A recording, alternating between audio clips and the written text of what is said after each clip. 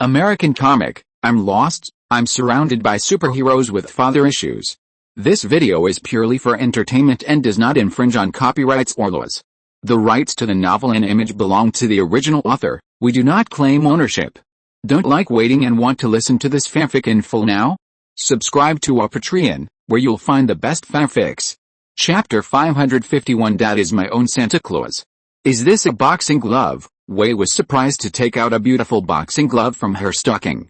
The glove was bright red, fit her fist, and had two prominent blue lines on the top. Is this Santa Claus? Is it a gift from Dad? Wei carefully put on the glove under the curious gaze of Bao Bao. The moment she carefully put on the glove, the blue lines seemed to be activated, and the blue lines like water flowed quickly through the glove. Then, in her astonished eyes, the surface of the glove extended mechanically, quickly wrapped around her palm and surrounded it. With a click, the glove completely surrounded her palm. And in this process, Wei did not feel any discomfort, clenched her fist, and a stronger force than before emerged in her hand. Holding the cool glove that partially surrounded her fist and wrist, Wei made an unbelievable sound. It seems to give me power. Wei took a deep breath, looked at Bao Bao, and tried to gently swing her fist forward. Crack! She, wearing boxing gloves, punched the wall in the room, causing cracks. She was so shocked that she didn't have time to remember how to use the gloves. Suddenly, her body was pulled forward uncontrollably. Sister, seeing that her sister seemed to fall, Bao Bao immediately reached out to her to grab her. Unexpectedly, Wei's body seemed to be controlled by something, and she continued to punch the air in front of her. No. No. Bao Bao, step back, I can't control myself. It's the boxing gloves that are pulling my body, Wei said to Bao Bao while exclaiming. Then she punched again, and Wei's feet kicked the doll on the ground. She fell to the ground with a bang, and her butt fell backwards on the floor. The moment she fell to the ground, the boxing gloves in her hand stopped working. Taking a deep breath, Wei stood up with the help of Bao Bao. Sister, are you okay? Bao Bao asked worriedly. I'm fine, Bao Bao. Wei looked at the boxing gloves in her hand in surprise. It seemed to be controlling my body and adapting to the way I punch, she said in disbelief. Although it was very dangerous just now, I can feel that it is automatically protecting me from harm. Wei didn't know the automatic auxiliary system of the boxing gloves, but she could feel that the boxing gloves were not out of control. She just thought in her mind that she should stop quickly, and the muscles in her hands relaxed, so the boxing gloves stopped working.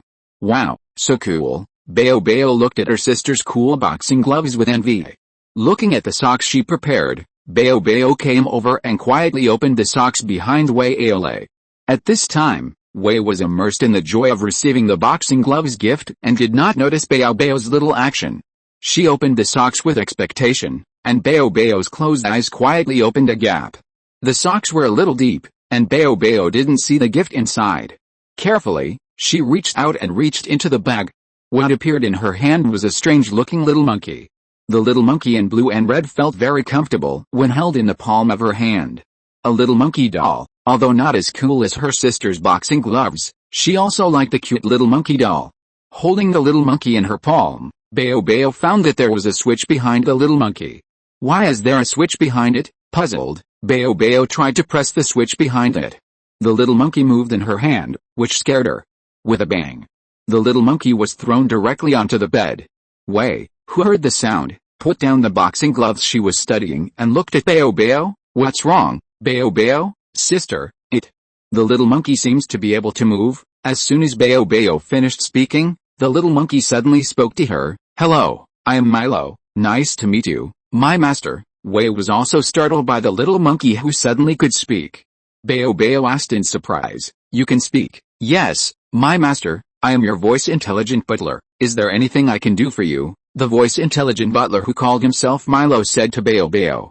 Boom and Wei looked at each other. What can you do? As your butler and assistant, I can manage your personal affairs, including daily life arrangements, business reminders, etc. In addition, I can connect to any computer terminal to help you with technology research and development, data analysis and other tasks. In addition, if you want to talk, I can also listen. After listening to Milo's introduction, Boom opened her mouth wide. When she visited Tony Stark's laboratory yesterday, her father said that the other party had a talking machine butler. I didn't expect that I would have a butler now. Boom likes this gift from Santa Claus very much? No, not Santa Claus, but Dad. Dad is her own Santa Claus. You Milo, are you a gift from Dad? I don't know. The surface object created by me after being programmed is you, my master, Milo the little monkey said to her. It must be Dad's gift. Boom picked up the little monkey and ran downstairs. After seeing Peter in the living room, Boom threw himself into his arms. Thank you for your gift, Dad. Boom felt like crying. I like it very much, Dad. This is the best gift I have ever received. Wei also came down from upstairs and came over to hug Peter with Boom. Me too, Dad. Looking at the two daughters who jumped into his arms, Peter gently hugged them. It seems that the two naughty children like the gifts he prepared, and it is worth it for him to owe Tony Stark a favor and customize these two special gifts for him. It's good that you like it, which means that Santa Claus knows your intentions and is willing to send gifts to you two obedient children. Peter touched the hair of the two and said. After Christmas, although Leela and Wanda were a little reluctant, they could only return to their own world. When they left, they took some gifts from the Christmas tree. Unjust World. After Leela unwrapped the gift, she looked at the name of the book revealed the life story of the legendary wizard Patrick, and her mouth opened in astonishment. What kind of book is this? What a strange name. Opening the book and reading a few pages, Leela was a little surprised when she saw the various adventures of Peter described in it. It turns out that my grandfather has such a rich life experience. Not only did he have adventures in his own world, but he also had various legendary stories in the Marvel world, the farm, the underworld, and other places. However, she soon frowned. Why does my grandfather have so many girlfriends? At first, there were women named Kira and Martha McConaughey, and then there were Queen Frigga, Kara, and Wonder Woman. So Wonder Woman is also one of my grandfather's girlfriends? In my own world, isn't she my father's, Injustice Superman, girlfriend? This relationship seems a bit complicated. Also, who wrote and published this kind of book, and gave it to me as a gift? If my grandfather saw this book, he would probably go crazy, right? Patrick Farm. Peter didn't know that someone had written down his experience and gave it to others. After Leela and Wanda returned to their own world, he drove Harry, Ron, and Ginny back to the Hogwarts world. On the other side, after spending Christmas, Azu, who felt a little bored, went to the street for a walk. After Christmas, he grew up another year and officially became an adult. After the last semester, it was time for him to go to college. Stroking the green beard that had just grown on his chin, Azu was a little troubled. He had no interest in going to college. All he wanted was to stay and inherit the farm. Just like Clark's father, Jonathan Kent, Uncle Jonathan was admitted to a good university, but did not go back to college. Instead, he came back to inherit the farm with his wife and chose to become a farmer. What he wanted to do was to inherit his father's farm, just like Jonathan did at the beginning. But if he said directly that he didn't want to go to college, he would definitely be punished by his father. But if he left Smallwood, although he could go to school every day with his super speed, it would still be inconvenient. He had to find a good reason to convince his father. Azu put his hands in his pockets and racked his brains to try to find a way to convince his father. While thinking, he walked to the baseball field near the school.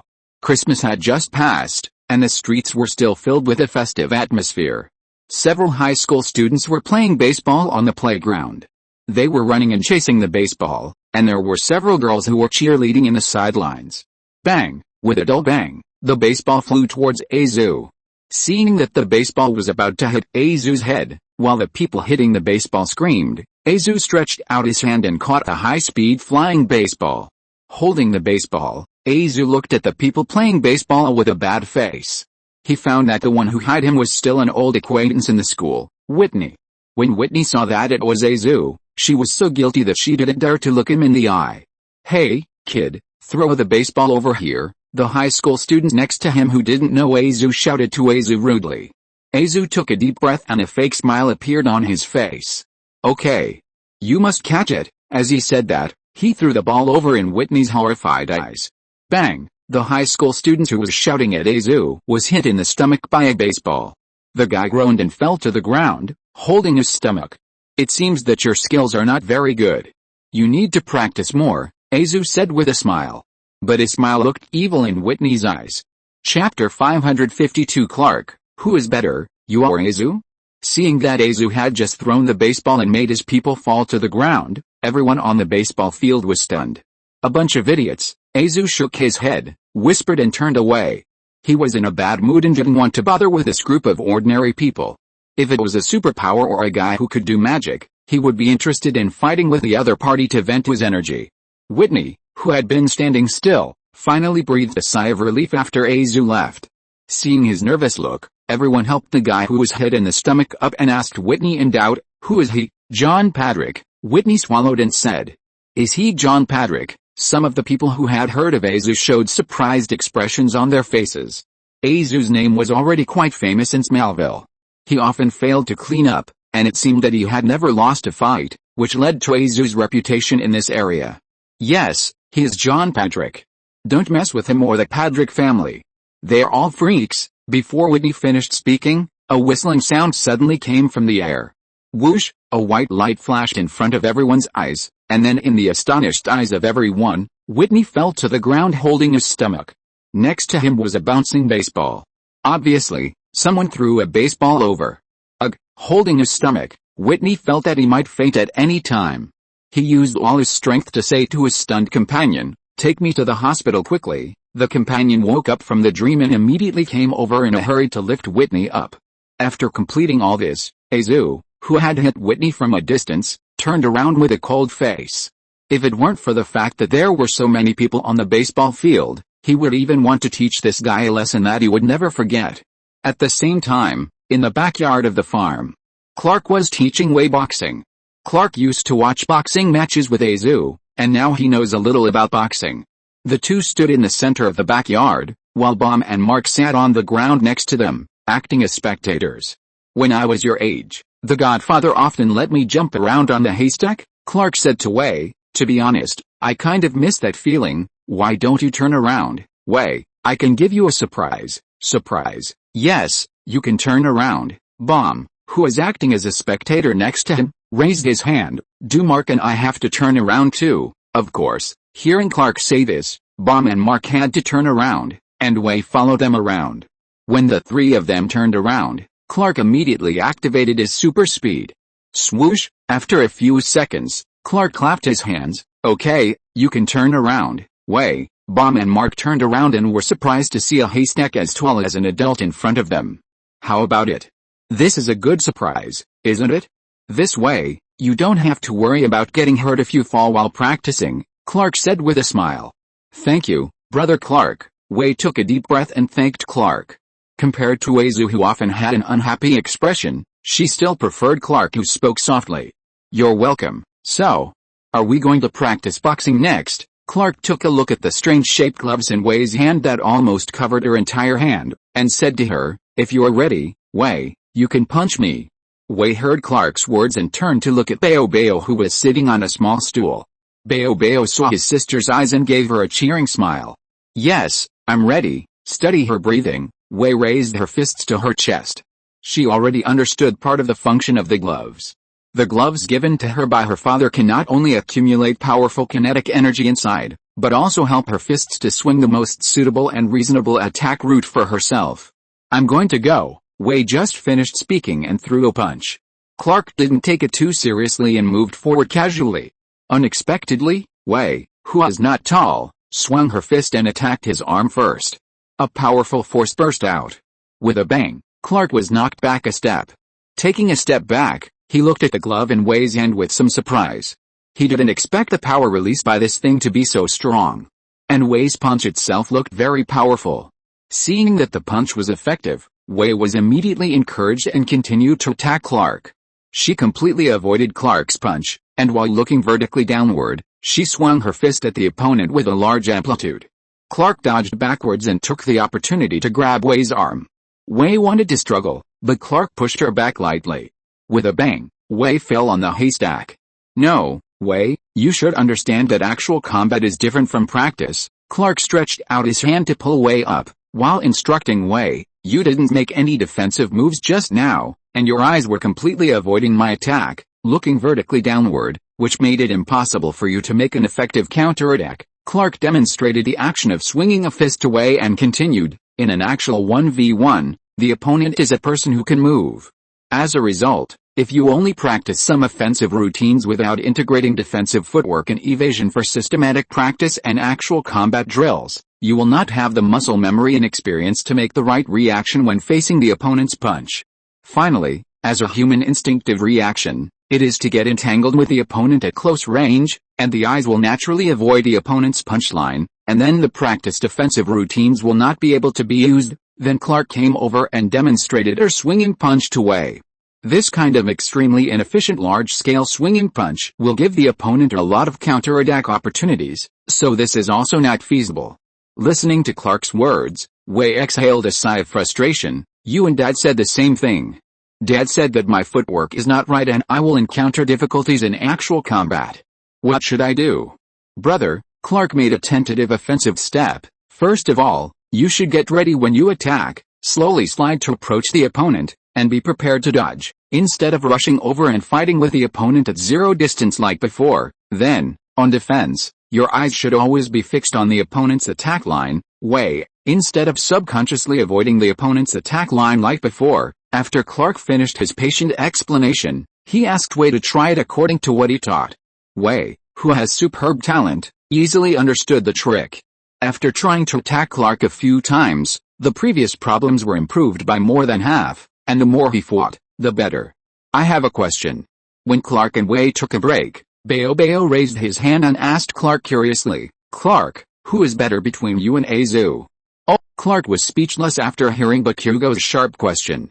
Is this question difficult? Bakugo asked doubtfully. Although Clark really wanted to say things like the Godfather said that his power in the later period is definitely one of the most powerful in the entire universe, and I once defeated Thanos, but if he really said that, he felt like he was bragging. I can't fly proficiently yet, so if we simply compete in comprehensive combat power, I should not be as good as Azu, Clark said modestly. Like this, Bakugo nodded, not quite understanding. Then Mark, you and Raven, Tom, and Loki, Dad said that you all go to school at Hogwarts, but in different colleges. Who is better among you? Bakugo's innocent and clear eyes were cast towards Mark, who was sitting next to him as a crowd member. Mark was also a little confused when he heard this life-threatening question. If he said something amazing, would it get to the ears of the other three, and then they would come to trouble him? Well, we haven't fought, so we can't compare, but what is certain is that my talent is not as good as Raven, Loki, and Tom. Mark thought for a while, and answered with the more cautious words. He secretly compared them in his mind. If they were to compete, he estimated that Loki would win. If they had to fight for real, it would probably be Raven. Bakugo was a little disappointed when he heard Mark's answer. It would be great if you could have a competition. Mark, he began to doubt whether Bomb was a little bit sinister, but when he saw Bomb's cute face, he immediately threw this idea out of his mind. Bomb is so cute, how could he be the same as Loki? In the afternoon. Peter has not returned from Hogwarts yet. Rhea and Kara went to the metropolis, and the only adult on the farm was Persephone. V, who had been studying with Clark for the whole morning, was full of energy and played hide-and-seek with Bomb again. Although Mark thought he was grown up, V forced him to join the game between the two. Are you hiding well, Violet? Mark, Bomb faced the wall and covered his eyes. I'm going to start counting. 1, 2, 3. After counting all the numbers, Bomb began to look for the two people on the farm. Be sure to hide well, it will be embarrassing if I find you. As Bao said this, she searched for the two people's traces in the farm. She stepped on the ground on the east side of the courtyard with a click sound, as if she stepped on something. Puzzled, Bao squatted down and found that she stepped on a ring. Pushing aside the nearby weeds, a wide, deep, dark sewer that led to nowhere appeared in front of her, which stunned her instantly. If you're listening to this novel on a channel other than Fanfic World, it means they downloaded and uploaded it without effort. We cordially invite you to visit our channel, Mundo Fanfic Novelis. There you'll find the original version of this story and you can explore many other novels of various genres. We're waiting for you to immerse yourself in a world of incredible novels. Chapter 553, First Entry into the World of Zuan. Wei, who was hiding in the cowshed and waiting impatiently, slipped out before Boom Boom could find her. The smell in the cowshed was a bit unpleasant, and she couldn't stand it. Boom Boom, not seeing her sister, Wei looked around the yard and soon found Boom Boom on the east side. Boom Boom was looking down at the sewer pipe under her feet. Boom Boom, what's wrong, Wei? who felt strange, came over and asked her. Boom Boom pointed to the sewer under her feet. Look, Wei Eol, this sewer is very special. Wei took a look at the sewer that seemed to be wide enough to accommodate her and Boom Boom, and shook her head. I don't see what's special about it. I just threw a stone, but I didn't hear the sound of the stone falling below. Boom Boom scratched his head. How about I send my little monkey down to take a look? Maybe she can help us find out what's underneath. Boom Boom, who has a strong curiosity, has begun to prepare to use high technology to explore the sewer system on the farm. At this time, Mark, who hadn't seen Boom Boom looking for him for a long time, also came over. Seeing that the two of them were looking at the sewer, he asked curiously, what happened?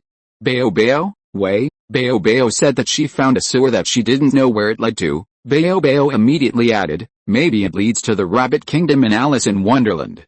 Dad told me the story of Alice before. Mark looked at the sewer and frowned slightly when he remembered the sudden changes in the sewer on the day of the heavy rain, which was the day when Bao Bao and Wei appeared. There's a way. Bao Bao immediately thought of a way to explore. She ran upstairs and went into her room to tinker with it. With the help of the little monkey housekeeper Mello, Bao Bao dismantled the surveillance camera outside the farm, installed the camera inside on a rabbit doll, and then connected it to his father's computer in the study. So a robot rabbit that can detect where the sewer system leads to was created by Bao Bao. Bao Bao asked Mark to hold the rabbit and stand in the sewer to prepare to throw it in. She and Wei were in Peter's study, observing the journey of the rabbit in the unknown mysterious cave. Mark looked at the window and saw Wei waving at him. He took a deep breath and threw the rabbit doll in. Bao Bao and Wei stared at the screen, trying to figure out where the sewer led to. This card rabbit doll was constantly hit and bumped around in the dark pipe. Finally, after rolling for a distance, it fell to the ground. At the same time, the scene recorded by the rabbit doll's camera appeared in front of the two. The picture captured by the camera seemed to be a street full of corruption. There were not many people on the street, and the light was dim. The streets a little further away were interlaced and stacked, and the corroded and aging smoke exhaust pipes leaked various colors of smoke, filtering the light into strange colors. Here. It's just like London. Mark came into the room at some point. Seeing the interlaced, overlapping, corroded and aging streets, he couldn't help but say to the two. London? Boom asked in surprise. Is London like this? She had already recognized that the street in front of her was the street of Zwan. Boom didn't expect that she could still see Zwan. Yes, at the beginning of the last century, London was affected by an anticyclone. And the exhaust gas from a large number of factories and residents burning coal for heating was difficult to disperse and accumulated above the city. Mark organized his words and told what he saw in the book. London was shrouded in thick smog, traffic was paralyzed, and pedestrians groped their way forward cautiously. Later, not only were the lives of citizens disrupted, but their health was also seriously damaged. Many people experienced chest tightness, suffocation and other discomforts. Harry and Ginny in London must have had a miserable life. Boom said to the two. I hope they won't be too bad the next time I see them. Since we know where the pipe leads to, we don't have to worry, we can just slide down. Thinking of this, Boom hurried down the stairs again. She wanted to go to Zwan and see the place where she used to stay. Worried that Boom Boom would be in danger, Mark had to keep up with him. Boom Boom wanted to slide down the sewer and walk to the mysterious and unknown street. Wait. Even if it's a street, there may be some danger. Mark hesitated and pulled Boom Boom. I've been in a similar sewer before. Mark said that he had gone into the sewer with Harry and Hermione to find the big snake. Let me go first. If Dad blames you, you can say that I was the first one to jump in. Before the two sisters Wei and Boom Boom said anything, Mark jumped over. Since the rainy night, Mark has been very interested in where the sewer leads to. Now that he has the opportunity to try it himself, he chooses to jump in directly and see this mysterious space in person. The two sisters looked at each other until Mark's voice disappeared. Taking a deep breath, Wei imitated Mark and jumped in. Finally, it was Boom Boom's turn. She was a little scared and stood on it and didn't dare to jump down. I can do it, I can do it. My father said I will become a girl like Wei. I can't be here and show that I am not as brave as Wei and Ollie. After whispering to himself, Boom jumped down. Boom, she slid out of the sewer and hit the ground heavily. Mark immediately used a floating spell to prevent Boom from falling to the ground. Thank you, Mark. After thanking Mark, Boom stood up and looked at the street. The familiar scene appeared in front of her again. Boom looked at the streets of Zwan and felt a little dizzy. Actually, this is Zon, where Boom and I lived before. Wei took a breath of air, and the bad air made her cough. After stopping coughing, Wei explained to the surprised Mark, because Piltover has been discharging garbage and exhaust gas here, Zon is covered by smog. Mark nodded and looked at the magnificent city in front of him. Zon is a city shrouded in twilight all day long. The air is filled with exhaust gas and poison left over from alchemy. Zon's building structures are mainly made of steel. Many buildings are constructed from recycled waste or iron from boiling furnaces. Although simple, the residents have still created amazing architectural wonders that pierce the fog and reach the sky. In addition, in Zon, due to the indulgence of unstable technology and industrial development, large areas have been polluted and living conditions have become increasingly dangerous. Highly toxic wastewater accumulates in the downstream areas of the city, forming rivers with highly toxic water. However, even in such a harsh environment, the residents of Zon still manage to survive and prosper. Many of them rely on illegal transactions and criminal activities on Zon's black market to make a living. The three of them soon arrived on the streets of Zon. Mark could see strange pedestrians at any time. The scavengers with alchemical devices on their backs and mechanical limbs walked in front of the three people, and there were punks in weird costumes. Casting his eyes to the roadside, Mark found mushrooms half the size of a head, and strange creatures with cracks in the rocks behind them, trapped in cages. That's a stone beetle. When I have money, I must buy one for my dad. Bao looked at the stone beetle trapped in the cage and said confidently. Look at that. Soon she pointed to the fruit for sale next to her excitedly. This is honey sweet food. River crabs like it the most. That is the explosive fruit spray cone. Mark, you have to stay away from that, otherwise it will spray juice. And that one, that is the searchlight fruit of a nation flower. Bao knew everything here. It's a pity that we don't have money, otherwise we can buy some honey fruits to bring back to Dad, Wei said with some regret. As they talked, they walked to the end of the street. When they were about to go to another street, they suddenly heard a sound coming from the nearby garbage pipe. With a bang, it seemed that someone had drilled out of the garbage pipe. Bao looked at the garbage pipe in confusion, but didn't see anything. Soon she heard a groan of pain, and a thin boy with thick eyebrows stood up from the garbage heap, and another fat boy wearing adventurer glasses also stood up slowly. We escaped like this last time. I thought we would be completely finished and caught by them this time, but I didn't expect that we could escape successfully. The thin man picked up the backpack that had survived the robbery and said to the fat man. The fat man wiped the sweat from his head. We just went to Noble's house in front of the Piltover law enforcement officer and stole his things. I think the law enforcement officer must be searching for us all over the city now. As the two talked, they walked towards this end of the street. After just 2 steps, they saw Mark, Boom and V standing not far from them. Are you stealing things? Boom asked in surprise. No, we are just picking up some things in the sewer pipes, the thin man said immediately. Mark naturally didn't believe what the other party said. I clearly heard what you said just now. You didn't pick up, but stole. Hearing Mark's words, the thin man walked towards him quickly with great momentum. It seems that I have to let you know some rules here. The thin man swung his fist at Mark. Bang! Wei blocked the thin man's fist, held the opponent's hand and pressed towards the opponent with the help of boxing gloves. Now, tell me your name. Wei, who held the opponent's hand, pretended to be fierce and asked the other party. Mello, my name is Mello, and his name is Craig. Bao, who was next to him, was stunned when he heard the name Mello. His own voice intelligent butler is also called Mello. Chapter 554, Bao, my father is the best dad in the world. You are Milo? Little monkey, Boom asked him in surprise. Monkey, Milo just froze in his tracks. Although he looked a little thin, the little blue-haired girl in front of him actually called him a monkey. Hey, I'm not a monkey. If it were any other time, he would definitely teach the little girl a lesson. But now that he was controlled by V, he could only express his dissatisfaction with words. I'm just a little thin, which has nothing to do with monkeys. Boom knew that the other party had misunderstood, but she didn't explain, hiding behind her sister and watching the two of them. Hey, maybe we can talk. We are not bad people. We just gave the people of Piltover a little punishment to let them know how powerful we are. Milo tried to reason with V. What's so great? The Piltover people treat us like garbage, and they also excrete poisonous gas into Zon. They deserve a little punishment instead of continuing their evil deeds. Think about it, man. In the eyes of the Piltover people, we are like rats in the stinking ditch. We are people abandoned by the world. Those Piltover law enforcement officers wear masks when they enter Zone. They even think that even the air in the lower city is dirty, so we just want them to see how great we are? Milo raised his hand and told Wei and Mark. Hearing Milo's words, Wei was stunned. She had never had a good impression of the Piltover people, but she secretly agreed with Milo's words in her heart, and her hand holding Milo's clothes loosened. Are you also from Zon? The fat boy Craig, who was wearing adventure goggles next to him, asked the three people. No, we are Smallwool people, but we used to be Zon people. Smallwool people. Hearing this unfamiliar name, Craig and Milo looked at each other.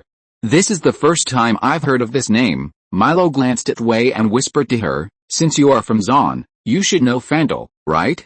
We are from Father Fandel. Wei was slightly stunned when she heard the name Fandel. She remembered hearing this name before. The leader that her deceased parents followed seemed to be Fandel. Thinking about Fandel in her mind, Wei let go of her hand. Do you know him? Of course, you also want to meet Father Fandel. Everyone in Zon wants to know him. He is a legend, Milo said proudly. If you want to meet them, Craig and I can take you to the tavern to ask for his autograph. He thought that the three children in front of him, who were about the same age as him, were also admirers of Fandel. Because Wei admitted that she was from Zon, Milo's hostility towards the three people was reduced by half. Mark and Wei didn't have any plans. When they heard that the other party wanted to take them to see Fandel, they thought about it and nodded to agree to the other party's invitation.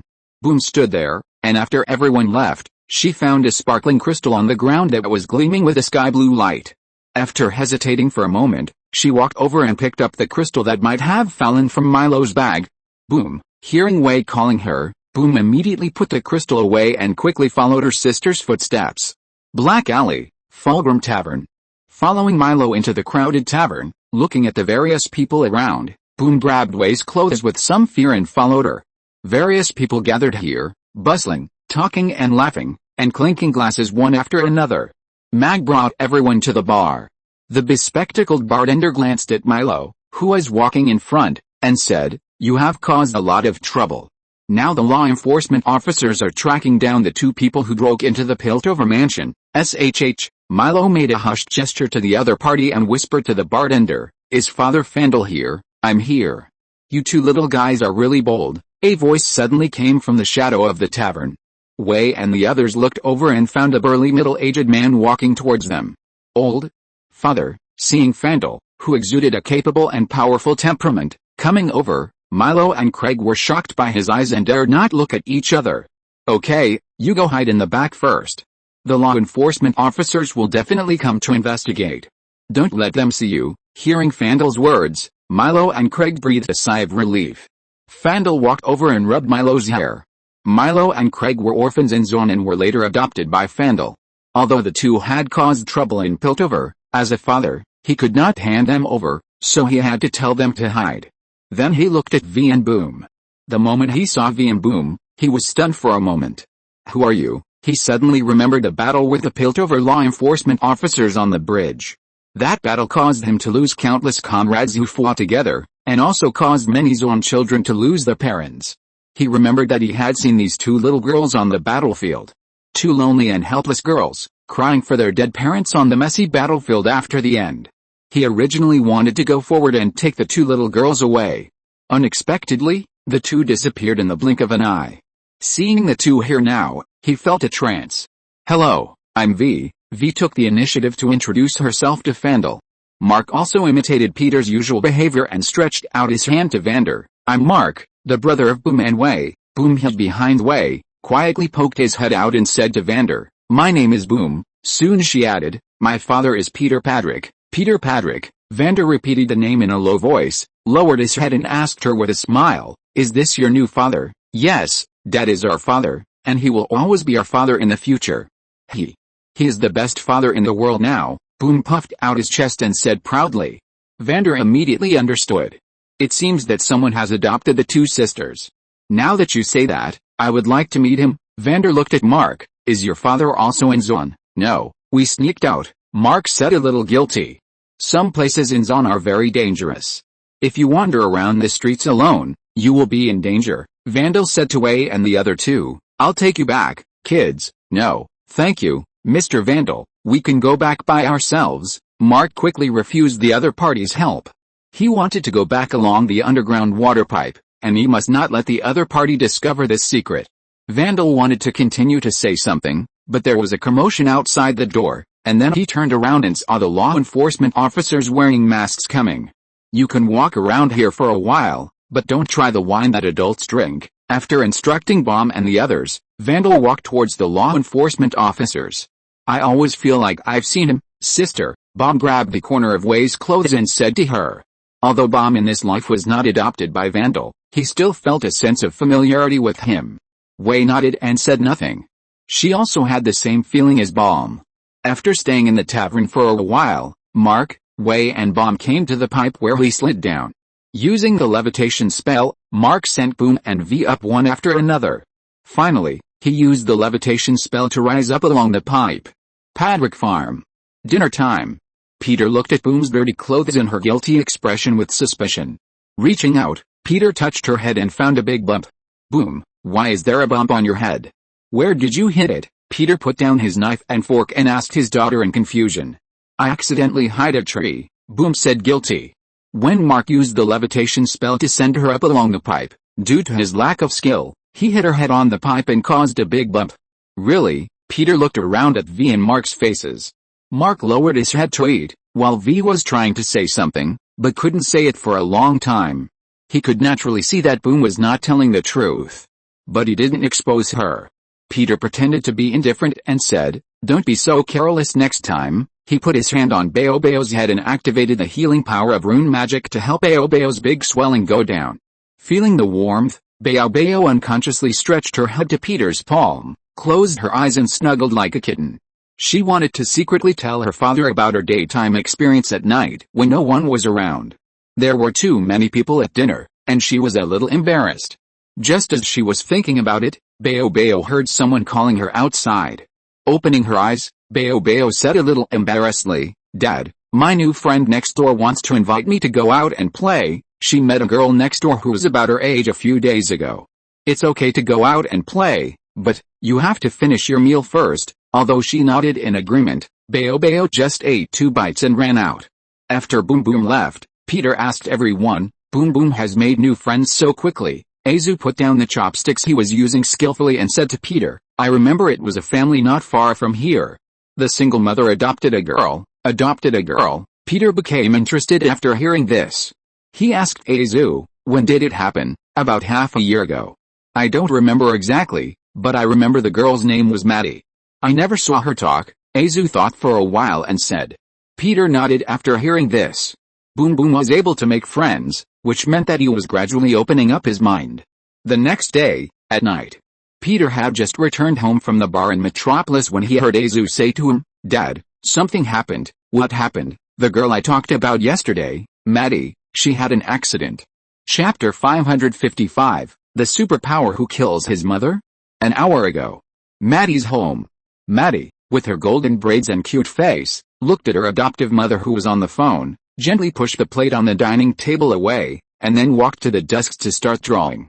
Looking at her daughter who was immersed in drawing, her mother helplessly put her hands on her waist and said to her, Maddie, you should eat first, and go back to drawing later. Maddie seemed to ignore her mother's words and continued to draw on the paper.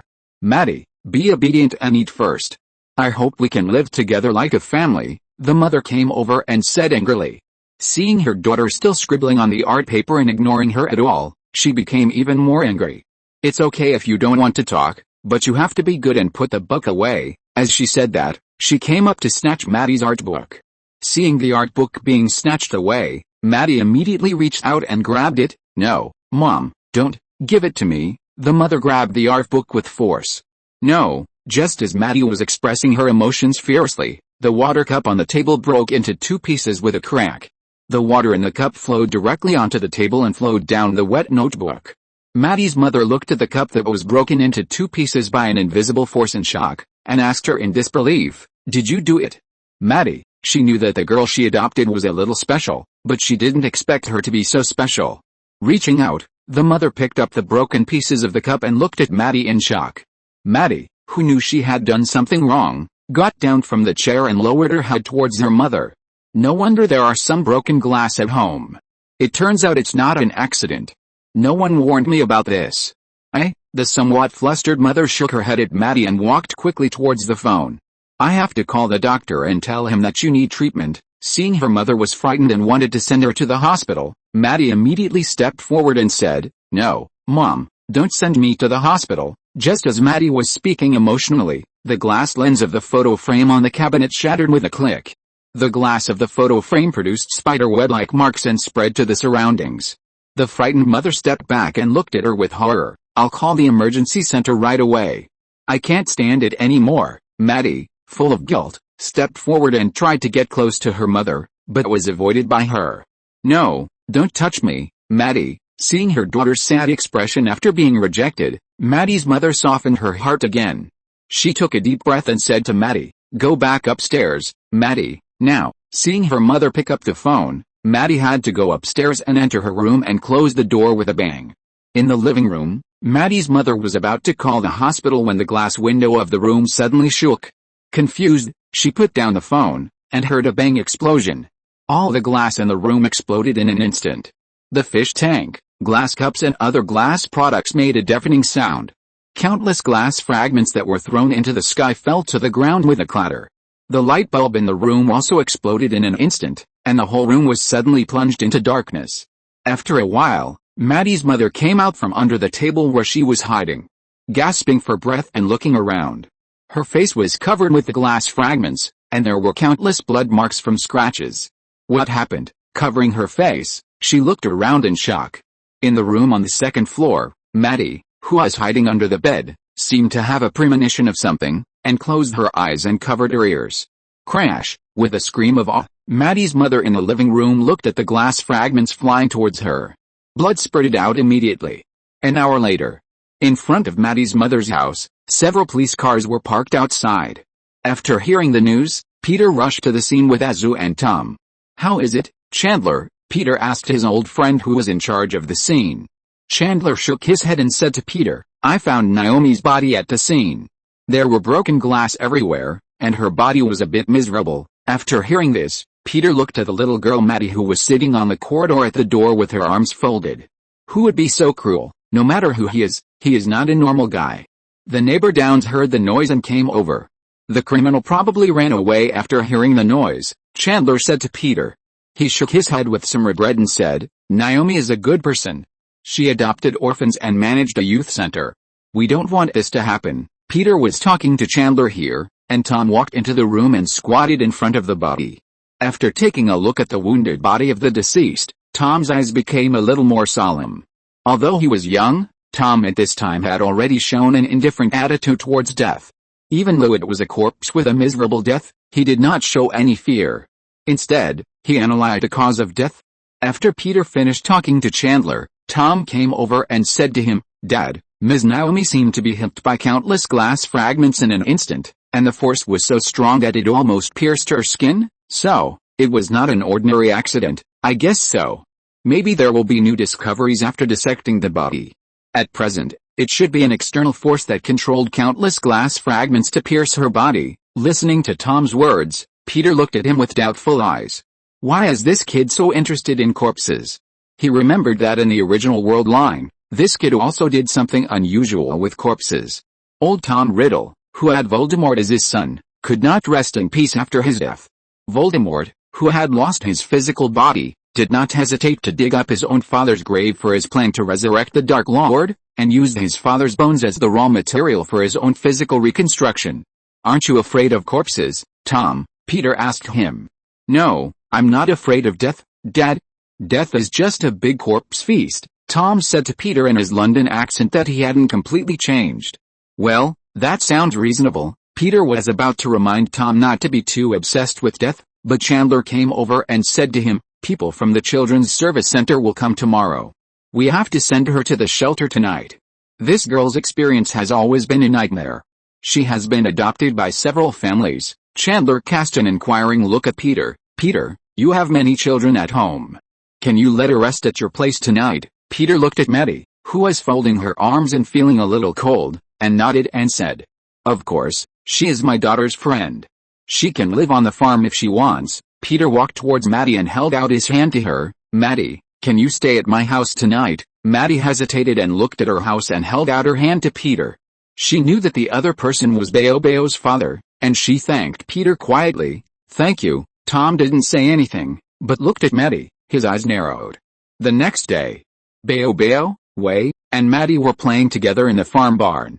The three girls sat on the haystack that Clark had just piled up and chatted. After chatting for a while, the three of them went up to the second floor of the barn. Maddie looked at the second floor that Clark and Azu had used as a secret fortress. She picked up a lantern that Clark had bought when he was wearing a ruby ring.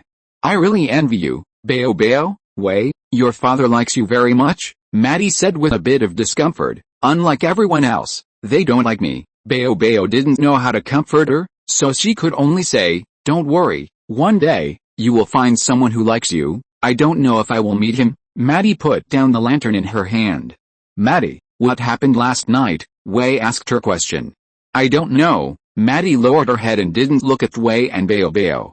I was in the room on the second floor. I didn't see it. Boom naturally believed his friend. She held his hand. Let's go see the horseback riding. Lana can take us horseback riding. You can talk to the flowers in the wild that haven't withered yet. Maddie nodded and let Boom pull her hand to walk outside. The three of them just walked out of the barn and met Zhu. Zhu saw the three of them walk out, looked at Maddie, and handed her the paintbrush and art book in his hand. Here are some crayons and coloring books. Take them. Peter asked him to buy crayons and coloring books and give them to the other party as a gift for the girl to visit the farm. Seeing Zhu, Maddie took a step back in fear. What? Are you afraid of me? Zhu had a fake smile on his face. I'm Boom and Wei's brother. I'm not a bad person, so don't be afraid. It would be better if he didn't smile, but Maddie was even more scared after the fake smile. Seeing the other party's scared expression, Zhu immediately put away his professional fake smile. Sure enough, these little brats are really troublesome. When I was a kid, I would be happy for the whole day if I received such a gift. At that time, my father took away my pocket money, so I couldn't afford to buy a gift with my own money. Take it. Azu handed the crayons and coloring book to the other party. Maddie was frightened and closed her eyes and took a step back. Bang! The glass cover of the electric light in the barn shattered directly, making a dull sound. Maddie opened her eyes and saw the stunned people. Realizing that she had caused trouble, she immediately ran outside. Wei and Bao were stunned for a moment, and then hurried outside to chase. Azu did not chase after her. He watched Maddie's back as she left, and suddenly remembered what Tom said last night. Could the murderer be this girl? On the other side, Maddie, panicked and guilty, ran to the road and did not notice that a car was following behind her. Chapter 556, Bao is ready for revenge. Maddie, what's going on? Bao chased after her breathlessly, grabbed her clothes and asked her. Maddie, who was crying with tears all over her face, wiped the tears from her face and said to her, I have been able to control glass since I was a child, but I can't control it when I am upset. My mother, she was not killed by me. I was in my room at the time. My ability cannot penetrate the wall. I like Naomi and I won't hurt her. Thinking that Bao suspected that she killed her mother, Maddie took the initiative to explain to her, I am not a murderer. Bao reached out and held her hand. I believe you, Maddie. I believe you are not a murderer. Maddie was the first friend she made here besides her family. The two introverted and shy girls became good friends. Bao believed that she would not be the murderer. As they were talking, a blue Toyota sedan stopped behind them. The car door opened and a middle-aged man walked out. He glanced at the information in his hand, then looked at Maddie. After confirming that the other party was the girl he was looking for, he asked her, Hi, hello, are you Maddie? Maddie showed a frightened expression after seeing the stranger and took a step back. Don't be afraid, I'm from the Child Services Center. The middle-aged man quickly took out his ID to show her. Wei, who was next to him, took a look at the other party's ID, and suddenly caught a glimpse of a middle-aged man in his 30s at the end of the road. The man with brown hair and a thin figure stared at a few people, and then stretched out his hand to them. Wei immediately felt an invisible force covering the space where the few people were. Although she didn't know what it was, she suddenly felt a strong sense of crisis in her heart. Danger, subconsciously, Wei shouted while rushing towards Bao and Maddie. With a bang, the moment Wei threw the two people to the ground, The car's glass instantly shattered. The flying glass attacked the surroundings like bullets in an instant. The people at the child service center who didn't react were instantly hit by the glass and fell to the ground with a plop. Wei, who was protecting her sister and Maddie with her body, was also hit by glass fragments on her back. Enduring the pain, she tried to stand up, but was pushed away by a hand the next second. The guy who came from nowhere pushed Wei away, then picked up Maddie and got into the car. Boom, the accelerator of the car roared, and the middle-aged man holding Maddie drove the car along the road. Bao, who stood up from the ground, saw her friend being taken away and immediately became anxious. She took out a little monkey Mello from the ground. Mello, what should we do? Maddie has been taken away. I have recorded the other party's information and will be able to search for the other party's information soon. As soon as the smart housekeeper finished speaking, Wei also fell to the ground with a plop. Seeing her sister injured and falling to the ground, Bao was frightened for a moment, and the little monkey in her hand also fell to the ground. After she came to her senses, tears immediately flowed out of her eyes. She rushed over and grabbed Wei's hand. No, don't leave me, Wei. With tears and snot flowing down her face, Bao thought that her sister had met with the same death as her parents before and left her. Swoosh, Azu, who had driven over at super speed, gritted his teeth and looked at the car that was leaving. Although he wanted to catch the other party and kill him right now, he quickly calmed down. The most important thing now was to send Wei to the hospital. After touching Bao's head, who was crying, Azu picked up Wei and rushed to the hospital as fast as possible. Smallville Hospital. Peter rushed to the hospital after hearing the news. In the corridor, he saw Bao sobbing softly, Raven comforting her beside her, and Azu waiting outside the ward. What happened? Peter came over and asked Azu with a frown. Azu felt a little guilty about the accident. He briefly told Peter about Maddie being captured. How is Wei's injury? After hearing this, Peter asked about Wei's injury first. The door of the ward was pushed open with a creak, and the doctor came out. Peter immediately went forward to ask about Wei's condition. It's just some skin injuries on the back of the shoulder. The doctor said that the situation was not serious. After hearing the doctor's words, Peter breathed a sigh of relief and entered the ward. Wei, who was lying on the bed, saw Peter coming in and wanted to get up, but ended up touching the wound and had to lie down. Dad, Wei took the initiative to say to Peter, I'm fine, and Bao, as she said that, she cast her eyes on Bao who was sobbing softly. I'm fine, Bao, this kind of minor injury will heal in less than a day. Peter reached out and gently hugged Bao into his arms, wiping the tears from her face. Sister said it's okay, so it must be okay, because sister never lies, don't you think, Bao? It's my fault, Dad, sister is injured, and Maddie is lost. Bao wiped the tears from her face and lay in Peter's arms sobbing. No, it's certainly not your fault. You're not a futurist. So how can you know something that hasn't happened yet? Peter hugged Bombshell and patted her back gently to comfort her. Bombshell uttered a muffled hum sound, and her eyes were exposed while she lay in Peter's arms.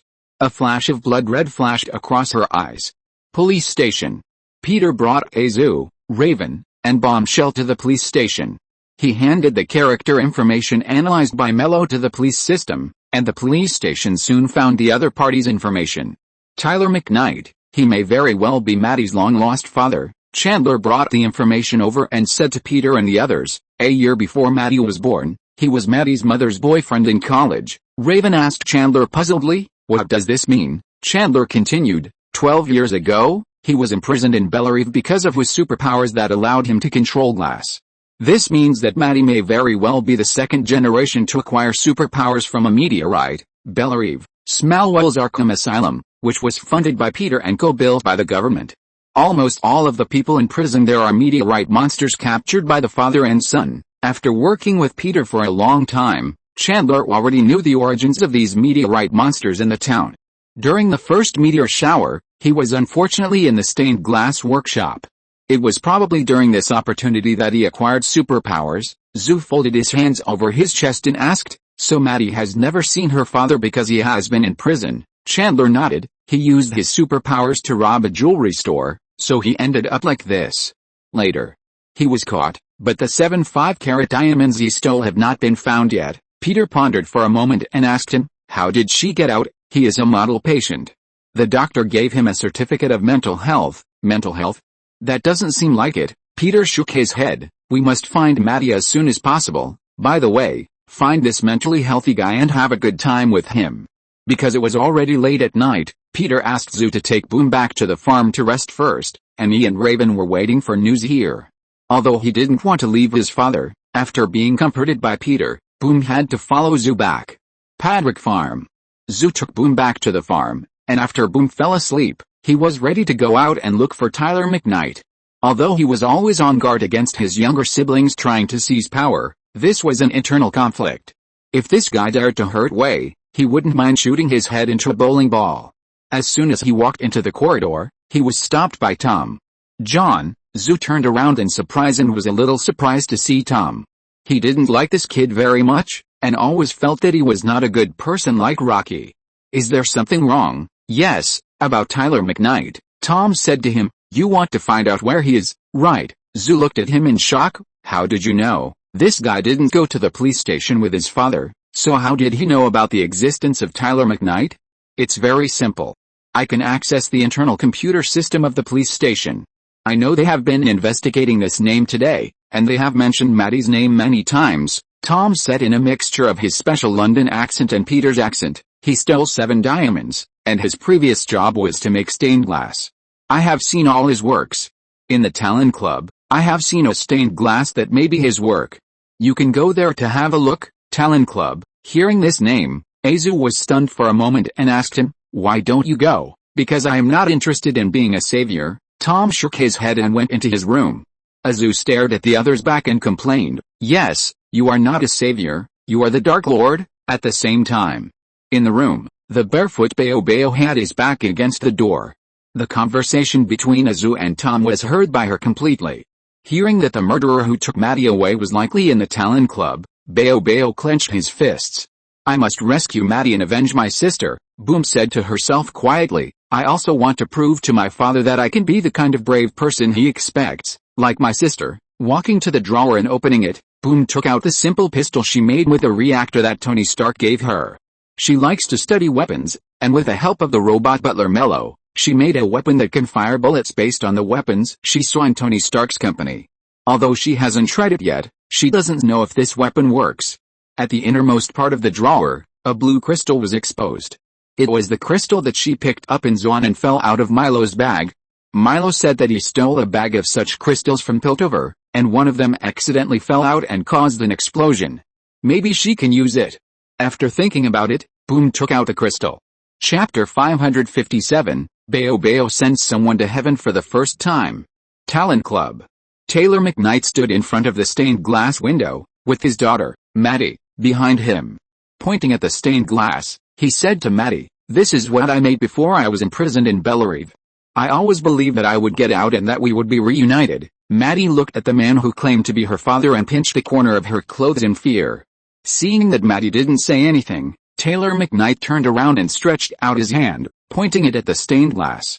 Look, as his voice fell, several diamond-shaped materials decorated on the stained glass portrait flew directly into her hand. These are 7 diamonds. I hid them here at the time for our new life. Maddie, we can start a new life, and I will fulfill my duties as a father. As he said that, he squatted down and handed the diamonds in his hand to Maddie. Take it. Maddie did not take the diamonds, but took a step back in fear. No, you stole it. No, it's not. This is what you stole. Seeing that Maddie didn't want to accept the diamond, Taylor McKnight stood up. Aren't you obedient? Maddie, you killed Naomi, you hurt my friends, and you killed my biological mother, right? Maddie took a step back again, staring at him with anger. That's necessary. They don't want me to get close to you, and your mother, she thinks I'm a monster and won't let me get close to you. Maddie, I'm your father, I just want to reunite with you. No, you're not. Maddie, angry, activated his superpowers, and with a boom, the stained glass shattered instantly. The broken glass fragments flew into the air. Taylor McKnight was shocked by the sudden change and squatted down to protect his body. In the explosion of the glass, Maddie took advantage of her father's inability to react and ran outside. Seeing his daughter running away, Taylor McKnight quickly stood up and chased outside. Maddie, with a bang, Maddie ran out of the door, slammed it shut, and ran across the street. Huff. Huff. Maddie panted violently, not knowing how long she had been running. until she ran out of breath near an abandoned building. After taking a look at the abandoned building waiting to be demolished, Maddie ran directly in to avoid her father's pursuit. The shadow under the dim light seemed to follow her like a living being. Maddie tried her best not to think about the fear, and she ran forward faster. After running to the abandoned building, Maddie ran up the stairs, ready to call the police after getting rid of her father. But she didn't expect that she had just run up the abandoned building when she heard familiar footsteps coming from below. Knowing that the other party had caught up, Maddie immediately stopped running and hid in the shadow corner with bated breath. Click, click, Taylor McKnight's footsteps echoed in the empty space. Maddie was so nervous that she didn't dare to breathe, fearing that the other party would find her. Fortunately for her, Taylor McKnight didn't find her hiding in the shadows and walked straight forward. She closed her eyes and breathed a sigh of relief. I found you. The next second, Taylor McKnight's voice suddenly sounded behind her. Ah! Maddie screamed and ran out like a frightened rabbit. Don't run, Maddie, I won't hurt you. Taylor McKnight didn't chase her immediately, but slowly followed Maddie and said. At the same time, Bao, who had been jogging all the way, had already arrived at the Talon Club. Wearing the camouflage helmet that Peter had bought for her before, Bao held a simple pistol in his hand, and jumped into the club through the broken glass window with the little monkey Mello. Looking around, Bao didn't find Maddie. Mello, Maddie is not here, Bao said anxiously to his smart butler. Mello analyzed for her. There are signs of invasion and destruction here. The stained glass is broken, and the window glass is also broken, which means that someone came here not long ago. What should we do now? Mello said to her. They should have chased outside. This stained glass should be the work of Taylor McKnight. Maybe he brought Maddie here before, but then there was a conflict and Maddie ran away. Bao moved his helmet and continued to ask the smart housekeeper, can you analyze where Maddie ran to? I will try my best, master, thank you, Milo. Listening to Mello, Bao took a deep breath and ran out. In the abandoned building, Taylor McKnight walked towards Maddie step by step. Maddie was behind a wall, and she had no way to escape. I am your father, Maddie, why do you want to run away? Taylor McKnight stood there, looking at his daughter with a smile on his face. Look, Maddie, this is a gift I made for you. As he said that, he took out the gift he had prepared, a butterfly made of glass crystal. I know it's hard for you to accept it for a while, but now our family is reunited. Shouldn't this be a happy thing? Taylor McKnight showed the crystal butterfly to the other party. Come here, Maddie, I'm your father, believe me, I won't hurt you. No. You're a murderer. Maddie bit her lip, retreated to the wall, her back pressed tightly against the wall, and said to her nominal father, I will never forgive you. I won't lie with you. I would rather live on the farm with Mr. Patrick. Hearing his daughter's words, Taylor McKnight's patience was finally exhausted. Shaking his head, with an impatient expression on his face, he was about to come up and attack Maddie directly. At this time, Bao had found this place with the help of the smart housekeeper Mello. Hiding behind a wall, he saw Taylor McKnight was about to attack Maddie. Bao raised the gun he made, aimed at Taylor McKnight, and pulled the trigger. Click, however, to her surprise, after the trigger was pulled, the bullet did not shoot. Bao was shocked and stood there in a daze. The gun she made failed. No. Maddie was in danger at this time, so she would not fail. With beads of sweat on her forehead, Bao pulled the trigger several times. But no matter how she pulled the trigger, the bullet did not shoot out. What should she do? What should she do? Bao was as anxious as an ant on a hot pot. Looking at Taylor McKnight walking towards Maddie, Bao lowered her head and saw the little monkey doll she was carrying. An idea flashed through her mind, and she quickly took out a blue crystal in her pocket. She hoped that this explosive crystal brought from Zon would work. She put the crystal in the symbol held by the little monkey, wound up the little monkey, and then put it on the ground. Squeak. Squeak. The wound-up little monkey struck the symbol and walked towards Taylor McKnight with a twisted body. The blue crystal was caught in the symbol, and it was struck every time it took a step. Ding. Ding. The crisp sound of the collision resounded in the silent night. Hearing the strange sound, Taylor McKnight turned his head in confusion. What caught his eye was the little monkey hitting the symbol, walking towards him crookedly. There seemed to be a blue glass crystal in the symbol that the little monkey hit. What is this? He was attracted by the monkey, turned around and walked towards the little monkey. The blue glass crystal was constantly struck by the symbol, emitting a blue faint light. Maddie. Get down, Bao, who was hiding behind the wall, shouted to Maddie in the distance, and quickly squatted down and covered his ears. Hearing Bao's voice, Taylor McKnight immediately raised his head and looked in Bao's direction. At the same time, the blue crystal suddenly emitted a strong light for a moment. The blinding blue light burst out instantly. Boom! The crystal exploded violently, and the deafening sound resounded in the space. The explosion was like a roaring beast, instantly tearing through the quiet night. In the dull explosion, there was the sound of sharp fragments breaking through the air, echoing like thunder in Taylor McKnight's ears. He was directly hit head-on and was blasted out in an instant. Maddie squatted down, opened her mouth and looked at the explosion shock wave coming towards her. The time around seemed to be paused. Maddie looked at the sharp fragments and shock waves in horror, coming towards her like the god of death. No, at the critical moment, a figure flew towards her. There was a sharp whistling sound in the air, and the flying figure came towards Maddie and hugged her. Azu, who arrived at the critical moment, hugged Maddie, turned around and blocked the explosion with his back, and flew out. The violent explosion directly blew Azu in the air, causing her body to be unstable and rush forward for a distance. Azu, who felt a pain in his back, quickly stabilized his body in the air. The air was filled with a pungent smell of gunpowder. The buildings that were hit by the explosion were shaky under the impact. The building materials fell like raindrops, reflecting the flames and scattered. The steel and concrete of the abandoned buildings were twisted and deformed under the huge force, as if they were being toyed with by invisible hands. Bao, who was hiding behind the wall, was also knocked to the ground by the violent explosion. With her ears buzzing, she stood up from the ground with force. She raised her head and looked at the mess in front of her that was blown into a mess by her. I succeeded. Milo, seeing Taylor McKnight lying in the ruins, Bao clenched her fist happily. I did it, but soon she felt something was wrong.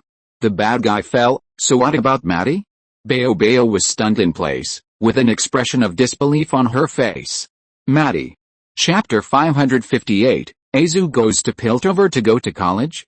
Without Maddie, Bao immediately realized that she had made trouble. Tears filled her eyes instantly, and she reached out to wipe away the tears. Maddie? Where are you? Maddie, I'm really sorry, I didn't mean it, Maddie, sobbing, Bao looked for Maddie. A feeling of helplessness and panic filled her body. You almost blew your friend up into the sky, Bao? Suddenly, a voice suddenly sounded from behind her. Bao heard the voice and turned around, and saw Azu standing behind her. Azu was holding his friend Maddie in his arms.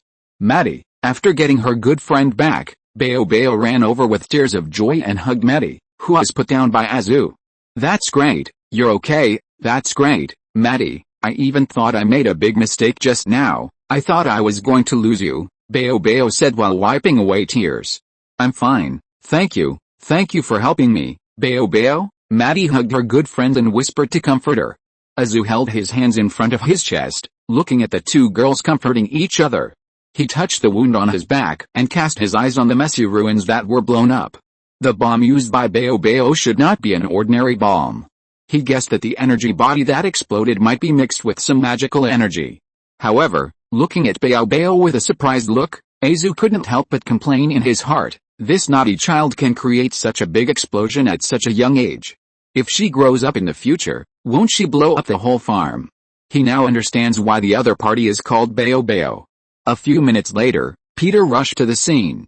Bao, who was talking to Maddie, saw Peter and immediately ran over and threw himself into his arms. Dad, Bao's voice was filled with tears. Peter looked at the environment at the scene and gently picked up Bao. You did a good job this time, Bao. Peter had heard Azu's account of what happened on the phone. But your little monkey bomb should not be released like this. You almost hurt your friend. Peter was extremely surprised when he received the news for the first time. In the original world line, Fandel, Milo, and Craig died from this move of Boom. Originally, Wei, Milo, and Craig planned to rescue the captured Fandel. During the operation, Boom followed and prepared to use the Hextech crystal to help rescue his adoptive father and friends. So when the mutants who drank Limmer attacked his adoptive father and his friends crazily, Boom, who was hiding, released a little monkey that could detonate the Hextech core. She didn't know how powerful the Hextech crystal was, and as a result, the Hextech Earth bomb exploded violently, sending her adoptive father and friends into the sky. Now Boom got the Hextech crystal from somewhere, and released another bomb, almost sending Maddie into the sky. Sure enough, this naughty child is inseparable from the explosion. I just didn't pay attention for a little while, and she almost caused a big disaster. Where did you get your crystal? Boom. Peter rubbed his daughter's hair and asked her with a serious expression. I'm sorry, Dad. Boom lowered his head, not daring to look Peter in the eye. I didn't tell you that I actually went to Zone. I went through the sewer in the yard. Violet, Mark and I went there together. I picked up this crystal. This should be something that Milo stole from Piltover. Boom stammered. I'm sorry, Dad. She originally wanted to tell her father that night, but because of Maddie's incident, she completely forgot about it. Peter listened to Boom's apology and tapped her head gently. Next time, if there is something, don't force yourself. You should learn to trust your family. John has come to save Maddie. You should trust him, right? Boom nodded. I understand, Dad. Can you promise Dad that you can remember this lesson and it won't happen again next time? Boom lowered his head and thought for a while, then raised his head and looked at Peter. I will, Dad. I will never let this happen again, and I will never let my friends and family be in danger. Peter kissed his daughter's forehead gently and hugged her tightly. The sound of alarm bells came from a distance, and the police car was rushing over here. Holding Boom, Peter cast his gaze into the night. The night deepened, and a light rain began to fall in the cold night. After sending Boom and Maddie to the hospital for a checkup, Peter drove them back to the farm. After the two fell asleep, Peter prepared to go back to his room to rest. As soon as he entered the room, the sneaky Azu knocked on the door and came in. Dad, what kind of bomb did Boom use? Azu came in and asked curiously. That's Hex Crystal, Azu asked with a puzzled expression. What is that? Peter walked to the coffee machine and took a cup of instant coffee. The birth of Hex Crystal and technology came from the hands of Jace, a genius inventor in Piltover. Peter guessed that what Milo and Craig stole was Jace's Hex Crystal. But Jace should still be in the testing stage, so the Hex Crystal is so unstable. Azu asked Peter, Dad, are you talking about the hometown of Boom? Yes, after thinking for a while, Peter said to Azu, in Piltover, because he showed extraordinary mechanical talent since childhood, Jace became the youngest apprentice sponsored by the Gilpra family. In return, he designed a lot of advanced machinery for the workers, and these inventions allowed him to accumulate considerable experience, but Jace soon realized that due to the limitations of existing battery technology, it was difficult for his inventions to exert their true power. At this time, an expedition team to the Shurima Desert brought back a pristine blue crystal. Peter cast his eyes to the rainy night outside. When other scholars couldn't figure it out and thought it was just a meaningless piece of broken stone, Jace found that if the crystal was suspended in liquid metal alloy and an electric current was passed, it would burst out unprecedented energy, so he began to study this Hex Crystal. But I can feel, Dad, this Hex Crystal contains a magical energy. Azu frowned and said to Peter. Yes, the origin of this original blue crystal is not ordinary. It involves a kind of shell people in the Shurima Empire. It is said that the shell people may be one of the oldest existences in Rune Continent. Inside the body of this nation, there is a magic crystal that preserves memories, hopes and dreams, as well as everything that keeps it true to itself. Peter put down the coffee, but the history of Rune Continent is extremely complicated, and it is not easy to figure it out. Then Dad, how do you know? Because if I want to know, I can always know. Peter cast his eyes on Azu. Just like I know you don't want to go to college, Azu. Hearing Peter say that he didn't want to go to college, Azu was stunned. Peter looked at Azu's stunned expression and felt relieved. This kid still wanted to hide from me that he didn't go to college, thinking that I didn't know. Did you forget that you have a super spy Clark? Clark has already told him that Azu didn't want to go to college. He didn't expect that Azu would think about inheriting his farm and not going to college. Should I say that he values family affection, or is he a loser? Peter was originally going to reprimand him, but he was very satisfied with Azu's performance today. Although Azu has many minor flaws now, he is arrogant, stubborn, violent, sometimes seems cold and unsympathetic, likes to get stuck in a rut, and often fakes smiles, but his feelings for his family are real. This kid is sometimes unreliable, but sometimes he is the backbone of the family. If it weren't for Azu today, I'm afraid that bomb would have sent McGrady directly to the sky. I don't want to be too far away from home, Dad, Azu hesitated and said to Peter. He said from the bottom of his heart, I don't want to be too far away from you, Dad, that will make me feel like I've left the farm. This is the land where I live." Listening to Azu's words, Peter was stunned. He picked up the coffee on the table with his right hand, was silent for a moment, and said to Azu, "If you don't want to be too far away from home, how about going to Piltover University?" Piltover University. Yes, Piltover University, also known as Yodel Academy for the Advancement of Science. Peter told the university information of Piltover. "You are interested in Hextech, why don't you go there to study? Since Raven and the other 4 have already gone to Hogwarts to study, it is not a problem to send Zu and Clark to Piltover University. As Zu gradually grows up and his strength is finalized, he must learn some new skills. Otherwise, Star-Lord, Raven, and Clark will abuse him at will in the future. When Mark becomes an adult, he will probably be able to beat him up. After going to Piltover, Zu can learn more to prevent being liquidated by his younger brothers and sisters in the future. After all, he is his eldest son, and he cannot be left behind too much." As the highest institution of learning in Piltover, Piltover University has a subject setting that is closely centered around technology and magic. It provides courses in many fields such as mechanical engineering, energy research, magic, and tactics and strategy to meet the needs of different students. "You can consider it, John," Peter said the information he knew in his previous life. "Don't rush to give me an answer. After all, there is still some time before you graduate." Hearing Peter say that he should go to Piltover to study, Zu fell into thought. Another world across the sewer is similar to studying at home. It seems to sound good. Zu was a little moved. "I just have a question, can I get in?" Chapter 559. This is the Azu we know.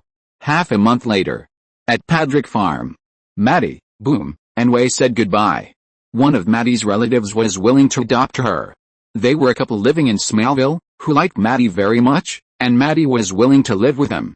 On the road outside the farm, Wei helped Maddie carry her luggage and waited for the car to arrive. "I will miss you, Maddie," Boom said in a depressed mood. "I am also in Smallville, don't worry, I will come to play with you often." Maddie comforted Boom. "I will still write to you, but we are far away." Boom lowered his head, took out a bunny doll he made, and gave it to the other party. "This is my gift to you, Maddie, I like it very much." Maddie happily took the gift. Wei also gave away the gift she prepared. She made a small cake by herself. She liked to eat cakes, so she applied for pocket money from Peter and learned to make cakes for Maddie. "Wow, this cake looks beautiful, thank you, Wei Aola." Maddie happily hugged Wei. "I actually want to live with you on the farm." After hugging and parting, Maddie's mood became depressed. "Your father, Mr. Patrick, is a good man, and my father is a bad guy. If I can choose, I will not choose my father." After hearing this, Wei organized her words and comforted Maddie. "Dad said that it is easy to be a father, but it is not easy to be a dedicated father. This is not our problem, but the problem of adults." Wei had just finished speaking when she suddenly heard a dull bang sound from the front. The three looked at each other and walked towards the direction of the sound. As a result, after turning a corner, they found a Toyota car crashed into a tree on the side of the road. "This is Uncle Chris's car," Maddie exclaimed. The uncle who was going to drive over to pick her up to live. She didn't expect a car accident. Maddie, who was anxious, opened the car door hard, but found that there was no trace of anyone inside. Uncle Chris was not inside. There, Wei, who was sharp-eyed, found a figure flashing in a small barn not far away. The three hurried over. As soon as she entered the barn, Maddie saw Uncle Chris, who was going to adopt her, leaning against a wooden pillar with his back, his body shaking constantly. In front of his neck, a cone-shaped glass was suspended in the air. The sharp tip of the glass pressed against his neck, and even partially pierced into his skin. If he was not careful, the glass might cut his blood vessels. Wei and the other two were stunned when they saw the scene in front of them. "Don't move, if you move, his neck will be in danger," a shocking voice rang out, and then she saw her father, who was supposed to be lying in the hospital with serious injuries, appear in front of her. With scars on his face from the cuts of the glass, Taylor McKnight slowly walked out of the shadows. "You are you?" Bao looked at him in shock. You are not dead." She thought that the other party was seriously injured and could not be cured, but she didn't expect that he was still alive now. "Girls, are you surprised? After the explosion, I was dying. The doctors gave me a death sentence and gave up on me. But I woke up in the morgue." He turned his eyes to Bao. "Some of the substances in the bomb you detonated merged into my body, not only miraculously waking me up, but also giving me more powerful abilities. Now, I can not only control glass, but also my mind control ability is even stronger. He stretched out his hand to Maddie. Come here, Maddie, come with me, we can leave here. No. I won't do that. Maddie shook her head and refused. You should let Uncle Chris go. Do you know the consequences of resisting me? Maddie, your Uncle Chris, do you want to watch him die? Taylor McKnight looked at Maddie calmly. I am your father, come here, leave here with me, and we will be reunited as a family. No. Maddie took a step forward and said to him angrily, you are not my father. Crash. As Maddie's superpowers were activated, the sharp glass against Chris's neck shattered into 2 pieces and fell to the ground. I forgot, Maddie, you also have my ability. Taylor McKnight glanced at Maddie, waved his left hand gently, and all the glass in the barn floated in the air. He wanted to control the floating glass to attack, but he didn't expect that his ability was ineffective. He looked at Maddie in horror and found that the other party was controlling the glass fragments in the sky. On the other side, Maddie gritted her teeth and her eyes were bloodshot. She stretched out her hand to control the glass. She slowly turned her head and pointed the sharp end at Taylor McKnight. What Taylor didn't expect was that even though his strength had greatly increased, his ability to control glass was not as good as his daughter's. No. Seeing Maddie controlling the glass and rotating around him, she could shoot him into a sieve at any time. Taylor McKnight swallowed his saliva and looked at her with horror. Baby, what are you doing? Stop, you killed my biological mother, killed Naomi, and you want to continue to hurt my friends and Uncle Chris. You are unforgivable. Maddie, with red eyes, controlled the glass and said to her nominal father. Maddie, Wei and Boom, who were standing next to him, looked at Maddie's outburst and didn't know what to do. They just shouted her name, hoping that she would calm down. Swoosh, just as Maddie was about to control the glass to shoot at her father, a figure moved into the barn. Zhu stopped and looked at the scene in front of him in surprise. Looking at Taylor McKnight, Zhu resisted the urge to shoot out his heat vision, but instead looked at Maddie who was controlling the glass fragments, frowning and saying to her, Maddie, don't do it. If you kill him, you will be no different from him. Zhu, who had experienced the world of black robes and the world of unjust Superman, admitted that he was not a good person like Clark and had basically never done anything to help others, but he still believed in Peter's philosophy in his heart, not to use violence against the weak, and not to destroy a normal person. Now seeing that Maddie, who was Boom's friend, was about to make a mistake, Zhu sighed and couldn't help but speak out to stop him. Zhu said to her, you don't have to be a jerk like your father. No, I have no choice. Maddie gritted her teeth and said stubbornly, I won't let him hurt anyone again. Zhu took a deep breath, made himself patient, and said to her in Peter's way, you are his child, but it doesn't mean you have to repeat his mistakes. Maddie controlled the glass fragments with one hand and looked at Zhu. She didn't expect Zhu, who had a scary smile, to say something to persuade her. She bit her lip and said to Zhu, but if I let him go, he will hurt others. No, I won't, please, baby, don't do that. Taylor McKnight said to her in a horrified tone, raised his hands and knelt down to his daughter. Please. It's my fault. I will never do it again. Taylor McKnight knelt on the ground and begged for mercy from her daughter in an ugly manner. Please, Maddie, don't kill me. Maddie. Zhu looked at Maddie and continued, your father's life is completely ruined. Don't ruin yours. Anyone here can kill him, but you can't. Don't let yourself be charged with a crime you can't bear. Maddie listened to Zhu's words and became hesitant. She glanced at Wei, Bao, and Uncle Chris. Several people gave her encouraging eyes. Crash, Maddie finally gave up controlling the glass to kill her father and stopped him from hurting others. As she withdrew her superpowers, all the glass fragments fell to the ground. Seeing the glass fragments falling on the ground, Taylor McKnight collapsed on the ground after surviving the disaster. I'm so sorry. Maddie turned around and apologized to Wei and Bao. Her behavior just now was indeed a bit scary. I'm sorry, Bao, Wei, I scared you just now. Swoosh, just as she finished speaking, a thermal line of sight suddenly shot out from Zhu's eyes. Taylor McKnight, who was lying on the ground, was about to manipulate the glass to launch a sneak attack. What he didn't expect was that as soon as the idea of sneak attack came out, someone else carried it out, and the action was faster than him. Zhu's eyes shot out a thermal line of sight, piercing Taylor McKnight's heart. With a thump, Taylor McKnight fell to the ground powerlessly, his head tilted and he lost consciousness. The scene in front of them stunned Maddie, Wei and Bao. They didn't expect that Azu was still persuading people to let go, and the next second, he shot a thermal line of sight at the other party. Like I said, anyone here can kill him, except you, Maddie, and of course I am the one who can kill him. Azu put away the thermal line of sight, glanced at the dead Tyler McKnight, and said to the three people. Wei and Bao looked at each other. Sure enough, this is the normal Azu. Although they have not lived on the farm for a long time, through their own experience and the stories told by Mark and Clark, Bao and Wei know their big brother quite well. Just now, the two even thought that Azu was impersonated by someone. However, this should not be considered murder. After all, he has died once.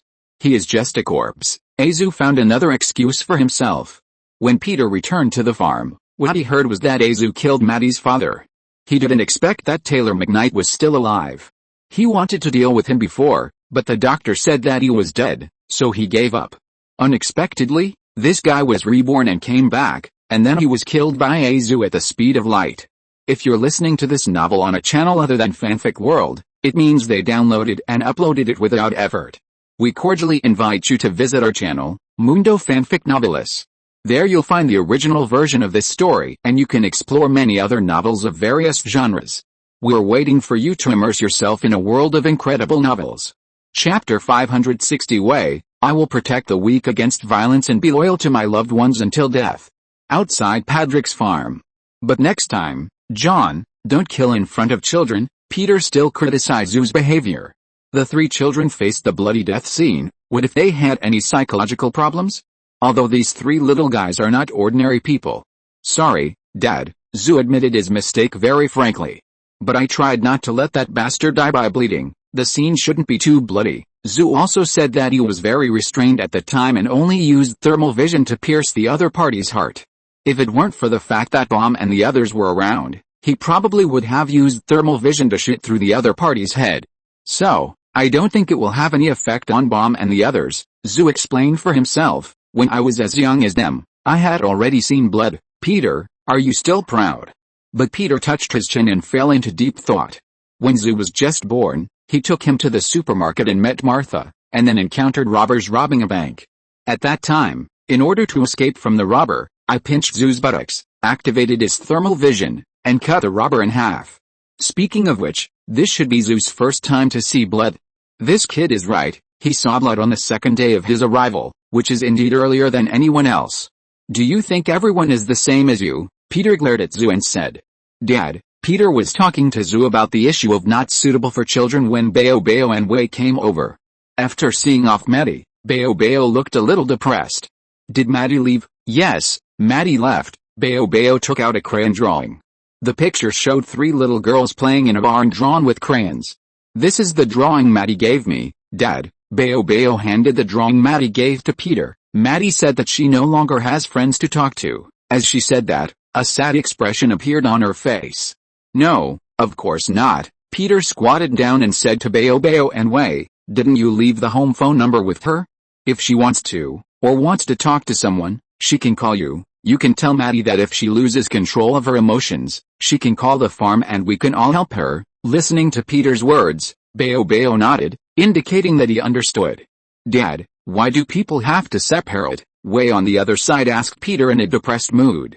Peter cast his eyes on Wei and held her hand. Separation is indeed a very uncomfortable thing, Wei, but it is also a part of life. It is because of separation that we will cherish the time we spend together more, don't you think? Wei looked at Peter with gray blue eyes, thinking about what Peter said, and nodded. After thinking for a moment, she asked Peter, will we also separate one day, Dad? Faced with Wei's sudden question, Peter was stunned for a moment.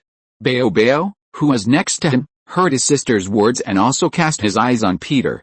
It's so hard to say goodbye to Maddie now, won't it be even harder to say goodbye to my father in the future? Boom suddenly fell into pessimism.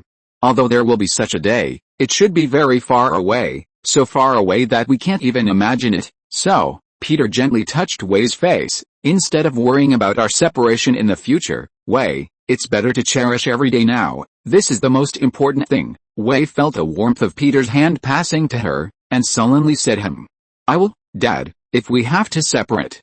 I will definitely follow Dad. Wherever you go, I will go. Wei said what she thought.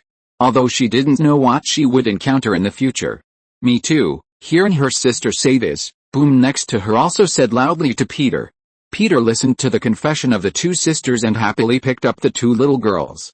It turns out that daughters are the caring little cotton-padded jackets of their fathers. Raven, Boom, Wei, these daughters of his own, provide him with emotional value, which can make him feel happy all day long. Night. After Boom and Wei entered the bed, Peter said goodnight to them and prepared to go back to his room to rest. Dad, Wei called Peter, who was about to leave. What's wrong? Peter turned around and asked Wei. Dad, can you tell us a bedtime story? Wei said that she wanted to hear a bedtime story, and Boom beside her nodded repeatedly. Of course, Peter was stunned for a moment, walked over and sat on the chair. What story do you want to hear? Boom, Wei, Dad, can you tell us the story of John? Boom raised his hand and said to Peter.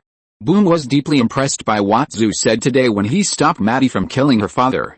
She used to think that Zhu was a difficult person to get along with, but after experiencing this incident, she had some changes in her opinion of Zhu. Maybe Brother Clark is a good person, but Brother Zhu is not a bad person either. Zhu, hearing Boom's request, Peter was a little stunned. Yes, Dad, can you tell us the story of Brother John? Boom asked with a blink of his eyes. Of course, Peter thought for a moment and said to Bao and Wei, once upon a time, in a world, there was a baby born in a laboratory. He had no parents and no family warmth.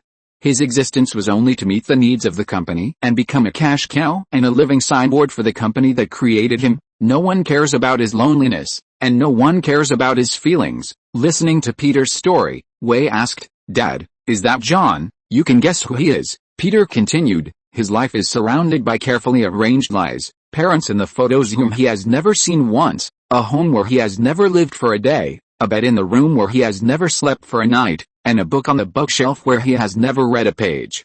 Everything is fake, and his happy childhood never existed. When he grew up, he desperately looked for the love that he lacked in his childhood. Perhaps some people in his life had brought him brief warmth, but that was only warmth, not love. This deformed relationship is dangerous and crazy, and ultimately there are no good results. Peter gently stroked Wei's short red hair. Although he has powerful superpowers, he is a person who has lost his identity and life. He not only lost his original name, but also the right to love and be loved. After taking off the uniform that symbolizes power and authority, he can only find a sense of existence in the false love of his fans. However, this love is based on deception, which makes him lose the power of true care and understanding while maintaining this illusory love. Boom listened to Peter's words and said depressedly, he is really pitiful. Actually, Boom, we can't describe him as pitiful, because he is also a bad guy. Peter smiled at Boom. Later, one day, he woke up and found that the life he was afraid of was just a dream. And those distant and painful lives were just stories that happened in dreams. Even so, he was also very scared. He was afraid that the dream would become real, and he was afraid that his current life would be broken, so he would behave like a bad guy, alert to all possible enemies that might break his life, which made him look very unfriendly. Actually, he is not a bad guy, at least after waking up, he is no longer. Boom was a little confused when listening to Peter's story. But Wei understood vaguely that her father seemed to be talking about Zhu. She thought for a while and said to Peter, Dad, I think he should be a knight. Knight. Peter was stunned for a moment, not knowing why Wei said that. Yes, I watched a cartoon about knights on TV. It said that knights protect the weak against violence and remain loyal to their loved ones until death. Zhu protects Maddie and loves Dad. I think he is a knight. Wei stretched out her little hand and held Peter's big palm. Dad, I will also become your knight in the future, protect the weak against violence and remain loyal to my loved ones until death. Listening to Wei's firm words, Peter showed a trace of surprise on his face. Become a knight. He thought Wei's ideal was to become a law enforcement officer or a policeman. I'll look forward to the day when Wei becomes a knight. The next day, early in the morning, Clark rushed to Peter's house after finishing the work on the Kent farm. Recently, his father was in Gotham for medical treatment, and now all the work on the farm was handed over to him. So much so that he couldn't even spare time to find Lana to cultivate his relationship. He was about to graduate from high school, and there was no progress in his relationship with Lana. He even suspected that he was really not destined to be with Lana, as Zhu said, and that his life would end with the marriage to Louise. After all, the self in the parallel world was married to Louise and had a daughter. Although the self in the unjust world had a tragic ending. The nuclear bomb flattened Metropolis, and Louise and her baby died. I think I can save my relationship with Lana, Clark whispered to himself. Before entering the farm, Clark was walking on the road and suddenly felt a little uncomfortable. He looked up and looked around in astonishment. The air around him was normal, and the sun was shining brightly. Everything was normal, but Clark found something wrong. He stretched out his hand and stroked his chest. It seemed that something bad was about to happen. He had had this feeling before, and it seemed to come true every time. Clark, Zoo, who came out of the farm, greeted Clark, who was daydreaming. Seeing that the other person's face looked a little strange, he came over and asked in confusion, "Are you okay?" Chapter 561, Azu beats up Green Arrow. Don't you feel that something has happened? Clark hesitated and asked Azu. Yes, something has happened, something bad, Azu nodded and said. Seeing Azu's serious expression, Clark was stunned. After a while, he looked up and asked Azu, "Did you feel it too?" "Yes, I killed a bastard yesterday, and now that guy's soul wants to come to me for revenge, but I killed him again. You can call me Hell Detective." Azu pinched his waist and said in a low voice. Hearing Azu's irrelevant words, Clark realized that he was talking nonsense. "Hell Detective? You don't look like a detective at all, John. I think you are suitable for a career as a movie star. You saved the entire plane of passengers last time and acted like a movie star in front of the passengers." The two were talking when Chloe and Lana came over. "Hey, it's a good opportunity for you to be here, Clark. You have been staying at home recently and are almost a hermit now." Chloe came over to greet Clark. Clark had been thinking about Lana just now, but he didn't expect Lana to show up now. There's been a lot going on lately. After talking to Chloe, Clark greeted Lana with an unnatural expression. "Hey, Lana." "Hi, Clark, John, good morning." Lana smiled and greeted the two. "I'm going to the bowling alley with Lana, do you want to come?" Chloe invited the two to go to the alley to play together. Of course, Azu nodded and agreed happily. He naturally wouldn't refuse such a free activity. "Very good, but let me make it clear in advance that you are not allowed to use your superpowers." As a party who personally experienced a flashpoint incident, Chloe knew the perversion of Azu and Clark. If they were allowed to use their superpowers, the entire bowling alley would probably be blown up by them. Of course not, Clark made a promise. Bowling alley. Lana threw the bowling ball in a standard posture. With a bang, the rolling bowling ball directly knocked down all the pins. Chloe and Clark clapped their hands. "Well done, Lana." "Actually, I don't have any talent for bowling." Lana smiled embarrassedly, "but this is the best way of exercise recommended by doctors." She had caught a cold before, and her body's resistance has been very weak recently. The doctor asked her to exercise more. Chloe listened to Lana's words, stood up, took the bowling ball, and prepared to play a bowling herself. "Although I never get tired of throwing the ball into the ditch, I must say that this sport is really good. At least it allows me to know how bad my athletic ability is," Chloe complained about herself while throwing the bowling ball. As expected, the bowling ball she threw eventually rolled into the ditch.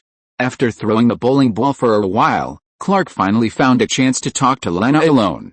"Clark, how is Mr. Padrick doing recently?" What made him bitter was that Lana asked about Peter right away. "I heard that Mr. Padrick adopted another pair of twins." Lana was used to the fact that there were always children in Peter's family for no reason. At first she was a little shocked, but now she is completely numb. What happened to Peter is more than just outrageous. One more thing seems to have no effect. She still remembers the time when she was 6 years old and was held by Peter to fight her way out of the zombies. Aunt Neil has gradually grown old, but Mr. Peter is still the same. Except that his beard is a little thicker. Lana thought about Peter. And her expression kept changing, sometimes happy, sometimes sighing. Clark saw Lana's expression and became more depressed. He felt like he was competing with the Godfather, and he couldn't win. After organizing his words, Clark calmed down and said to Lana, "Bobo and Wei are from Zuan. Their parents died for this, so the Godfather adopted them." Zuan. Lana heard this name for the first time, and a surprised expression appeared on her face. "Where is this?" "Well, this place is a little far away, but not too far," Clark said in his heart. "It is separated from the Godfather's house by a layer of ground through the sewer." "Well, it looks like this isn't a place I can easily go to." Lana shrugged her shoulders and said. Then she stood up. "I'll go buy a bottle of drink over there. Do you need one?" "No, Thank you, I'm not thirsty. Lana nodded and turned to the counter where drinks were sold. At the same time, in the rest area of the bowling alley, a young man in a black jacket put on his hood when he saw Lana coming. Lana put coins into the vending machine and prepared to buy a bottle of radical soda. Suddenly, a figure appeared beside her. Miss Lan, can we talk? The sudden appearance of a strange voice scared her. You, who are you? I'm Oliver Queen. The young man who called himself Oliver stretched out his hand to her. Looking at the familiar appearance of the other party and hearing the name he said, Lana was stunned for a moment, then reacted and remembered the report she had read before. Oliver Queen, the billionaire of Star City, survived from the deserted island. This news made a sensation in the local city. She had heard Louise mention it before, and she had also seen the billionaire's appearance on TV. You are Oliver Queen, the entrepreneur of Star City? Lana asked with a shocked face. Yes, it seems that I have become a little famous recently, Oliver said to her with a smile. 2 months ago, Oliver Queen returned to Star City from the deserted island. 5 years ago, he was adventurous and encountered a shipwreck during a cruise in the South China Sea and was washed up on an uninhabited island by the waves. After waking up, Oliver Queen found himself in a situation similar to Robinson Crusoe. In order to survive, he had to find ways to find food and protect himself. Through self-made bows and arrows for defense and hunting, he discovered his extraordinary archery talent and became a skilled archer. When Oliver gradually adapted to and even began to feel comfortable with this free and easy life in the forest, a group of criminals moored their boats on the beach to count some illegal supplies. While arresting the gangsters with his superb shooting skills, Oliver also got a godsend opportunity to return. However, after returning to Star City, Oliver Queen did not mention his experience to anyone, even his family did not know what he had experienced. Oliver Queen, who was warmly welcomed by his family and friends, was no longer the dandy boy he once was after returning. What happened on the island brought some of the dark history of the Quinn family to the surface, and also put his mind and body to a double test. He began to try his best to hide his true self in front of everyone to make up for the mistakes his father made to the city. During the day, he is still a rich son, but at night he turns into the Green Arrow, using his father's relics as clues to look for those who tried to subvert the city in the past to uphold justice. Until a month ago, he dreamed a realistic dream. The world in the dream is different, and everything seems to be completely opposite to the present. The war between Wonder Woman and Aquaman has almost destroyed the world, and the Green Arrow Enterprises he founded has become the largest arms dealer. In the dream world, he improved all the weapons of the villains he knew and added them to his arsenal. He became the evil arms capitalist he had always wanted to defeat. In the final battle, Oliver Queen learned about Peter Padrick and his family. After waking up, he was extremely confused about this realistic dream. So he investigated Peter's family who appeared in the dream. The results of the investigation shocked him even more. Peter Padrick in reality seemed to be full of mysteries. Even the superheroes who fought with General Zod when Zod invaded the Earth before were related to each other. Oliver, with countless questions, came to Smallville. He wanted to figure out what was going on with the realistic dream he had. Countless chaotic thoughts flashed through his mind, and Oliver forced his attention to Lana in front of him. He had already investigated that Lana in front of him was someone who had an unusual relationship with Peter Padrick, so he was going to talk to her first. So, Mr. Quinn, do you know me? Lana asked Oliver in confusion. Yes, I've heard of you. You're from Smallville High School, right? I've heard of you, Oliver said to her. I was planning to open a bar in Smallville. I heard there's a talent club here, and the partner of this club is your aunt, Ms. Neal. He found a reason for himself. Are you going to invest here, Mr. Quinn? Lana asked in surprise. Yes, and part of the land I'm investing in is also located in Padrick Farm, Oliver said to her. Padrick Farm, is Miss Lan familiar with it? Don't trust this guy, Lana. Azu's voice suddenly came from behind Lana. Lana looked back and found that Azu was walking towards her. Clark and Chloe, who were bowling, also cast their eyes over after hearing the noise. John, Lana looked at him in confusion, not knowing why Azu said that. Oliver also looked at Azu with a puzzled look on his face. This guy is not a good person. Azu came over with a bad expression. Recently, there have been sneaky guys investigating my father and the farm in Smallville. In order not to alert the enemy, I have not taken action to deal with them. I think you must be the guy with bad intentions behind this. Chapter 562. One day, Everyone in the city will look up to me and our Padrick family. Azu had already noticed the guy investigating Peter and the farm, but he hadn't taken action. Just now, he overheard the conversation between Oliver Queen and Lana, and he immediately realized that it was very likely that this malicious guy was behind it. Do you like to pry into other people's secrets? Azu walked over and asked Oliver. What? Feeling the oppression from Azu's unfriendly eyes, Oliver shook his head. No. At the same time, he took a step back vigilantly. Really? But I can feel that you are lying. Maybe you should tell me why you sent someone to investigate the farm. Azu stared at him and asked seriously, or do you have any conspiracy? No, maybe there is some misunderstanding.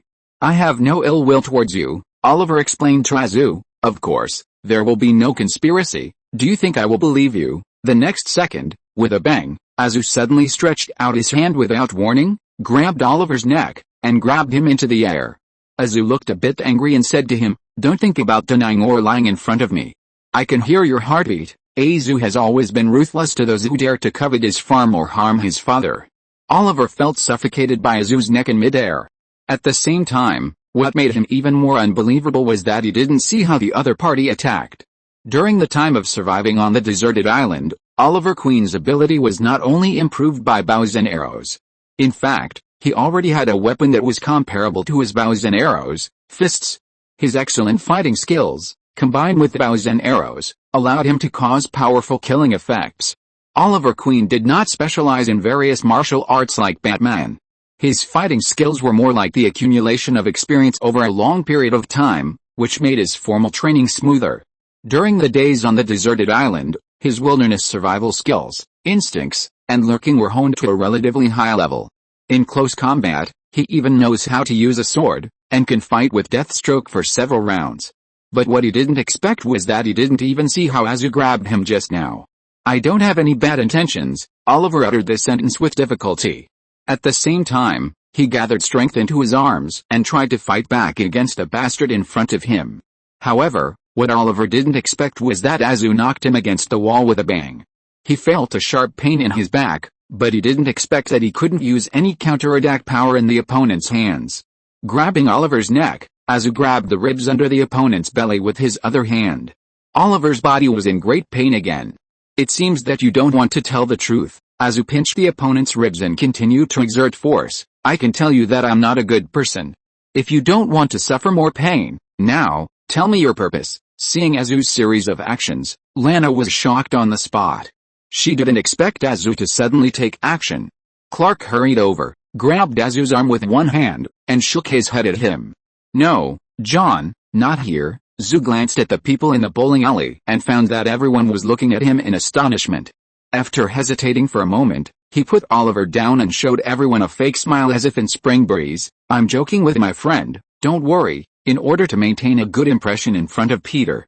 Azu had to pretend to be joking. Oliver, whose neck was released by Azu, gasped hard. He didn't expect Azu to be such a bastard, and he actually attacked him without knowing right or wrong. If there weren't so many people around, he even doubted whether the other party would really kill him. I once had a dream, a strange dream, which was a dream opposite to reality. In order to figure out that dream, I will come to investigate Mr. Padrick, Oliver stated his purpose. Azu and Clark next to him heard each other's words and immediately understood what the other party meant.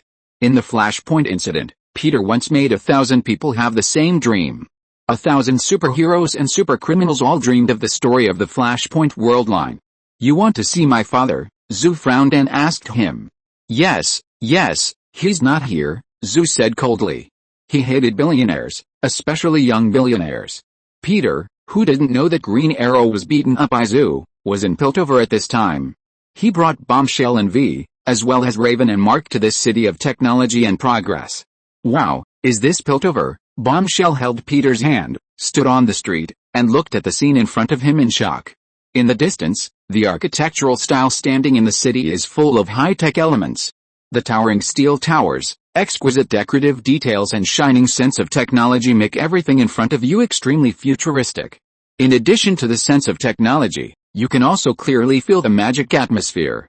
Elements such as gear flags, brass walls or eaves on the buildings that can be seen everywhere fully demonstrate the characteristics of the fusion of machinery and technology and magic. The streets were wide and bright. A nearby courtyard was even built of smooth blue marble, with a bronze fence around the outside. The outer wall of the second floor of the courtyard was inlaid with countless star-shaped gold pieces and diamond-shaped silver pieces. "This place is completely different from Zon," Wei exclaimed beside her. Riven looked at the city of technology and magic in front of her, raised her head and asked Peter, "Dad, you said there are superheroes here, right?" "Yes, there are indeed some heroes here." Peter reached out and touched Riven's hair. "Such as Jace, the future guardian. Caitlin, the policewoman of Piltover. Cecil B. Heimerdinger, a talented but eccentric yodel scientist.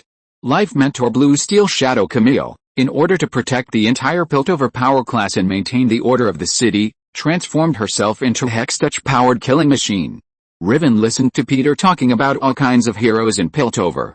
When she heard about the Blue Steel Shadow, she asked him in confusion, "Dad, why is the Blue Steel Shadow a life mentor?" Mark also looked at him in confusion and asked in a low voice, "Is Camille better at giving chicken soup for the soul than Dad, Peter?" Peter looked a little embarrassed and looked at Mark. "What is chicken soup for the soul? You were so obedient before, but now you are rebellious." Seeing Peter's unfriendly look, Mark immediately lowered his head guiltily. "Sorry, Dad, I didn't mean to say this word, I heard it from someone else." "Others?" Peter's suspicious eyes turned around Mark. "Who are the others?" "It's Loki," Mark finally said, the instigator behind the scenes after hesitating. "Very good. I will let Loki experience what chicken soup for the soul is when I go back." Peter, who felt his face was damaged, decided to go back and love Loki well. After a small episode, Peter led a few people to Piltover University to visit Big Head Heimerdinger. If Zoo and Clark come here to attend college, they have to build a good relationship in advance. After Peter walked forward with Raven, Mark and Boom, V remained where she was. Pointing at the towering buildings of Piltover, V whispered, "One day, everyone in the city will look up to me and our Padrick family." After expressing her ambition to Piltover, V hurried forward to catch up with Peter. On Gardenia Street, a noble girl in luxurious clothes was walking forward with worries. As the daughter of a senior counselor of Piltover and the daughter of the Gilliman family, it was difficult for her to walk on the street by herself. Although she lives in the upper class, she is tired of these hypocritical interactions. She has been tough and stubborn since she was a child, and she loves a free life.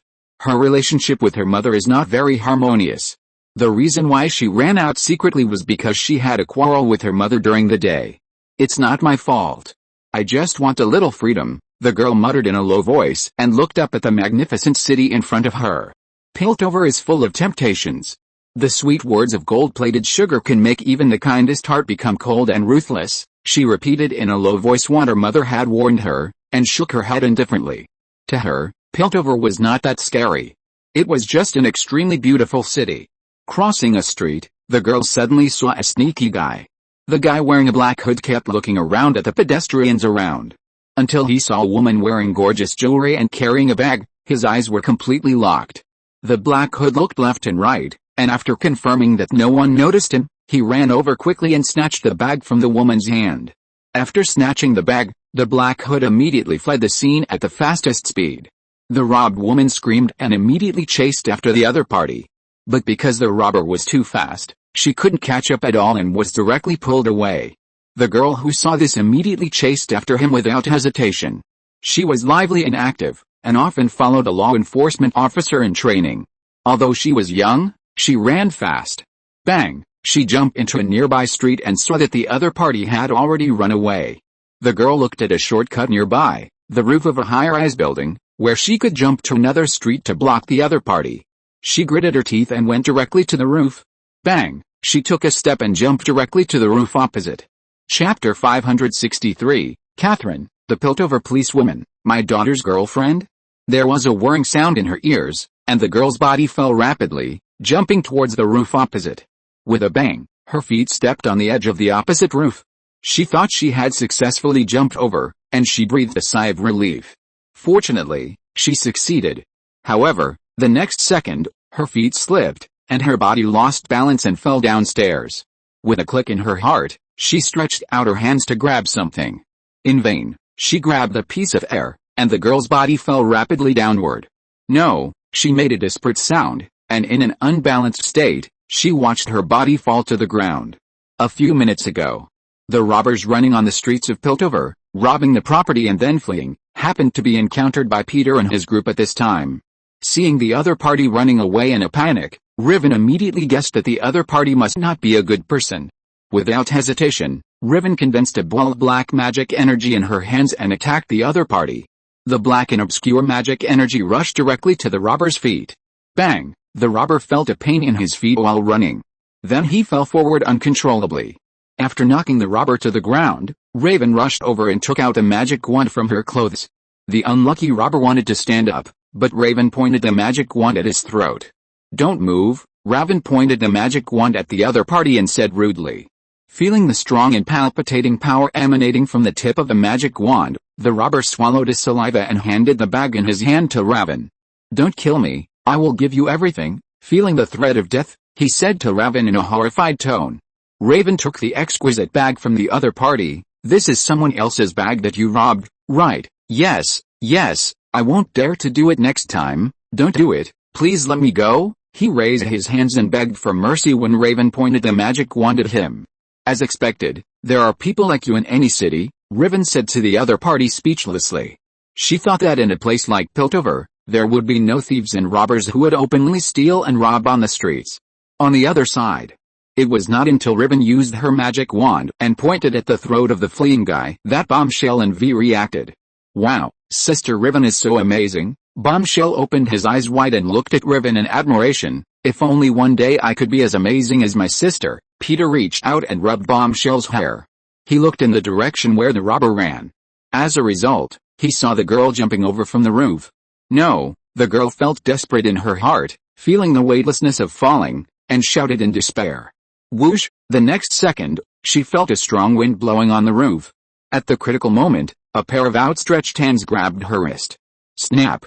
Peter, who rushed over with super speed, grabbed the wrist of the falling girl.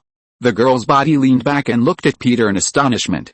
She clearly didn't see anyone on the roof just now. How did the other party come and grab her in such a short moment? She was in great shock. Peter looked at the girl who was speechless and stunned, and pulled her up with a little effort. "Are you okay, little girl?" Peter asked her after pulling the girl up. Looking at the noble girl who exuded a noble temperament, Peter asked her, "Are you injured?" At this time, the girl woke up as if from a dream, shook her head, and reached out to touch her chest where her heart was beating thump-thump. The experience of surviving a disaster made her feel that everything in front of her was a little unreal. "I'm fine, thank you, sir." Blinking her eyes, letting reason return to her brain, she hurriedly thanked Peter. At the same time, she became curious about Peter's identity. She still felt incredible about how Peter grabbed her. Well, although the idea of catching a thief is worthy of recognition, it is not worth it if you get yourself involved. Peter just saw the girl chasing the robber and knew that the other party's purpose was to catch the fleeing robber. That should be the job of the law enforcement officer. "A little girl like you should not participate," Peter asked her. "What's your name? Are your parents nearby?" The girl hesitated for a moment, and finally said her name. "Catherine, I'm Catherine."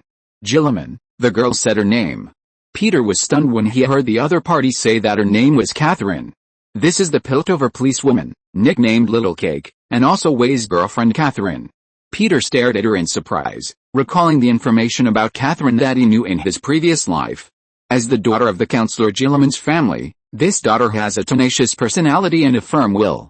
Although she is of noble status, she has always been trying to get rid of the control of her family. Although she loves her family, she hates her innate privileges and thinks that the so-called wealth is just a cage. Peter recalled the information about her and glanced at the somewhat uneasy Little Cake. If this rich lady from the upper class had developed according to the original world line, she would have eventually rebelled against her parents' orders, insisted on her ideals, and became a law enforcement officer, a leader among female police officers. It is not an ordinary person to be able to maintain her original intention in the materialistic upper city. In addition, this rich lady does not seem to have much awareness of her status. In order to solve the case, she is willing to go to any dangerous place, including Zone, where poison gas is spreading and sewers are everywhere. And Peter remembered that the previous enforcers wore masks when entering the lower city, but Caitlin did not. In this respect, she has never placed her status above anyone else, and is willing to treat Zone people equally.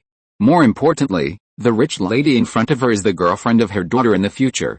although I don't know whether Wei will have problems with her sexual orientation in the future. Sir, is there any problem? Catherine saw that Peter was staring at her all the time, thinking that Peter had found something wrong. No, I just remembered someone familiar. You two look a bit alike. Peter pretended not to know Catherine's identity and asked her, do you need me to take you home, Catherine? Hearing that Peter wanted to take him home, Catherine quickly shook her head. No, thank you, sir, no, I can go back by myself. She was about to explain to Peter when Raven, Mark, Bomb and Wei arrived. Dad, this is the bag that guy robbed. Raven handed the bag to Peter, and at the same time, she glanced at Catherine next to her. She had just seen the scene of her father holding the girl. Bomb and Wei also cast their eyes on the girl in front of them, who exuded aristocratic temperament.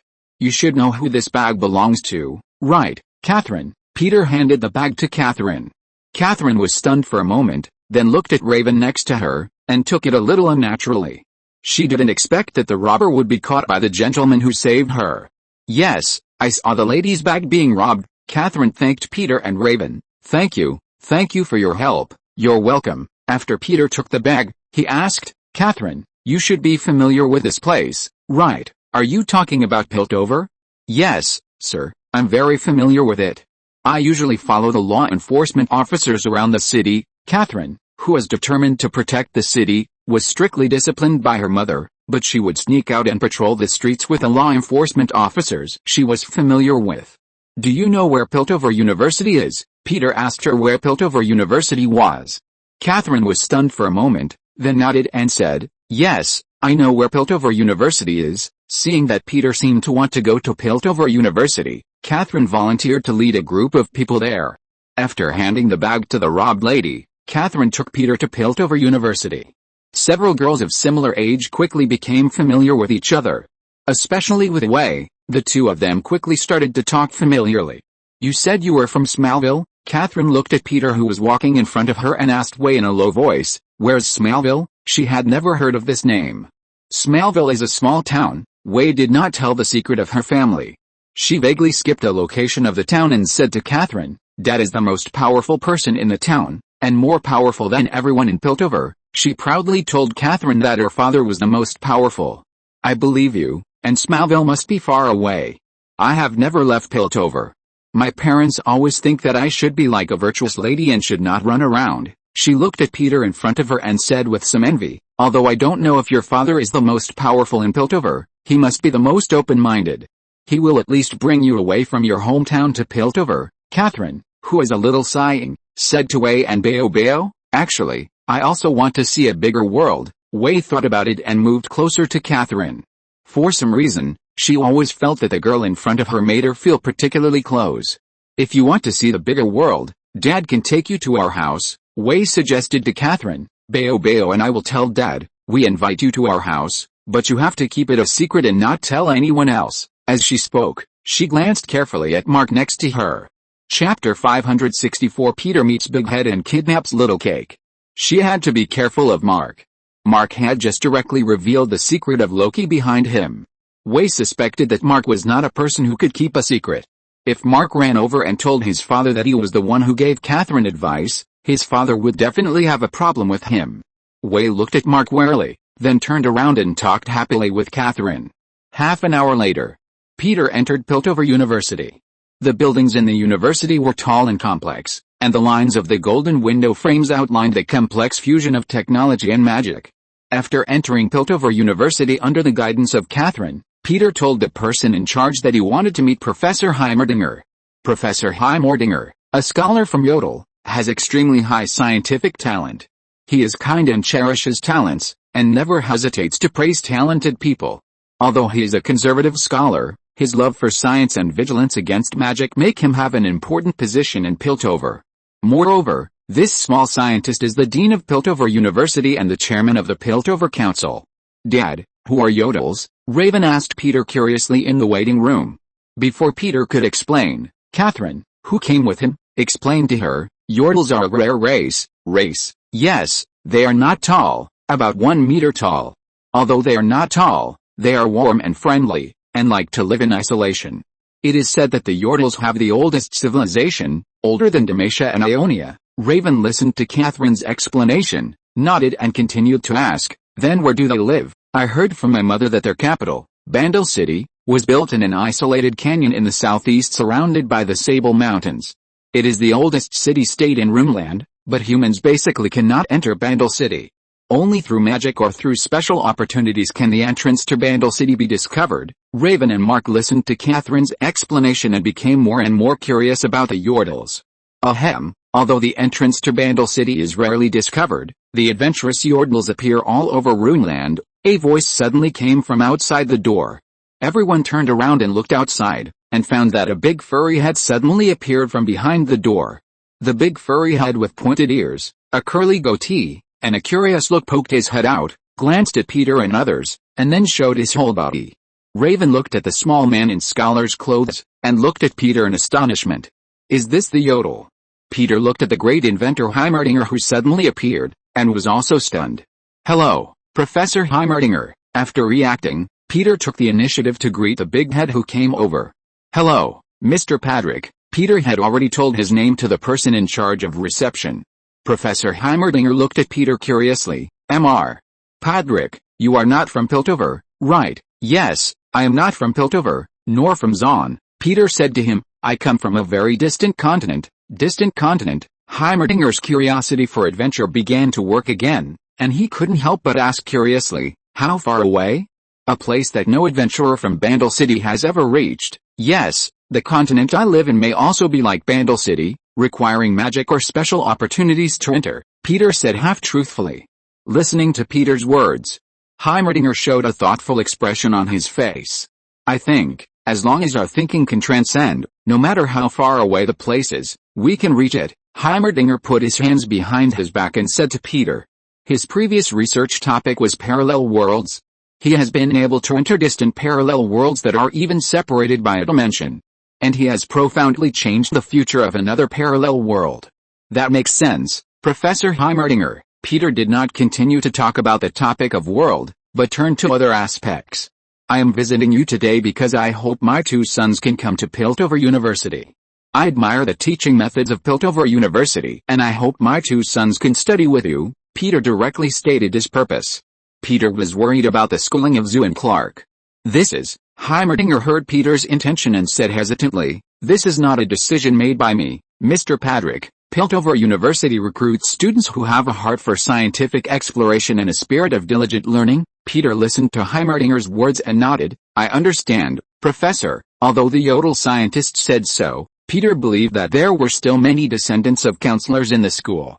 No matter where, the privileged class exists, let alone in the prosperous and wealthy Piltover where the privileged class is solidified.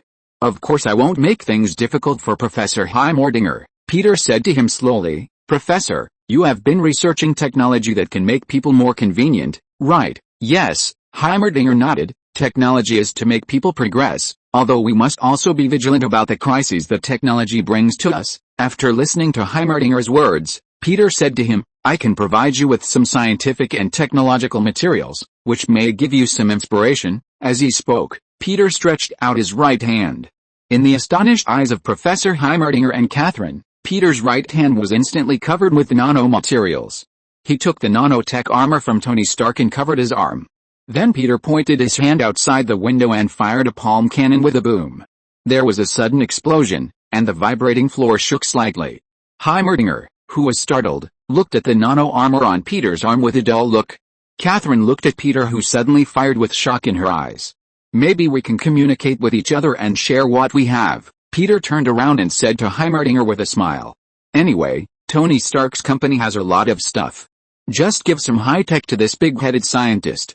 He is not afraid that he will not agree to Zoo and Clark's admission." "Of course," Heimerdinger nodded, swallowed his saliva and said, "Piltover Academy welcomes Mr. Padrick and your children. He is not a completely inflexible person, otherwise he would not sit as the chairman of the Upper City Council. Since Peter's origin is so mysterious and he has just demonstrated such extraordinary technology, he will naturally not push Peter out." Heimerdinger, whose attitude has changed, talked to Peter for a while and then said goodbye. He still has to go back to do experiments. The weather conditions in Piltover today are the most suitable in recent times. He is busy preparing for the 50th experiment, the object of which is his quartz red LED modulator. The last time he fine-tuned the quartz red modulator, he accidentally burned his beard, and he still has to further adjust the energy throughput. After leaving Piltover University, Peter prepared to send Catherine back. Dad, can I invite Catherine to our home? Wei came over and asked Peter nervously. You want to invite Catherine to our home? Peter asked Wei doubtfully. Wei is so young and wants to be friends with Little Cake? Is she still on good terms with Little Cake like in her previous life? Have you become friends with Catherine? Peter looked at Catherine in the distance and asked her. Yes, Dad, Wei said nervously, we are friends, so I want to invite Catherine to our home. Dad, is it okay? Of course. Peter nodded and reached out to touch his daughter's red hair. Maybe he thought too much? Now these two girls are simply attracted to each other because of friendship. Shaking his head, Peter stood up and walked towards Catherine. Bao, who was standing aside, was a little unhappy when he saw Wei inviting Catherine to the farm. She didn't like Catherine very much. I always feel that once she appears beside me, she will take away some important things around me. Whether it is my father or Viol, I will not allow any of them to be taken away. Bao thought unhappily. Half an hour later, Patrick's farm. Little Cake Catherine looked at the farm in front of her in shock. She never thought that she could enter Mr. Patrick's house through the sewer of Zwan. Mr. Patrick, is this Smallville? After a while, Catherine moved her eyes from the ash tree in the courtyard and asked in disbelief. She thought Peter was joking before, but now she completely believed it. It turns out that Mr. Patrick's house is really located in a place similar to Bandle City. If there is no magic and special opportunity, I am afraid it is really impossible to enter. Is it a special opportunity for me to meet Mr. Patrick today? Catherine fell into deep thought. This is Smallville, a completely different world from Piltover, Peter said to her. This is probably the farthest distance from Piltover. Catherine nodded in a trance, and then asked Peter with some expectation, Mr. Patrick, can you teach me how to fight? Catherine, who aspires to become a law enforcement officer, has been learning shooting from the law enforcement officers of Piltover. Like Bomb, Catherine also has top talent for shooting. And in terms of specialized shooting, she is even better than Bomb. Although she is not as comprehensive and crazy as Bomb. Bomb and Catherine are similar in some ways, but their fate in the previous life made them take different paths. He remembered that Bomb even killed Catherine's mother. Peter looked at Bomb and hoped that you would not have such a big hatred this time. Chapter 565, Gotham Destroyed, No Man's Land Opened. When Peter was thinking about the problem of Boom and Catherine, Zoo and Clark returned to the farm. They were a little surprised to see the strange girl Catherine.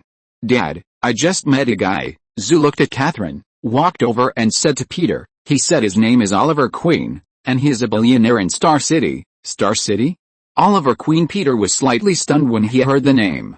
Yes, that's the guy who wears a hood and shoots arrows at criminals at night, Zoo complained to Peter. To be honest, I don't quite understand what the purpose of such a guy is, and I don't understand what kind of guy would like to come out at night as a justice law enforcement officer. Peter listened to Zoo's complaints and looked at him.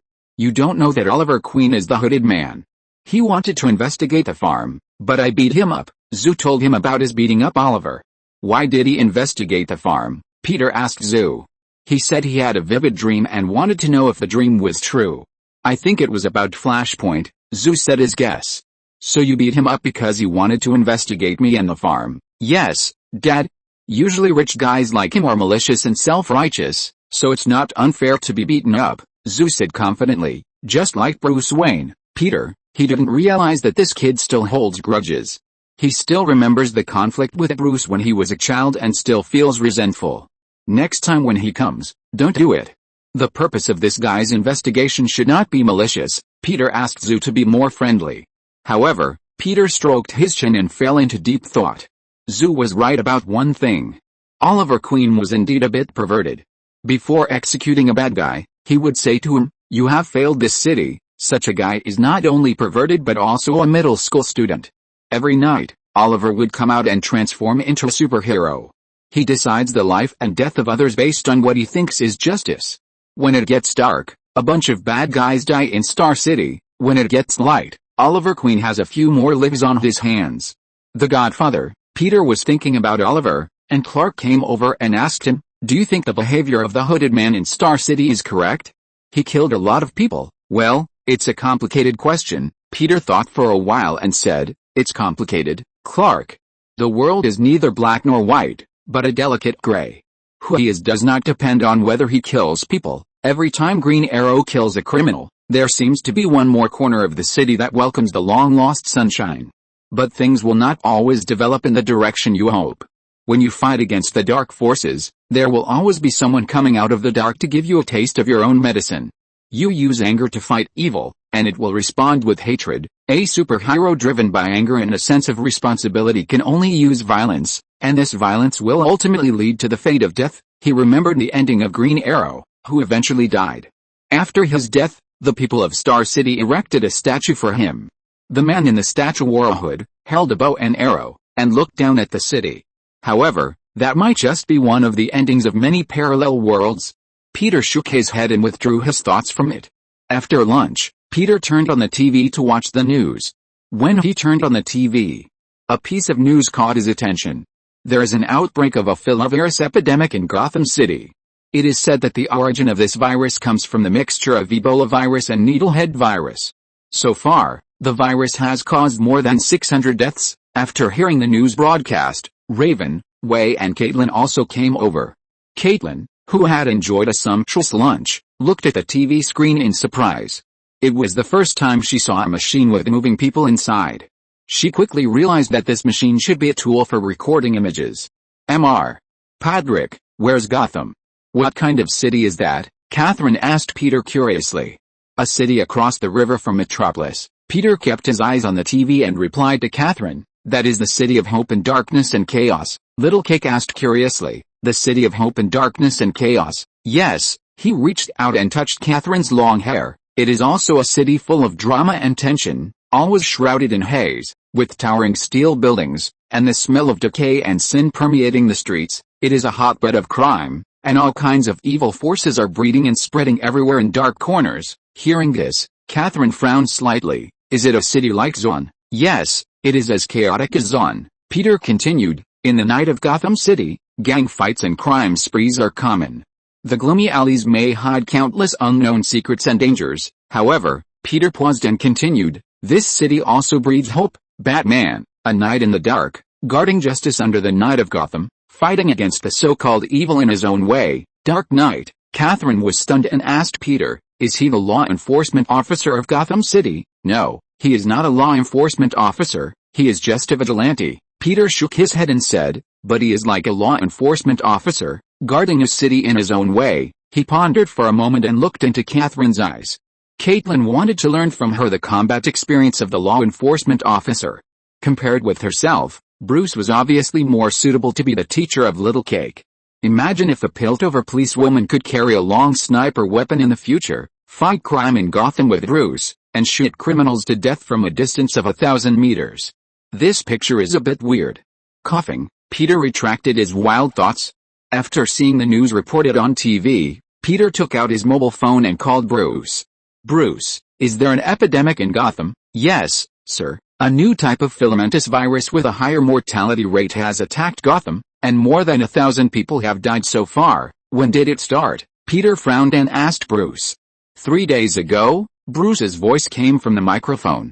"But don't worry, sir. I have found similar antibiotics." Bruce said that the epidemic in Gotham has gradually stabilized, and more people have begun to recover. "Although this epidemic is a bit sudden, everything is under control." "Okay, if you need help, Bruce, feel free to contact me." After hanging up the phone, Peter exhaled. Since Bruce said it had been resolved, he naturally believed the other party. In the afternoon, Gotham. Bruce, who had been sleepless for 3 days, sat in the seat in the Batcave, staring at the big screen in front of him. "Master, you should have a good rest." Butler Alfred handed over a cup of coffee. "As long as this matter is resolved, I can have a perfect vacation." Bruce shook his head and said, "If you tell Mr. Peter about this, you might not be so stressed," Alfred said with some distress. Bruce stood up and was about to speak when the ground suddenly shook violently. The ground in the Batcave shook, and countless experimental instruments fell from the shelves to the ground, making a dull sound. And the display equipment in front of him turned off with a swish. The lights above the two people's heads also flickered. On the streets of Gotham, a deafening roar came from a distance, as shocking as thunder. The sound was getting closer and closer, attacking the city. At first, a low roar came from the ground, as if thunder was ringing in the ears. As time went on, the roar gradually became louder, the ground began to shake violently, and deep cracks appeared on the streets. Gotham's tall buildings collapsed in a few seconds, and dust filled the air, instantly turning into purgatory. The sudden earthquake caused chaos in Gotham. The situation was even more serious in the center of the earthquake. Some old or structurally unstable buildings collapsed directly and became ruins. The shelves of the store collapsed in the shaking, and the goods were scattered all over the ground, making a mess. The food and daily necessities in the supermarket were shaken to pieces, and some were even shattered. The tableware and kitchen utensils in the restaurant were not spared, and the fragments were scattered all over the ground, accompanied by people's exclamations and crying. Citizens ran in panic on the streets, looking for safe shelters. Some were holding children, and some were supporting the elderly, with fear and anxiety written all over their faces.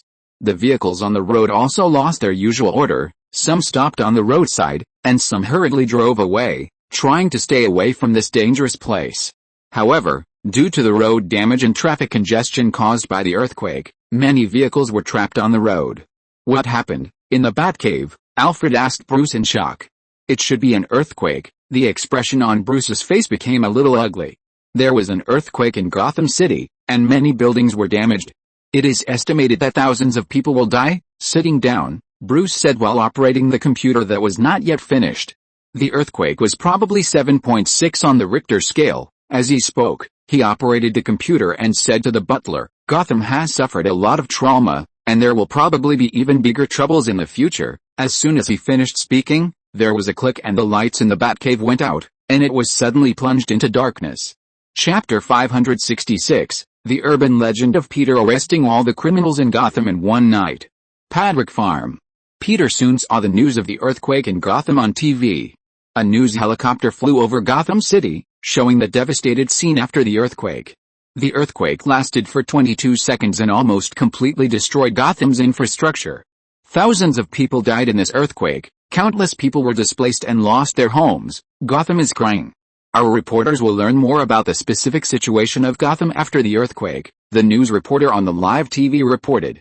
"Dad," Raven cast a shocked look at Peter. "Bruce and the others should be okay. Wayne Manor should not be able to withstand such an earthquake." As Peter spoke, he took out his mobile phone and called Bruce. After dialing Bruce's number, a voice of "unable to connect" came from the phone, which made Peter frown. Bayo, who was watching TV with Peter next to him, looked at the tragic scene of Gotham after the disaster on TV, and came over to grab Peter's clothes in fear. She remembered the battle on the Zone Bridge where her biological parents participated. At that time, many innocent people died because of it. Catherine, who was visiting the farm, looked at the TV with a surprised look on her face. The prosperous and wealthy city in the past shown on TV was like two different worlds compared to the city that has become a ruin now. Peter put down his phone and looked at Catherine. "Sorry, Catherine, I can only come here today. I have some things to deal with." The future policewoman of Piltover is now just a little lolly. If he doesn't send Catherine back, he is worried that Catherine's parents will suspect that their daughter has been abducted. Catherine was reluctant to hear that Peter was going to send her back. It was the first time for her to enter such a distant and colorful world. She felt that the door to the new world had been opened, and she wanted to stay here and experience this different world. "Okay, thank you, Uncle Padraic," Catherine thanked Peter with some reluctance. She had been away for so long, and her parents should be worried about her. After saying goodbye to Way and Boom, Catherine took Peter's hand and returned to her own world. After sending Catherine back to Piltover, Peter took Raven and Tom to Gotham City. Azu and Clark were not at the farm, and Raven and Tom were at home with nothing to do, so Peter took them with him as free labor assistants. Gotham City. Raven followed Peter and looked at the ruins of Gotham with a shocked expression on her face. The infrastructure in the city was almost completely destroyed, the buildings collapsed, and the streets were in ruins. And because of the damage caused by the earthquake, criminals and thieves frequently moved around the city, making the already chaotic Gotham even worse. Raven saw criminals taking advantage of the chaos to rob more than once. Although she tried her best to stop the criminal activities she saw, she could not stop them all by herself. "Dad, our personal strength seems to play a very small role in this natural disaster," Raven said, a little frustrated.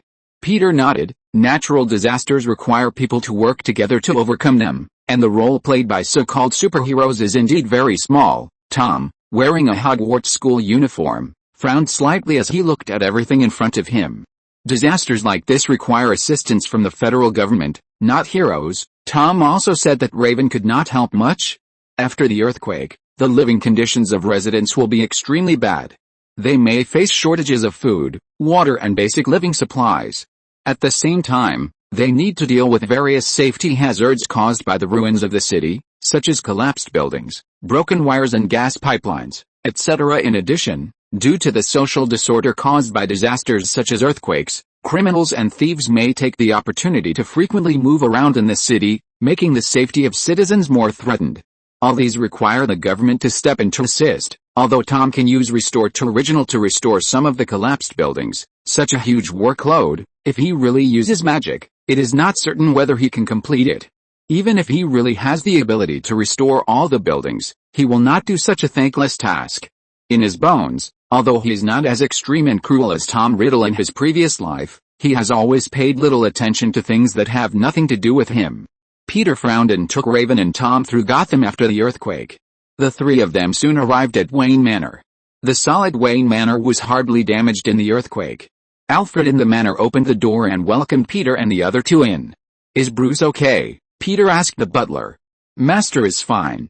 Just now, Master and I were discussing you, Mr. Peter." "I didn't expect you to come so soon," Alfred said as he led Peter into the manor. "Sir." In the living room, Bruce saw Peter coming in and came over to greet him. "Your phone can't be reached, so I came to see what's going on." Peter patted Bruce on the shoulder and said to him, "The entire Gotham City's circuit and communication systems have been destroyed, and the city's external communications have been cut off." Bruce sighed slightly. "The situation is more serious than expected.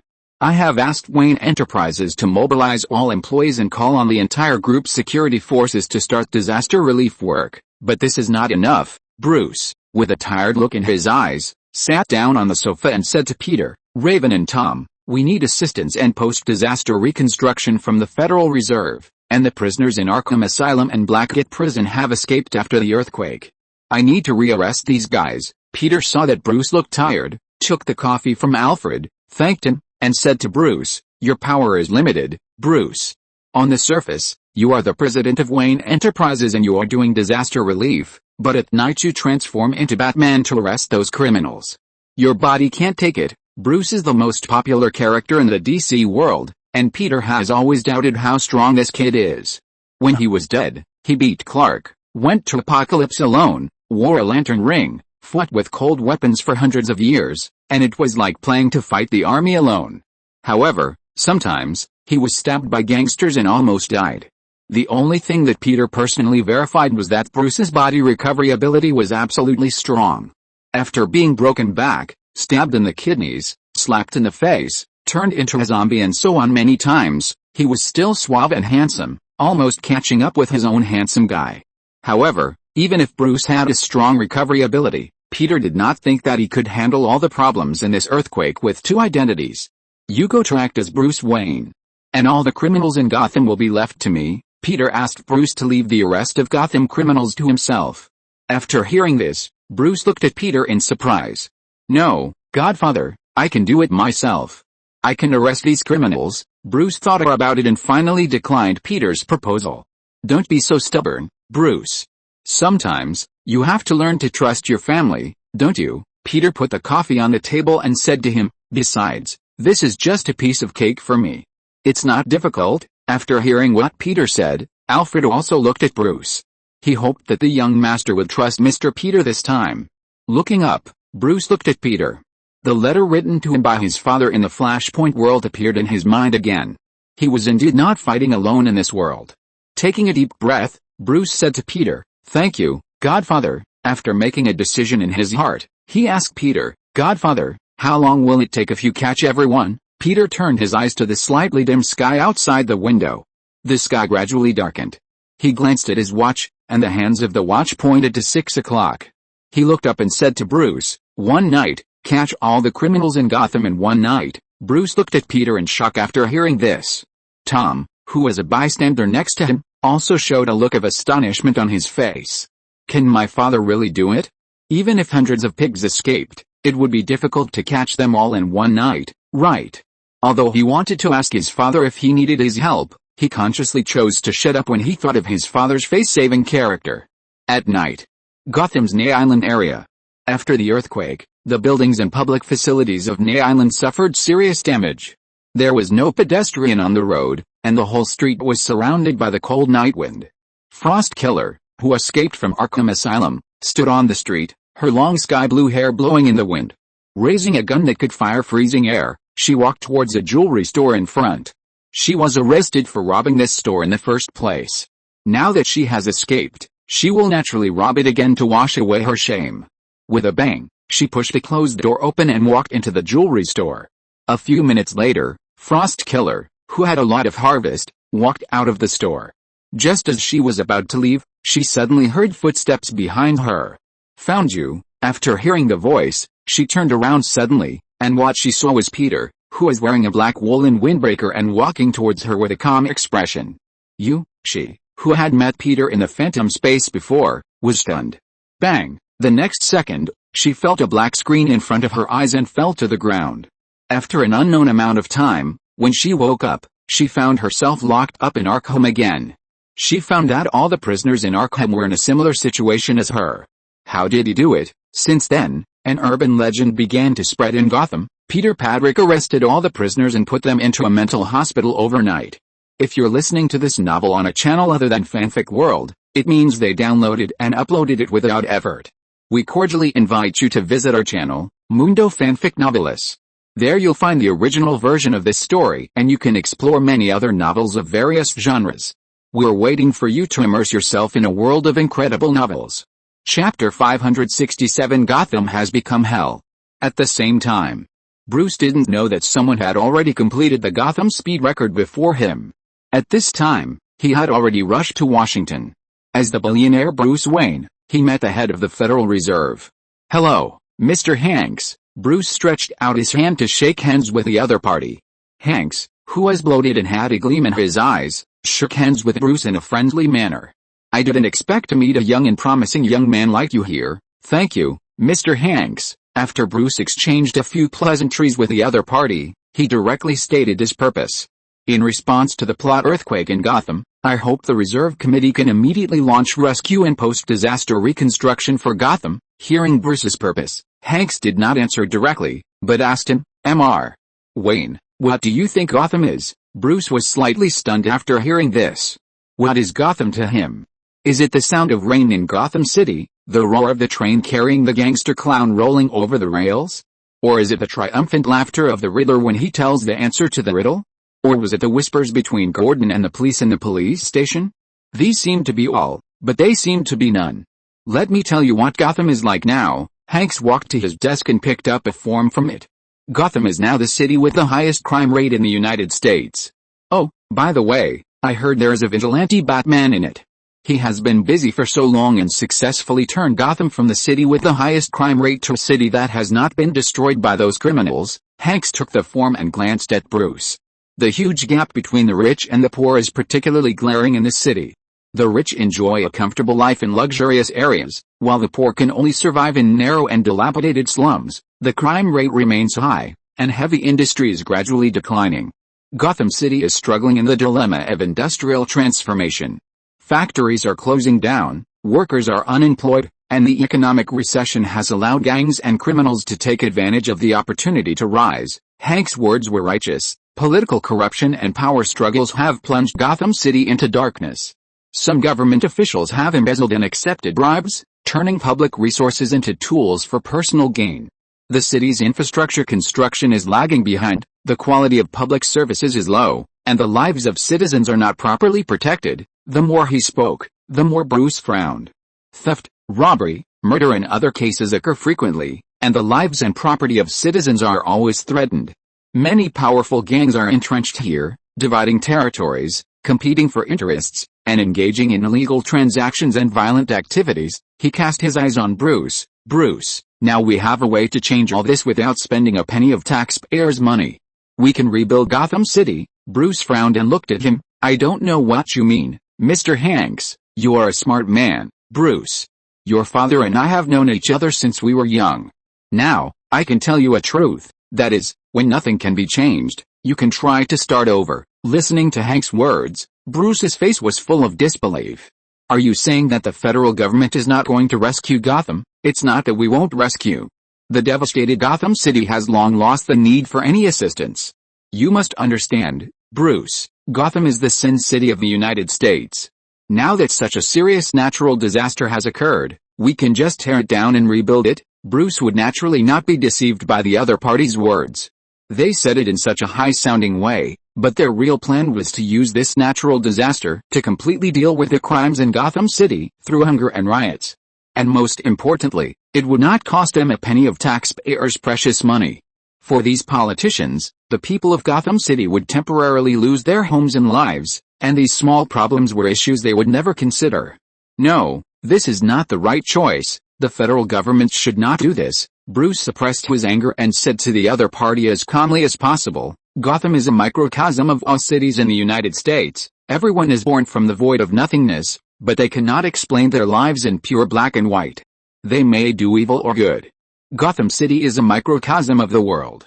If we abandon the city just because of the crime rate in Gotham, what about the innocent people in this city? Looking at Bruce's serious expression, Hank shook his head helplessly and said, This is not my decision, Bruce. I have no right to make such a decision. This is a resolution passed by Congress and the Senate, then I will go and convince them. Bruce picked up the clothes on the hanger and turned away.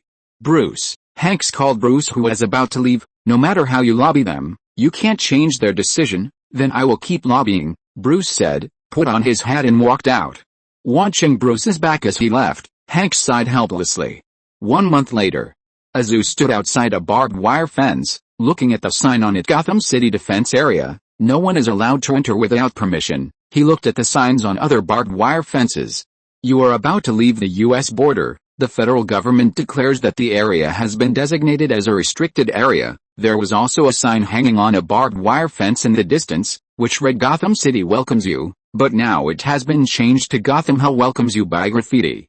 The entire Gotham City has been blocked by the government. A month ago, Gotham did not wait for the country's rescue after the earthquake. The country abandoned Gotham City and promised to rebuild Gotham City but did not take any action. Ordinary people have left the city, and only warriors, lawbreakers and lunatics are left. Near the entrance of the barbed wire, several soldiers with guns on their backs were talking quietly. What do you think the government will do with this place? The bored soldier asked his companion. I don't know. It will probably be closed for a few years and then rebuilt into a parking lot or something like that, another soldier said. I guess they don't have any renovation plans at all. The cheapest way is to close this place, cut off the water and electricity, and not release any disaster relief funds, so that they can save taxes. Fuck saving taxes, another older soldier cursed. It's all those big insurance companies after the earthquake who don't want to give these excuses to issue relief funds. The soldiers were discussing the fate of Gotham when a car drove along the road towards the checkpoint. Stopping the car, the soldier said to the young man who rolled down the window, Please go back, sir. Azu, who was in the distance, looked at the young man in the car and found that he looked familiar. Isn't this the billionaire, Oliver Queen, who he beat up last time? According to his father, this guy is also the archery-hooded man who appeared recently in Star City. It's all humanitarian aid, filled with canned food, medicines, and batteries, Oliver said helplessly to the other party. I promise I will be out soon. The people inside need these things. After knowing that Gotham was in trouble, Oliver has been trying to use his influence to help the people inside. But this area was blocked by the government, and even he had no way to do anything. Now he can only drive and try to send some things inside to see if he can help the people who are still inside. The soldier said to Oliver in the car seriously, You can't bring anything in. Oliver frowned, but the refugees are still inside. The soldier shook his head and said, If they were still sane, they should have left with everyone. At that time, the government sent a car to pick them up. When millions of citizens are packing up their things and preparing to leave here, who will stay at home and do nothing? Oliver saw that the soldier didn't want to let him go, so he took out a stack of US dollars and handed it to the other party. Then I'll throw some supplies over the wall. Will that be okay? Just pretend you didn't see it. The older soldier didn't take Oliver's money, but said to him, I personally tend to support you in doing this. But as long as I'm wearing this outfit, I can't express my personal opinion." He waved to the soldier in charge of the sentry, signaling him to let go of the guardrail and let Oliver leave, and said to him, "Please turn around and go back, sir. Those citizens who leave the city will need these supplies more." Oliver was slightly stunned when he heard the older soldier's words. He didn't expect the other party to say such a thing to him. A warm current flowed through his heart, and he started the car and slowly backed away, saying to the other party, "I have already funded the citizens who left this city." Driving the car out of the checkpoint, Oliver was about to drive back to Star City. With a bang, he heard a sound of the ground shaking. Then he saw a familiar figure suddenly appear in front of him. Azu stood on the road in front with his hands folded in front of his chest. Oliver immediately stepped on the brakes. After hesitating for a moment, Oliver got out of the car and walked towards Zu. What a coincidence, John. After being beaten last time, Oliver didn't have a good impression of Zu. But considering that Zu was Peter's eldest son, he still endured it. After all, he still wanted to know from Peter about the origin of his bizarre dream. "Do you want to go in?" Zu asked directly. Peter asked him to check the situation in Gotham. A month ago, Bruce went to Washington and never returned to Gotham. After Peter took Alfred out, he was too lazy to care about these things in Gotham. Since the Union government gave up Gotham, Peter didn't have the time to be a savior. Chapter 568, Azu's Chivalry, Gotham divided by the evil. Zu wanted to go in and see what was going on inside Gotham. When he saw Oliver, he felt bored and decided to take him in with him. Of course, hearing Zu asking him if he wanted to go in, Oliver nodded. "Do you have a plan?" he asked Zu. "I can take you in by flying, but if you put on the hooded man's outfit, you should be able to get in easily, right?" Zu directly revealed the other party's identity. Oliver took a step back in panic. "How do you know?" Zu used what Peter often said as his own line, "Because I just know. I always know what I want to know. I am the greatest superhero in the world. I can know whatever I want to know." Oliver, he felt that this guy was really an egomaniac. Oliver took a deep breath and asked him, "Then what is your father?" Zu was stunned when he heard Oliver's words. Then he looked around guiltily, puffed up his cheeks, and turned into a big mushroom to spit out the air in his mouth. "My father is the greatest superhero in the multiverse." After Zu said this, he felt like a genius. Oliver was instantly speechless by Zu's words. He found that this guy seemed to be a daddy's boy and respected and feared his father. "Okay, whatever you want." Since Zu knew his identity, he no longer concealed it and returned to the car to change into his hooded uniform. Although he was not interested in Zu, he knew that he was very powerful, so he agreed to let Zu go to Gotham with him. Half an hour later. Gotham. Dilapidated buildings, a bleak and doomsday scene. Dust covered the floor on the deserted streets. The roar of a helicopter came from the sky, flying low towards the residential area. Then the helicopter dropped a bag of supplies. The reporter sitting in the helicopter waited until the food was dropped, raised the camera, and wanted to take pictures of people fighting for food and even killing each other. However, before he could take pictures, the federal government helicopter came to drive them away. After the news helicopter flew away, a group of children came out and immediately snatched the food on the ground. A girl with long blonde hair and a bit of dust on her face grabbed a piece of chocolate and immediately ran home with the food in her hand. But she had not yet reached her home, and had just run to the fire escape behind an alley. With a whoosh, a pair of hands stretched out from the fire escape, snatched her chocolate, and ran up the fire escape. Thump thump thump. The little girl looked at her chocolate being snatched away in astonishment, bit her lip, and immediately ran upstairs to chase him. However, the boy ran very fast and soon left her behind.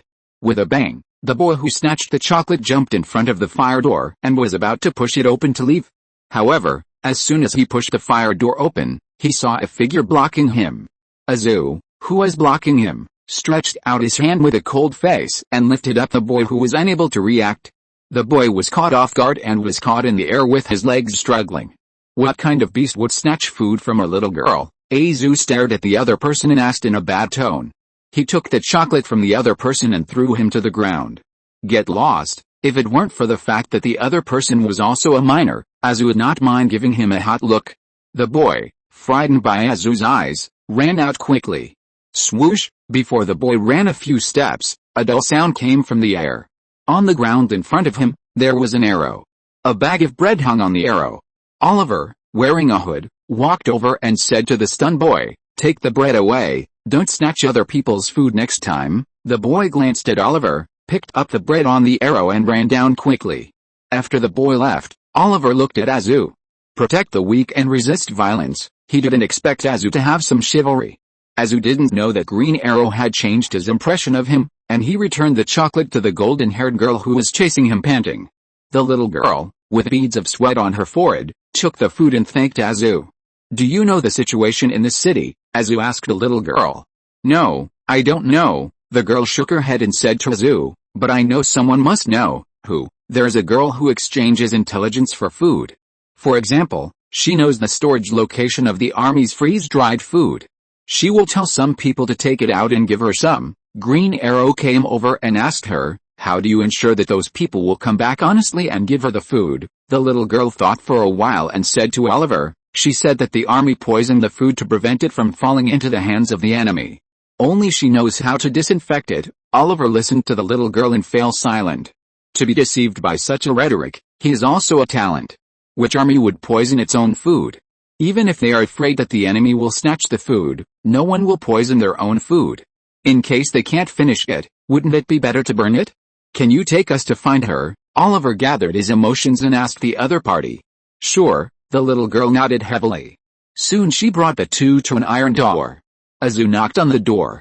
A few minutes later, the crack of the door was opened, and a 15 or 16-year-old girl wearing glasses carefully hid behind the door and looked at Azu. Who are you looking for? I'm John Patrick, the son of Peter Patrick. Can we talk? Peter Patrick, the girl with glasses showed a shocked expression on her face. Is he the one who is said to have arrested all the super criminals in Gotham overnight? Azu was a little confused.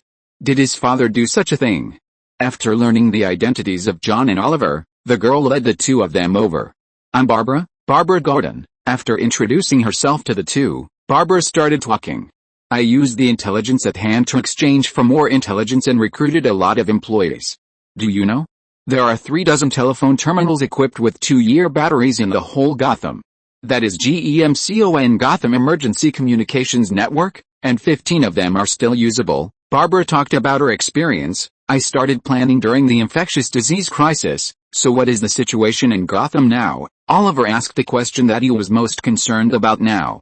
Taking a deep breath, Barbara said to the three people, the feudal system still exists here, thanks to Jeremiah Arkham. Before he left the city, he released all the criminals and mentally ill people that your father had arrested overnight. The nearby neighborhoods and streets are controlled by various gangs and factions. Now it is a big deal to occupy territory. As she said that, Barbara took out a map, put it on the table, and showed it to the two people. The blue one belongs to the Gotham Police Department. My father, Gordon, is there. I sent a message to tell him that I am fine. I hope he can rest assured. While pointing on the map, she continued, the Street Demon Gang has already taken action here. They are busy with a mean boy gang in the south. Then Barbara said the territory of the super criminals. Two-Face occupies the courthouse. Crocodile Man roams around and kills everyone he meets. Black Mask and his masked men have taken over the fashion district, and the ventriloquist and his Scarface, who lost a hand in the earthquake, have become the Iron Fist of the new town. She paused and continued, Poison Ivy seems to have occupied Robinson Park, but that's just a rumor because no one who went in has ever come out. Hunter manages the streets of the East Side with her own rules. The Joker's whereabouts are unknown, and the Penguin is the only one who is not mentally ill. He turned his jurisdiction into Casablanca and built a black market. Those who can afford it have a safe haven there. Listening to Barbara's words, Zoo whispered, very good. They also divided the territory. If my father were here, it would probably take half a day to catch these people. At the same time, at Patrick's farm, Peter was talking to Rhea and Kara. I don't quite understand why the federal government would give up Gotham, Kara said to Peter with some depression. This is normal, because this is not the first time they have done this. Peter put the explosive he was holding on the sofa and said to Kara, do you remember the 1906 San Francisco earthquake a century ago? The magnitude of that earthquake reached 7.8 and lasted for a minute. The earthquake caused nearly 3,000 deaths and more than 200,000 people were displaced and homeless. Peter slowly said to the people in the living room, faced with such a serious disaster, the U.S. government at the time, especially the local government of San Francisco, showed a sense of ridiculousness. When announcing the death toll, In order to avoid causing a drop in land prices and damaging the interests of some real estate developers, the San Francisco government fabricated a number that no one would believe at all: 478 people, which greatly reduced the actual amount of funding and subsequent financial assistance. Peter told the information he knew about the San Francisco earthquake. Moreover, when the earthquake occurred, the mayor at the time issued an order: the federal army, regular police forces, and all special police stations had the right to shoot those who took advantage of the chaos to rob and commit other crimes on the spot. Hearing this order, everyone was stunned. Would this make the scene more chaotic? The more serious problem is yet to come. Since insurance companies stipulate that houses can only be compensated if they are damaged in fires, many citizens have started to set fire to their homes in order to get compensation and rebuild their houses. These arson fires are linked to the fires caused by the earthquake. Chapter 569: Why is Batman a woman? In order to put out the fire, the federal government requisitioned the Navy ships that were fighting the fire, and also ordered the use of explosives to blow up the houses that might burn. As a result, the explosion exacerbated the fire. Peter said to Raven, "Don't think that these politicians are smart people. Most of the time, they are just a group of profit-seeking guys." Raven sighed like, "Peter, that's too bad, Dad. I saw on the news that there are still many people left in Gotham. Their lives are miserable. If possible, can we throw some supplies in there? Maybe this can help them a little." Raven raised her eyes and looked at Peter expectantly. Peter looked into his daughter's eyes and reached out to touch her hair. Of course, Tom, who had been silent next to him, asked Peter, "Dad, is there still no news about Bruce?" "Bruce has lost contact since he failed to apply for aid in Washington a month ago." "Not yet." Peter shook his head and said to Tom, "But don't worry, Bruce has always been very measured in doing things. He knows what to do at what time." Squeak. As soon as Peter finished speaking, the door of the room was pushed open and Zoo walked in. Seeing Zoo coming in, everyone looked at him. Peter asked him, "How is it, John? How is the situation in Gotham?" Zoo took off his coat and hung it on the hanger. "The situation is more serious than expected, Dad." Zoo took out the map that Barbara gave him and put it on the table. The simple map of Gotham was outlined in different shapes by different colored pens, dividing it into different spheres of influence. Zoo told Peter about the current situation in Gotham that Barbara told him. After listening to Zoo's story, everyone in the room had different expressions. Raven and Mark were in a low mood. Bomb and V sat on the sofa, probably thinking of Zon, which was also chaotic and full of violence, and their expressions were also a little uncomfortable. Tom leaned on the handrail of the stairs, with a thoughtful expression. Star-Lord looked at Peter, wanting to say something. Rhea and Kara looked at each other. Both of them wanted to do something, but they felt that their power was minimal. Even if all the evil people in Gotham were arrested, would all the problems be solved? Things didn't seem to be that simple. That is to say, Loki coughed, interrupting everyone's contemplation. He put down the cup of water in his hand, looked at Azu, and said, "Now, Gotham has rapidly degenerated from a modern city into a wasteland without law and order." "Yes." Azu glanced at the map drawn by Barbara on the table and said, "There are now many factions and violence there. Everyone is acting according to their instincts. The concept of wealth in this land has changed from gold, dollars and jewelry to food, medicine and weapons. Violence and obedience have become the common language in this land, and peace has become a taboo. Gotham is completely finished," Azu added. After listening to Azu's words, Peter didn't say anything. He cast his eyes to the dark night outside. The current situation is indeed complicated. If I want to help, what should I do? Arrest all the villains overnight like last time? Even if the super criminals disappear, new villains will probably stand up at that time. After all, violence and killing have become the only order there. Under his gaze, the night gradually deepened, and the fog began to spread outside the farm. On the second floor, Bao and Wei's room. After Peter changed the two lolly into pajamas, he covered them with a quilt, said goodnight and prepared to leave. "Dad," Wei lay down, stretched out her hand from the quilt, and held Peter's big hand. "What's wrong?" Peter squatted down, gently held Wei's little hand, and asked her, "Did you have a nightmare again last night?" "The night before yesterday, Wei had a nightmare." Peter thought she hoped that he would wait until she fell asleep before leaving. "No, it's not." Wei glanced at Bao who was sleeping on another small bed. Bao looked away guiltily when she saw him. In fact, Wei did not have a nightmare, but Bao did. But because she was afraid that Peter would dislike her if she told him, Bakugo, who was worried about gains and losses, dared not say it, so V had to admit that she had a nightmare and said on behalf of Bakugo that she wanted to accompany him. Don't worry, have you forgotten? Dad can control dreams. Tonight, you will all have a good dream. Peter rubbed V's hair, and also rubbed the hair of Bakugo, who was rolling his eyes next to him. No, Dad, it's not because of the dream, it's Gotham. V clenched Peter's hand in confusion. Dad, I want to help those people in Gotham. Help Gotham? Yes, those people remind me of the people in Zoan. You said that those who stay there are poor people, immigrants, criminals, and adventurers. I think they are abandoned like the people of Zoan. If we have enough power, Dad, we can help them. Peter listened to V's earnest words, but did not speak, just gently stroked his daughter's hair. He was not surprised by V's words. It turned out that V in the world line was impatient and hot-tempered, but she was also brave and fearless, and full of justice. Full of sympathy for the people of Gotham, and willing to help them with her own strength. This is in line with V's character. After all, this lolly later became the law enforcement officer of Piltover, and now she wants to become the law enforcement officer of Gotham, which is understandable. After thinking for a moment, Peter raised his head and said to her, of course, but you are still young, let Dad do it. I will purchase a batch of materials they urgently need and send them in tomorrow. This is not what V wants. She hopes that her father can take her to Gotham, and then the two of them, mainly her father, will eliminate the violence there and rescue the poor from the chaotic gangs. Pursing her lips, she wanted to say something else, but Peter gently kissed her on the forehead. It's getting late, go to bed early. Didn't you make an appointment with Maddie to visit her house tomorrow? Peter got up and kissed Bombshell on the forehead, said goodnight to the two, and turned to leave. Good night, Dad. Exhaling a breath, V lay on the bed, looking at the ceiling with a confused look. After Bombshell's breathing stabilized and fell asleep, she quietly got out of bed and walked to the drawer, gently pulling the drawer open. Ka-la-la, the sound of the drawer being opened rang faintly in the silent night. Wei lowered her head and looked at the boxing gloves that Peter gave her in the drawer. Staring at the gloves that glowed coldly in the night, she reached out and gently picked up the gloves.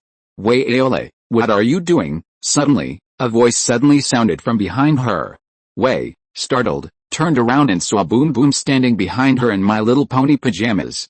Boom Boom blinked and said to her sister, do you want to go to Gotham? Wei Aole, Gotham? No, of course not. Wei immediately denied it. But you took out the boxing gloves that Dad gave you, and you wanted to use your own strength to help others. Boom Boom was smart enough to see what her sister was thinking. No, Boom Boom, I just felt a little uncomfortable listening to John's story. Wei put the gloves in the drawer, walked in front of Boom Boom, squatted down and said to her, I think, Violet, you should listen to Dad. Bomb said to her sister, biting her lip. Didn't Dad say that sometimes we can't decide the fate of others, and we can't help everyone? Unlike her sister, Bomb didn't think those people needed help. On the contrary, I think there are more important things that we need to do when we grow up. What do you mean, Bomb? V asked her sister. Compared to those people who have nothing to do with us, Violet, my little monkey, aren't your gloves used to protect Dad? Bomb asked with his big innocent eyes. Listening to Bomb's words, V was stunned. After a while, she gently held Bomb's hands, which had become cold because he was only wearing pajamas, and said, this is not contradictory, Bomb. No, I think they have only this use. Bomb said something that Viola didn't know how to refute. She found that her sister had become so thoughtful. Bomb was no longer the helpless little girl who would only follow behind her. At the same time, Gotham. In the cold night wind, a young man wearing a North Carolina hat was walking through an empty alley. He was holding the batteries he had just obtained. As soon as he entered the dark and empty alley, a scoundrel came out. The young man walked slowly towards him with a gun in his hand. Where do you want to take the batteries? The young man hid the batteries behind him and replied, take them to exchange for food with the Penguin Man, unless you can give me a higher price. The young man pointed the gun at him and sneered, how about using these batteries to exchange for your life? Hand it over before I shoot your head off. The young man looked fearless. You won't shoot me for these batteries, because you don't have any bullets at all. Even if you do, you won't be willing to give it up. A bullet is much more expensive than a battery. You can try. I'll only count to 3. 3, 2 swoosh. Before the young man finished counting, a bat dart suddenly flew over and knocked the pistol out of the young man's hand. The young man, with blood spurting out of his hand, squatted on the ground with a scream. The rescued boy looked into the depths of the alley with astonishment. Trample. Trample. Trample, a figure of Batman wearing a cape slowly walked out from inside. Are you Batman? The boy was incredulous. Did he see the legendary Batman? No, that's not right. How could Batman be a woman? Chapter 570, Barbara and Boom, who is the Gotham Knight? Looking at the curvy Batwoman, the boy froze in his tracks. Don't kill me, Batman, please, don't kill me. The young man who was hit by the batarang fell to the ground, holding his bleeding wrist, and begged for mercy from the Batwoman. This area is under my protection, understand? The Batwoman looked down at the wailing young man and said to him in an impolite tone. The slightly hoarse but obviously female voice came out, which made the young man who fell to the ground stunned. He stopped his wailing and asked in disbelief, You are a woman. Holding his wrist, he stood up from the ground and looked at the tall, slender and curvy Batwoman. He swallowed his saliva. Could it be that the legendary Batman is a woman? I am the Bat, I am your worst nightmare, the Batwoman lowered her voice and said to him. At the same time, she took a step forward, raised her fist and hit the opponent's chin fiercely. With a dull bang, the young man's jaw was struck by lightning, and he felt dizzy. Then his body fell backwards uncontrollably to the ground. What a slow guy. After knocking him out with one punch, Batwoman said to him in a hoarse voice, Get out of here now, and don't let me see you east of 9th Street again. Also, tell those gang members that if they want to die, they might as well come here and try. The dizzy young man stood up despite the pain, looked at Batwoman in fear, and staggered out of the alley. After the young man fled in a panic, the boy holding the dry battery swallowed his saliva and said to her fearfully, Please don't hurt me. You can take all my things, but, please don't hurt me. Batwoman asked him in surprise. Hurt you? Why would I do that? Did you break any law? The boy said nervously. I think, no. Batwoman's voice came from behind the bat mask. Doesn't this symbol mean anything to you? As she spoke, she cast her eyes on the wall next to her. There was a simple bat symbol painted on the wall. Yes, the boy also saw the symbol painted on the wall. He said to Batwoman, But you are a woman. I think you may be lying to make me believe that you are the real Batman, and then you will take my code or battery, because everyone here is selfish. Facing the boy's questioning, Batwoman did not answer directly, but reached out and touched the bat pattern painted on the wall. After a while, she said to the boy, This is the bat symbol. In this city, it means that criminals should be careful. Seeing that Batwoman did not seem to have any intention of robbing anything, the boy asked cautiously, Are you a colleague of Batman? Batwoman removed her fingers from the wall and asked him in surprise, How do you know I'm not Batman? The boy replied to her, Because you are a woman. Batwoman lowered her head and shook her head. It's hard to say, maybe Batman has always been a woman, but those guys don't admit it. Think about it, if you are tall and strong, but you are beaten by a woman, would you admit it? There was a hint of ease in her tone, or would you say that you were knocked down by a giant, 7-foot-tall guy with sharp teeth and claws? The boy thought about what Batwoman said and nodded. That makes sense. Okay, now that the matter has been resolved, I have to leave. Tell your friends that as long as there are people in Gotham, there will always be Batman. As she spoke, she walked towards the alley. The boy was stunned for a long time, watching the back of Batwoman leaving. He waited until her back disappeared before he lowered his head and looked at the dry cell in his hand. Everything that happened just now still made him feel a little unbelievable. Batman was actually a woman. And he was just rescued by Batman. It was like a dream. He wanted to go back and tell his friends everything he had experienced. In the howling cold night wind, in a room 2 streets away from the 9th Street where Batwoman appeared. Barbara, who had provided the map to Azu and Green Arrow before, was lying on the desk writing her diary. The girl exhaled into her hands and wrote the 33rd day of No Man's Land on the title page of her diary. No one knows who started it. When we woke up one morning, it had already happened. Street demons versus the mean boys, demons versus villains, which side do I favor more? I don't know. I just hope things can develop in a better direction, but this is Gotham. In the final analysis, it's still the same sentence. When you think things can't get any worse, it gets worse. Glancing at the foggy night outside the window, she lowered her head and continued to write. My reconnaissance report, one thing is certain, that is blood. The estimated casualties are 42, and there are no civilian deaths so far. The demon gang is burning the bodies of their own people, but claiming that they are the bodies of the mean boys gang. This is to prove to the local residents that this is still their territory. It is said that the Mean Boys gang is also sending people to do the same thing. When riding here, Barbara felt that her hands were frozen and she could hardly hold a pen. The cold winter weather made the room without heating equipment as cold as an ice cellar. After rubbing her hands for a while, she continued to write in her diary, "Today I met a man who called himself John Patrick. He said his father was Peter Patrick. I heard my father mention this name. My father said that he arrested all the criminals in Gotham and put them in Arkham Asylum and Blackgate Prison overnight. These include Riddler, Killer Frost, Poison Ivy, Harley Quinn, Ventriloquist, and Two-Face. These people are all super criminals in Gotham. The ability to catch these guys overnight shows that this mysterious man named Peter Patrick is much more powerful than these criminals." Barbara wrote the urban legends that had been circulated in Gotham in her diary. Dad said he is from Metropolis. If he is willing to take action again, perhaps Gotham City, which has lost Batman, will welcome a Gotham Knight, but I know this is impossible. After writing here, Barbara let out a sigh of dejection. My father often told himself, the fate of Gotham is controlled by Gotham's own people. Barbara's father is James Gordon, and her mother left the family when she was in her teens. The appearance of Batman inspired Barbara and made her determined to embark on the road of fighting crime. That's why she didn't leave Gotham, but stayed in Gotham with her father. Her father led the Gotham Police Department and became the leader of the GCPD gang, trying to retake the territories occupied by the gangs. Barbara didn't believe her father could succeed. After all, in Gotham, which had lost order, her father's approach began to override the law, confiscating materials and enclosing territories like thugs. What is the difference between her father's approach and those of the gangsters? Gotham Knight. Barbara closed her notebook. Who is the Knight of Gotham? The next day, early in the morning. Patrick Farm.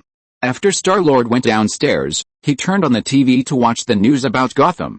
But to his surprise, there was basically no news related to Gotham on the TV news broadcast. After changing several channels in a row, Star-Lord didn't find the news he wanted to watch. Damn it, Star-Lord cursed in authentic Mandarin and threw the remote control on the sofa. Looking back, he found that Boom was standing behind him, looking at him curiously. Star-Lord, what did you say just now? Boom's face was full of curiosity. After hearing this, Star-Lord was stunned. Because Peter would occasionally blurt out a Chinese curse, Star-Lord, who was influenced by him, also learned Peter's Mandarin catchphrase. Seeing Boom asking what he said, Star-Lord, who knew the meaning of this sentence, was embarrassed. If his father knew that he taught Boom to swear, he would definitely punish him. I meant workout. Star-Lord used a homophonic pun to get away with it, and before Boom asked him what workout meant, he quickly changed the subject. Boom, what's the matter? Star-Lord liked Boom and Wei, who were the last to join the big family, very much, and he was also very concerned about their lives. Can you teach me how to shoot? I heard from my dad that you are a great shooter, and you also have an elemental gun. Boom took out a strange-looking gun from the pink bag on his waist. This is the Bang Bang gun I made, which can shoot bullets.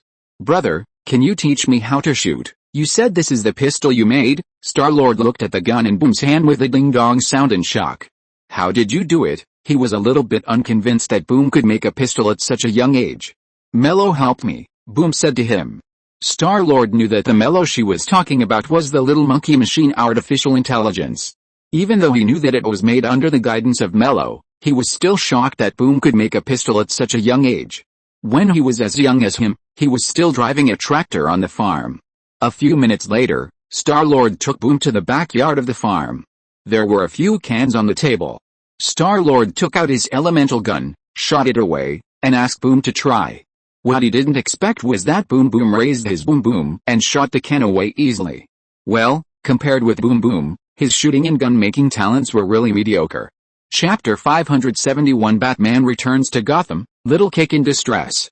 1 month later, Gotham, the desolate and dilapidated city, under the blockade of the federal government, is even more desolate.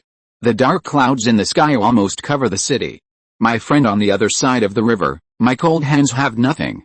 My friend on the other side of the river, please give me some kindness. Even if it's only 1 cent, it will be my wealth.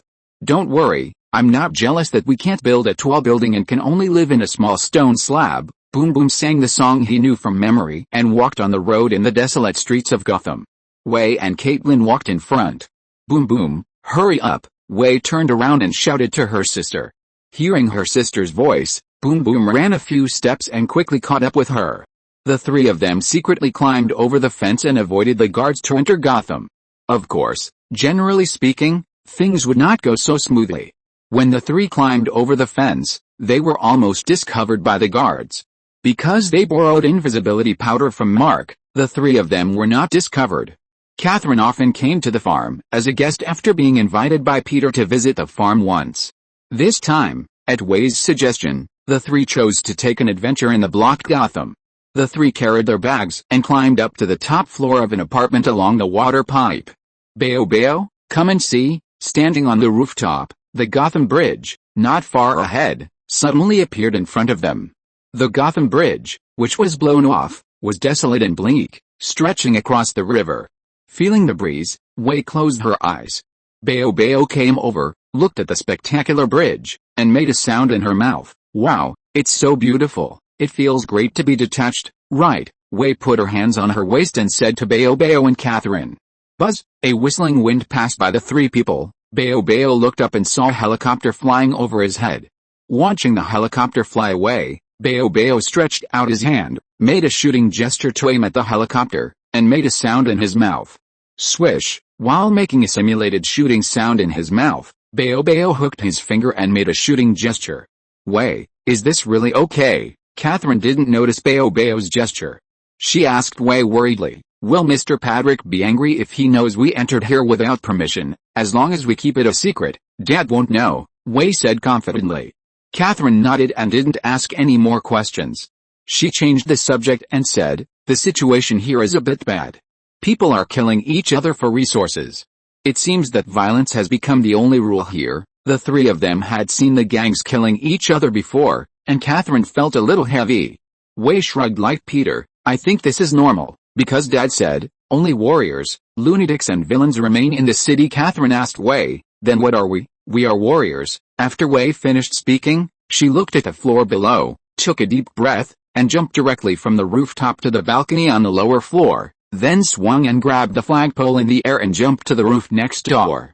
The whole action was done in one go. Seeing Wei jump over, Catherine followed suit, jumped to the lower balcony, and then grabbed the flagpole and jumped over. Although she was the daughter of a noble family, Catherine often trained with law enforcement officers and was extremely agile. With a bang, Catherine jumped to the opposite roof.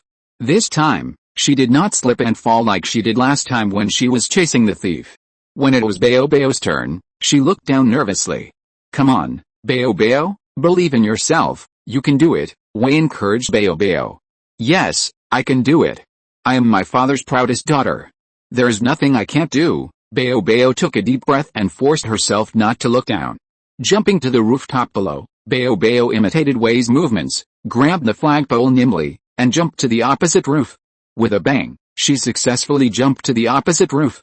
But because her center of gravity was unstable, her body immediately leaned back uncontrollably. Seeing that she was about to fall backwards, with a snap, Wei reached out and grabbed her wrist. After being pulled up by Wei, the horror positioning bomb patted his chest and thanked Wei. Thank you, Wei Il. After jumping onto the roof, the three walked along the roof towards the Gotham Bridge.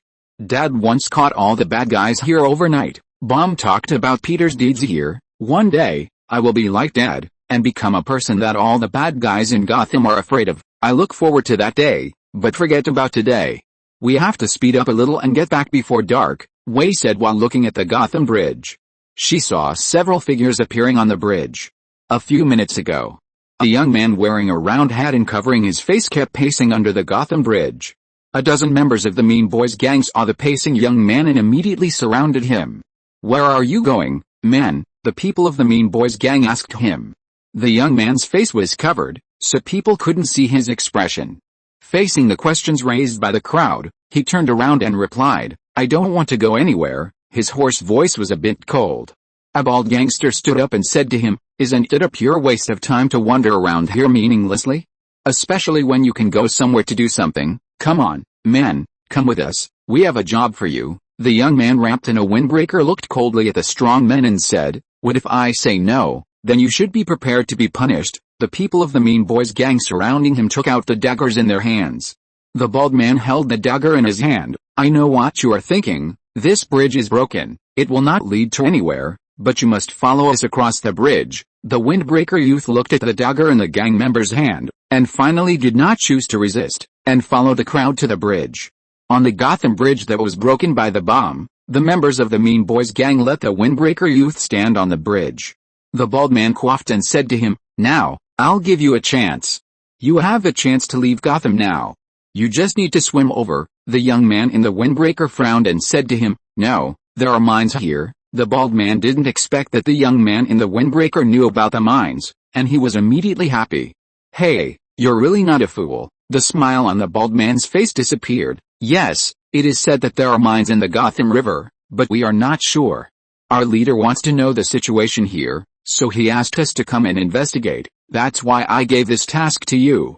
As soon as the bald man finished speaking, the voice of another robber came. "For this information, you need to try it, but don't worry, we will pay you." The young man in the windbreaker would not believe these guys' lies. These people just let themselves die. "Hey, what are you doing?" When several gangsters were asking the young man in the windbreaker to jump, a female voice came from behind them. "Bayo Bayo, Wei and Caitlin came over.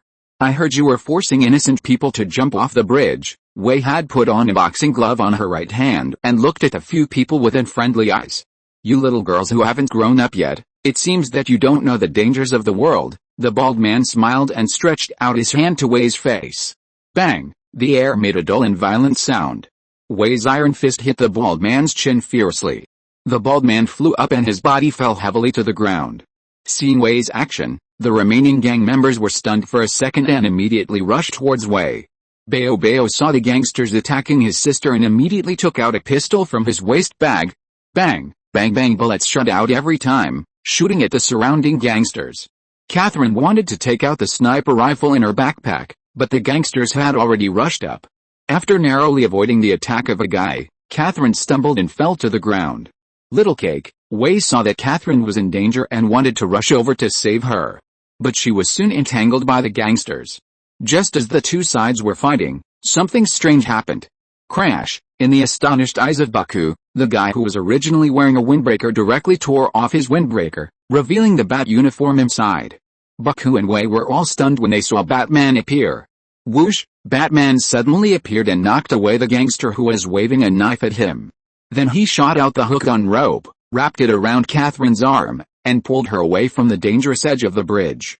Bruce, who had transformed from a windbreaker youth into Batman, clenched his fist and knocked the guy who was close to him back to the ground with a bang, and at the same time, he hit the guy who was close to him with his backhand elbow. Bang! The guy he attacked suffered from the nose, and blood spurted out immediately. "Batman!" Wei looked at him in shock. "Hasn't Bruce been missing for more than 2 months? Where did he come from?" Wei was wondering how the other party suddenly appeared here, while Bruce's battle on the other side was coming to an end. As he joined the battlefield, the gangsters gradually lost and were soon killed. "Stop!" The bald man covered his wound and staggered to his feet. At this time, he had taken out his pistol and pointed it at Catherine. "Back off! Back off quickly, or I will pull the trigger and kill this guy," the bald man threatened Bruce frantically. Swoosh! The next second, Bruce didn't know when he picked up the dagger, and threw it directly into the palm of the bald man's hand. The pistol in the bald man's hand was also thrown out. After using the dagger to penetrate the opponent's hand, Bruce moved to the front of the opponent at lightning speed, grabbed the opponent's neck, and slammed the opponent to the ground heavily. "It seems that your mine clearance plan cannot be completed." After getting rid of all the gangsters in less than a minute, Bruce clapped his hands and said, Chapter 572, My daughter can flirt with girls at such a young age. Batman, Boom looked at Bruce in shock as he emerged from his cape. She had not expected that the guy threatened by the gang would be Bruce. She stared at Batman emerging from the darkness, and then looked at the guy lying on the ground who was shot by her boom gun. Although the boom gun she invented was not powerful enough to kill the gangsters, Boom still felt her heart beating thump-thump the first time she fired bullets at the enemy. It seemed that a kind of joy that existed in her blood and was suppressed and gave her a strange perception, and a surging blood was awakened. She reached out and wiped off a drop of blood that splashed on her face. The warm feeling of blood was transmitted into her sensory world through her fingers, but she did not feel scared. Instead, she had a crazy idea that she wanted to continue and could not suppress. Although she knew it was wrong, Boom could not help but recall the feeling of shooting bullets into those human bodies just now. On the other side, Bruce grabbed the neck of the mean boy gangster, who stood up, and threw him heavily to the ground. After getting rid of all the gang members, Bruce turned his attention to Bomb, V and Caitlin. Not noticing that Bomb was wrong, he frowned and said to them, "This is not a place for you kids. If the master knew that you sneaked in here, he would be very worried." Bruce walked over and said to V, "Come on, Violet, Bomb, I'll take you back, we also want to help you. Gotham has changed a lot during the time you disappeared." V took off her boxing gloves and wiped off the dust on her face from the fight just now. "I can also help those innocent people in the city like you do, so that they will not be hurt," V said to him in a hurried tone. After hearing this, Bruce looked at V in surprise. He didn't expect that although V was young, she would be so opinionated. "The master will worry about you. Besides, Violet and Boom, you are still young. This is not the environment you should face. When you reach a certain age, you will gradually realize the difference of this society." Before Bruce finished speaking, V clenched her fist and said to him loudly, "Are you referring to the cruelty and the law of the jungle in this society? Boom and I have already experienced it in Zone. Now we are all children of Patrick's family. We are not the kind of children who have never seen anything and know nothing." Bruce was slightly stunned when he heard V's sudden outburst. He looked at her again as if he had met V for the first time. Are all the children of the Godfather so precocious and thoughtful? After pondering for a while, Bruce looked up at the other end of the broken bridge. The dark night was accompanied by fog and slowly came. "You can't stay here for too long. I will send you back in 2 hours." Bruce was silent for a while and said to V and the other two. After leaving the Gotham Bridge, Boom, V and Catherine followed Bruce through the alley. Although it is possible to let the 3 bombshells stay in Gotham temporarily, Bruce is worried about their safety. So he had to take the 3 Lolita to act in Gotham. Half an hour later. Dulé Square. Batwoman swung her fist and hit a gangster on the chin, knocking him to the ground heavily. "Don't come back to this place again, otherwise what awaits you is the endless wrath of the Bat, understand?" Batwoman grabbed the gangster and said to him harshly. "Sorry, I'm leaving now, please spare me. Please." The gangster who was caught in the air begged her for mercy and fear. "Get out." Bang! Batwoman casually threw the captured gangster to the ground. Regardless of the pain, the gangster got up and ran away desperately. Watching the other party's fleeing figure, Batwoman's eyes narrowed. "Nice uniform." Suddenly, a voice sounded behind her. Hearing the hoarse and familiar voice, her body froze in place. She turned around with a stiff body and was surprised to see Batman and the 3 minions following him. "You did a good job," Bruce said to them. Batwoman recovered from her daze and said with mixed feelings, "I didn't expect you to recognize me." She said to Bruce, "You haven't shown up, but Gotham needs Batman." Bruce shook his head. "My previous whereabouts and the reasons behind them are my business, but you need help, you just haven't realized it yet." Bruce obviously knew the Batwoman who was pretending to be him. He said to her, "I don't need help. It's too dangerous here. I don't want to have any more burden for what might happen to you or for the problems you might encounter." Batwoman's eyes met Bruce's. "Yes, a city without the constraints of the law will naturally be lawless, but I have been doing this for several weeks while you were away, and I plan to continue, so you don't have to be responsible for me." Hearing this, Bruce did not continue to discuss the identity of Batman with the other party, but looked at the uniform she was wearing that was similar to his own, and asked, "What is your uniform?" Batwoman glanced down at her cape and replied, "I don't have to wear it, but it's a powerful image, primitive and mysterious, and it's useful when I work. Of course, if you want me to take it off, I'll do it." Bruce didn't continue the topic of uniforms. He looked at the Bat graffiti on the wall. "Graffiti is a good idea. I plan to keep it. Thank you." "So, have I been recognized?" Batwoman looked up and asked him. "Not yet, but it hasn't been denied either." Bruce turned and walked out of the alley. Way, Bakugo and Catherine hurried to catch up with each other.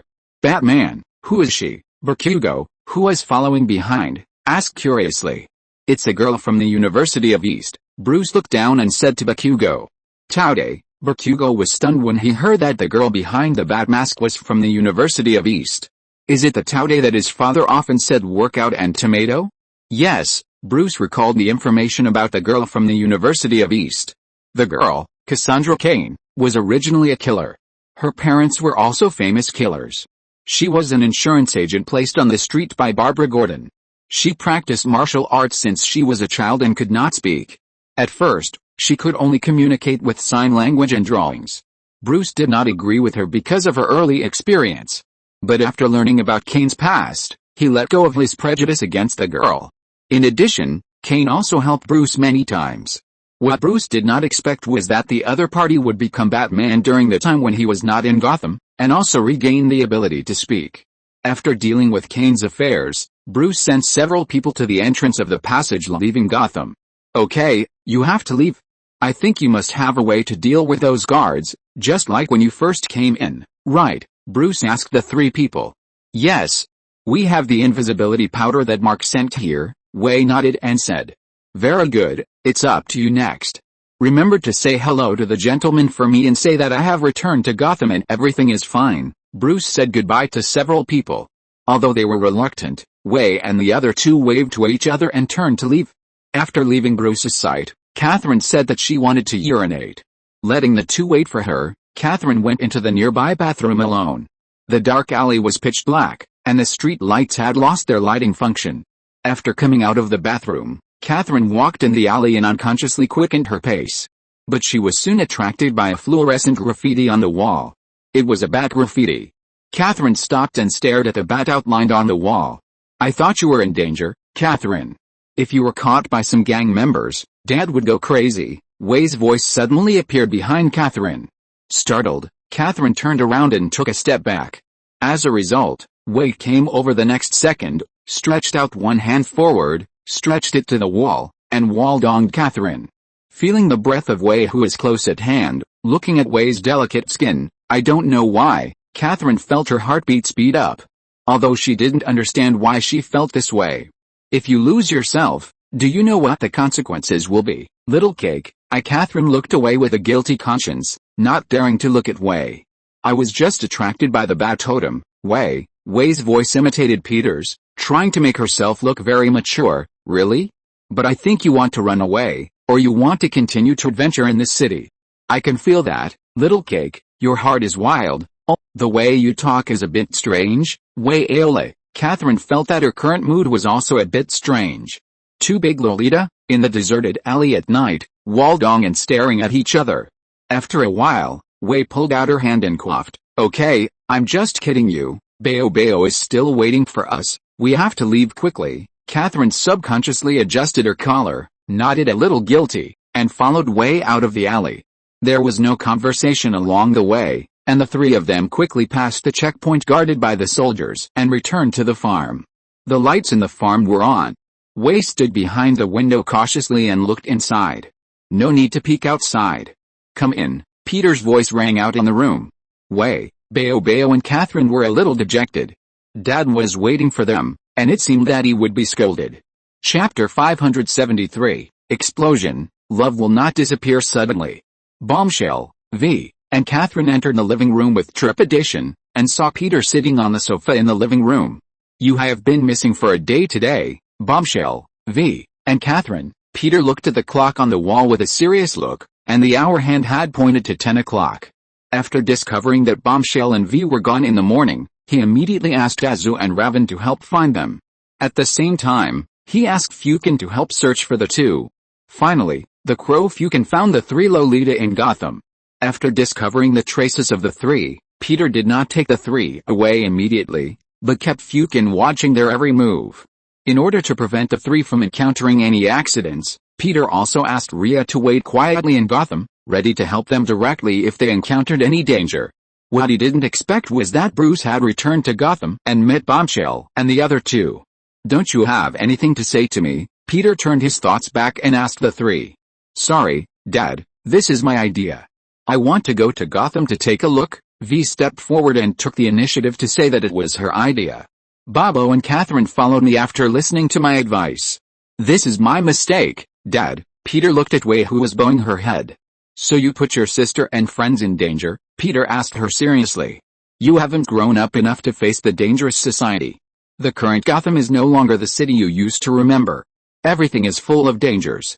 Gang members and people who have lost their minds may devour you at any time. Wei, you are the one who is in charge among the three of you. I hope you can protect your sister and Catherine. Wei felt a little uncomfortable after being scolded by Peter. Sorry, Dad, I just think that those hungry and cold people need our help. As long as Dad catch those villains and give people hope, we can save them. She raised her head and looked at Peter with burning eyes. And this, Dad, you can do it. No, you're wrong, V. Peter shook his head and said to her, no one can save them, only they can do it. No one can give them hope, only they can give themselves hope, but you can, Dad, you are the most powerful superhero in the world. Mark said that you saved Metropolis before. You prevented the destruction of a world, and you have saved many people, V said with some excitement. You can also rebuild a new world, Dad, just like Gotham, or just like Zon, and change these unfair things that shouldn't happen. This is the law of operation of this world. If you want to change all this, V, then you need to be prepared to pay some price. This world will not be so simple, Gotham, Peter said to her with a serious expression. The justice and righteousness that are maintained here are no longer valid, and what has replaced them is chaos and conflict. A set of rules of its own has been formed here. Do you think that just catching a few villains can solve it? No, the most important thing is that the people here have formed their own set of rules, rules that cannot be solved by pure force. No, Dad, your powerful power can break this rule, but you didn't do it. Because you didn't want to, for some reason. Wei suddenly couldn't control her emotions.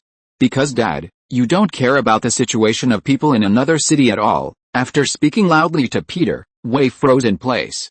She looked at Peter, who was full of surprise, and looked at Bao in disbelief. Bao looked at her with fear at this time, and pulled Peter's clothes with one hand. Annoyance and regret filled her heart. She realized that she had said something too much, and her heart was suddenly in a mess. That was not what she wanted to say at all. Why did she say such an excessive thing to her father?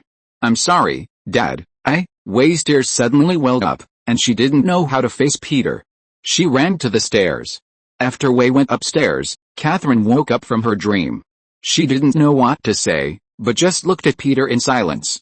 Bao had a tangled expression on her face. She didn't know whether she should comfort her sister or blame her sister. Dad, Bao gently held Peter's hand. That's not what Wei really thinks, she stammered. Bao couldn't find the right words to comfort Peter, and finally lowered his head in frustration.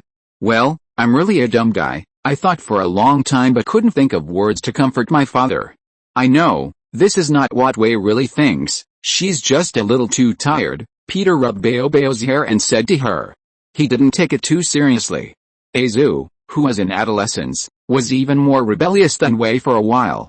And now Wei, not for her own benefit, but for others to talk back to her. The world is one view of the lolly period, but when Wei grows up, she should have a different view of the world. Dad, I'll sleep with you tonight. Bao thought it would be best to rest with Dad today. Because Dad must be in a bad mood now. Peter, after a moment of stun, he looked at Bao. What do you mean you sleep with me? Isn't this the opposite of shy and gang? Shouldn't I sleep with you, a little lolly? No need.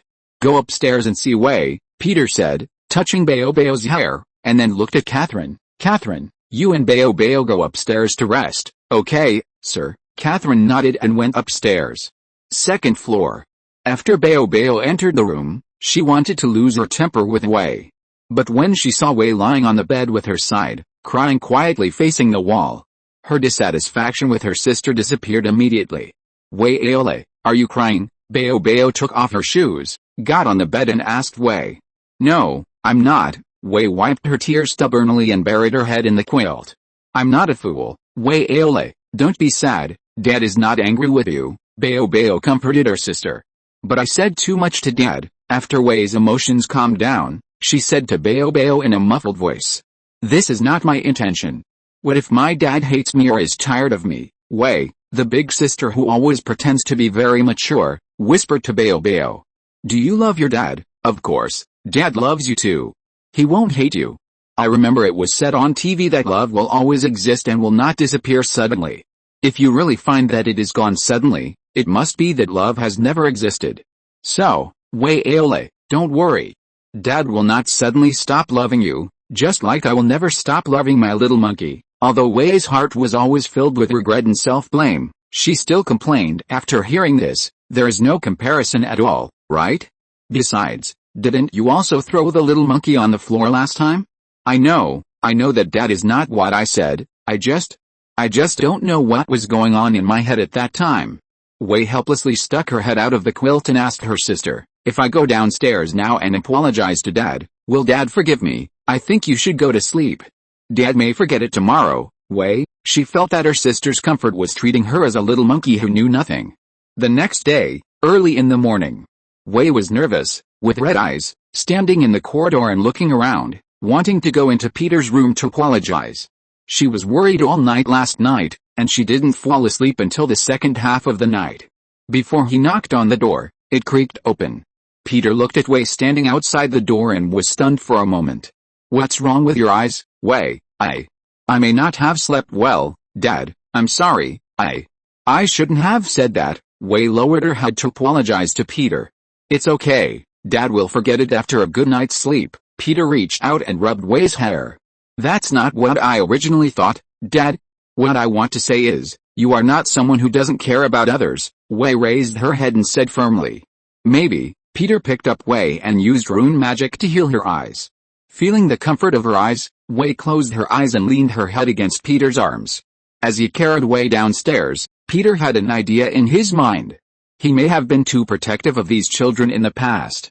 If they were ordinary children, this would be fine, but except for Mark, each of these father-worried people is not an ordinary person. Maybe this time they can be allowed to grow up alone. At breakfast, Peter announced something to all the father-worried people on the farm.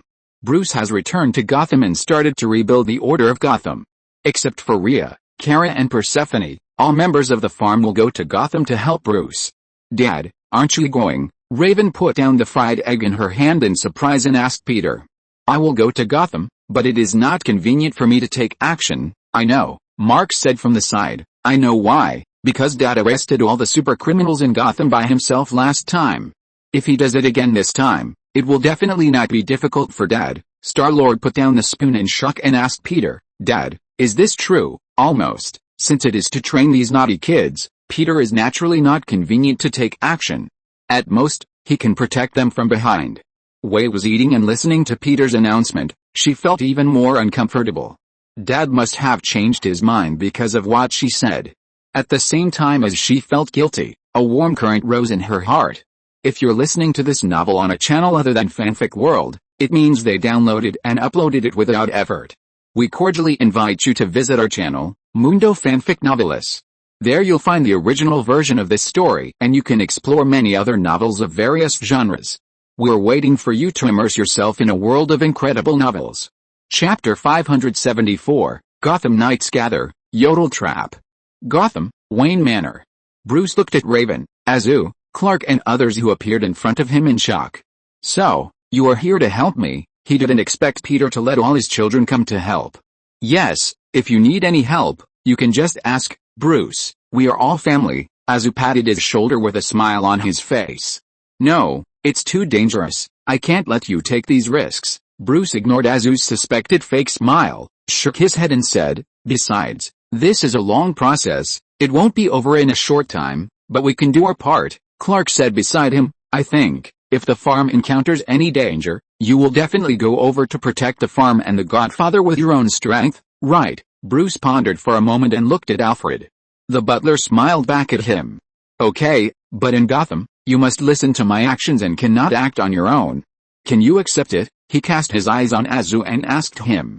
Of course, Azu nodded to indicate that he would listen to Batman. From now on, we are all Gotham's Dark Knights, and darkness cannot be hidden. After hearing Azu lower his voice and imitate his own voice to say this, he felt a little regretful. Did he rashly agree to it? At night, Bruce has divided Azu and others into several teams, and they are going to explore different areas. He himself is preparing to go to the new town controlled by the ventriloquist. The ventriloquist, whose real name is Arnold Wesker, is one of Gotham's supervillains. He has a puppet called Scarface. He is schizophrenic and holds Scarface in his hands, allowing Scarface to control his body. Originally, this guy was just an ordinary person who had entered old age. Although he often complained about everything, he had never committed a crime. When he was over 60 years old, he felt fortunate and happy for his mediocrity for the first time. It is not easy for a useless person like me to live to 60 safely, The AQ spirit of such a small person was fully reflected in him. It was not until he was 60 that he went to prison for the first time because of a trivial matter. He was a weak and cowardly person, and he met a prisoner in prison. This criminal who wanted to escape from prison scared Arnold Wesker, and also made him understand the darkness of society more deeply. In the end, this criminal died in the hands of Arnold Wesker. The criminal he killed was good at ventriloquism. He made a puppet called Scarface for himself and performed ventriloquism at the prison party. Scarface wore a suit, a top hat, loved to swear, and had a strong sense of crime. Compared with the cowardly Arnold, he was simply two people. But in fact, the so-called Scarface was just a manifestation of his schizophrenia. Recalling the information of the ventriloquist in his mind, Bruce packed up and prepared to go to Newtown. "Batman, aren't you going with us?" Almost everyone in Wayne Manor went out to act, leaving only Way, Boom, and Catherine. Catherine, the rich lady, had completely forgotten about returning to Piltover. Way was very dissatisfied that everyone was sent out by Batman, even Mark was out, and only a few people were left. "You stay in the headquarters, this should be the best arrangement." Bruce said that he regarded the three as an important force to guard Wayne Manor. "I think you should take us with you. In case you encounter any difficulties, we can also help." Way asked Bruce to take the three with him. Although he was worried about the safety of the three, Bruce finally took the three with him at Way's strong request. At the same time, the territory of the Newtown ventriloquist. The ventriloquist sat on the sofa, holding the puppet Scarface in one hand.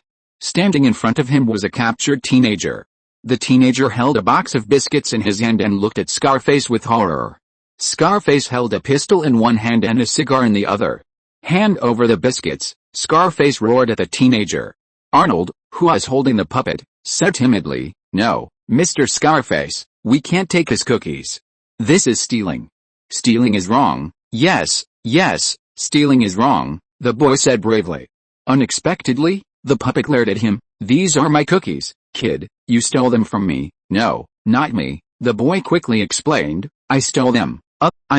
I found them." "Yes, I found them at the emergency exit." The Scarface puppet face moved closer to him. "You found them, and near the emergency exit?" "Absolutely true." "I swear," the boy raised his hand and swore. Bang! Unexpectedly, Scarface pulled the trigger directly at the other party. "I lost it near the emergency exit, you thief." As Scarface pulled the trigger, the boy immediately fell in a pool of blood.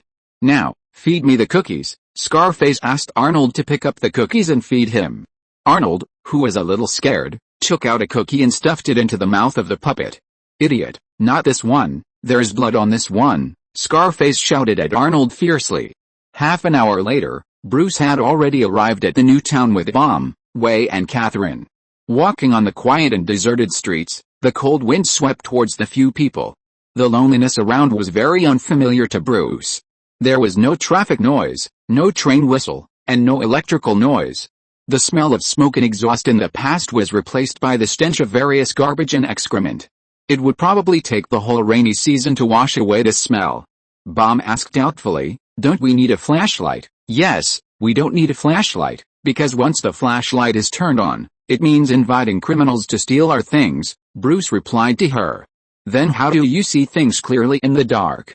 Can you really use echoes to locate like bats?" Bomb asked curiously. "No," Bruce shook his head and said, "I'm wearing night vision goggles." Boom. She felt that Batman's words were sometimes funny. Although this guy looked bitter and vengeful most of the time. Bruce walked while using spray paint to graffiti a bat pattern on the wall. After graffiti, he took out his communicator. After coming to Gotham, Bruce contacted Barbara. "How is it? Is there any new information about the ventriloquist?" Bruce asked Barbara on the other end of the communicator. "He controls Newtown, has pistols and ammunition, and likes sweets like Ziti Cola, but it is very difficult to get. I heard that he has become more addicted recently." Barbara told him the information she knew. "I know all this. Is there anything else?" "He doesn't have a computer, so I can't hack in. There's no phone there, so I can't eavesdrop. I can't even collect second-hand or third-hand intelligence because there are armed guards there." Barbara's voice came from inside. "Sorry, I'm a high-tech girl in a primitive society now." Seeing Bruce hang up the call, Way asked him worriedly, "Are you in trouble? Maybe I can help." "No.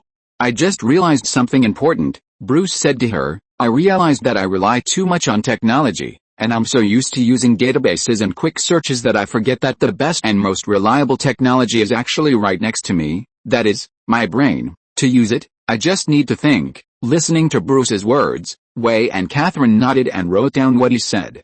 I thought of an idea. After a while, Catherine raised her hand and said, "What about the ventriloquist you mentioned?" Catherine said to him, "I have a yodel trap, which is a weapon that can catch yodels.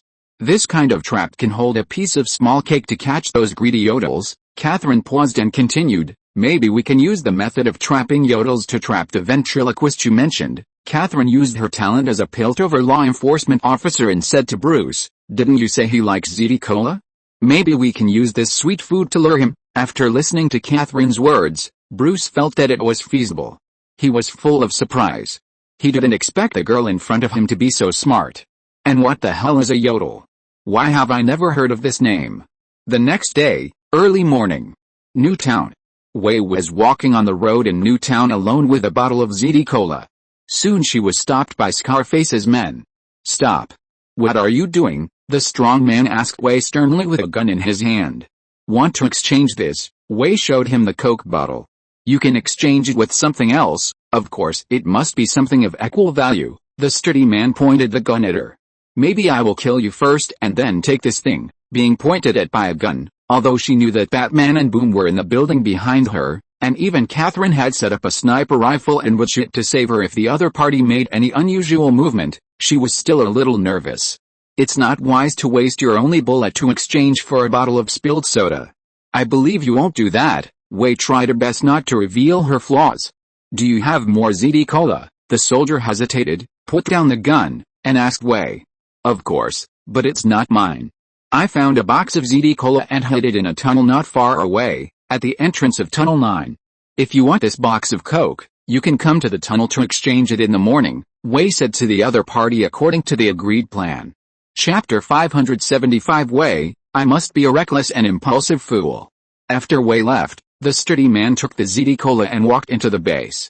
After seeing the ventriloquist, he handed the ZD Cola to his boss. "You said, a little girl wants to make a deal with us?" Scarface asked his men holding the ZD Cola. The men nodded. "Yes, the little girl speaks very well and is not afraid of us. I guess she is just an insignificant little character who delivers letters. There are others behind her who are directing her." "Got it. Wait outside." Scarface asked his men to go out, and he fell into deep thought while holding the Coke. After a while, Arnold, who was holding the Scarface puppet in his hand, said to the puppet, "You have to punish him, Scarface. My mother often said that we should not talk to strangers." He talked to little girl and easily believed what she said. "We can't be fooled. This may be a trap." Scarface, who listened to Arnold's words, said to him impatiently, "Shut up. Your mother has been dead for 20 years. After shutting up Arnold, Scarface held the gun with a fierce expression on his face. "Even if there is a trap, we can handle it. We will accompany you to the end." "Are you sure the other party will really come?" "Batman." Catherine stood in an abandoned house, looking down at the tunnel entrance below from the window. She held an old model sniper rifle from the Piltover law enforcement officer in her hand. Catherine, who has loved shooting since she was a child, has always wanted to have a gun of her own. This gun used by the law enforcement officer was the best gift she got on her birthday before. "Yes, I'm sure." Bruce was flipping through the topographic map of the tunnel, with Boom and Wei standing beside him. After putting the topographic map away, he said to Catherine, "Scarface can't possibly give the task of carrying something so valuable to him to his men." Looking at the sun outside, he whispered to the three lawless, "Let's go. That guy should be here." Half an hour later, at the entrance of tunnel number 9, Scarface led several of his men into the tunnel. In the pitch-black tunnel, you couldn't see your hand in front of you. Scarface and several of his men walked forward cautiously. After walking for a while, the group found a wooden box deep in the tunnel. "Open it." Scarface asked his men to step forward and open the box. After several men looked at each other, although they were a little reluctant, they had to step forward and open the box because of the power of Scarface. Squeak! As the door of the wooden box was opened, a bang sounded, and a dazzling white light suddenly burst out. The strong light released by the burning magnesium made it impossible for these people to open their eyes. In the dark environment, they were suddenly exposed to the strong light, and they immediately covered their eyes and screamed. "My eyes!" Fuck. What is this? Swoosh. Taking advantage of this opportunity, Batman rushed out. Grabbing the heads of the two screaming guys, Bruce forced them to collide with each other. The two unlucky guys who had not yet reacted to what happened felt a sharp pain in their heads and fell to the ground with a thump. Turning around and twisting his waist, Bruce raised his cloak and kicked the nearest guy. With a bang, the guy who was kicked in the chest hit the wall heavily. The strong pain hit the unlucky guy, and the wall's oil fell down. Seeing Batman suddenly appearing in the darkness, Arnold, holding Scarface, quickly hid behind. No, it can't be him. He didn't expect it to be Batman, who hadn't appeared for a long time. Asshole. In fear, Scarface raised his pistol and was about to shoot Bruce. However, before he could fire his bullet, he felt a gust of wind coming towards him.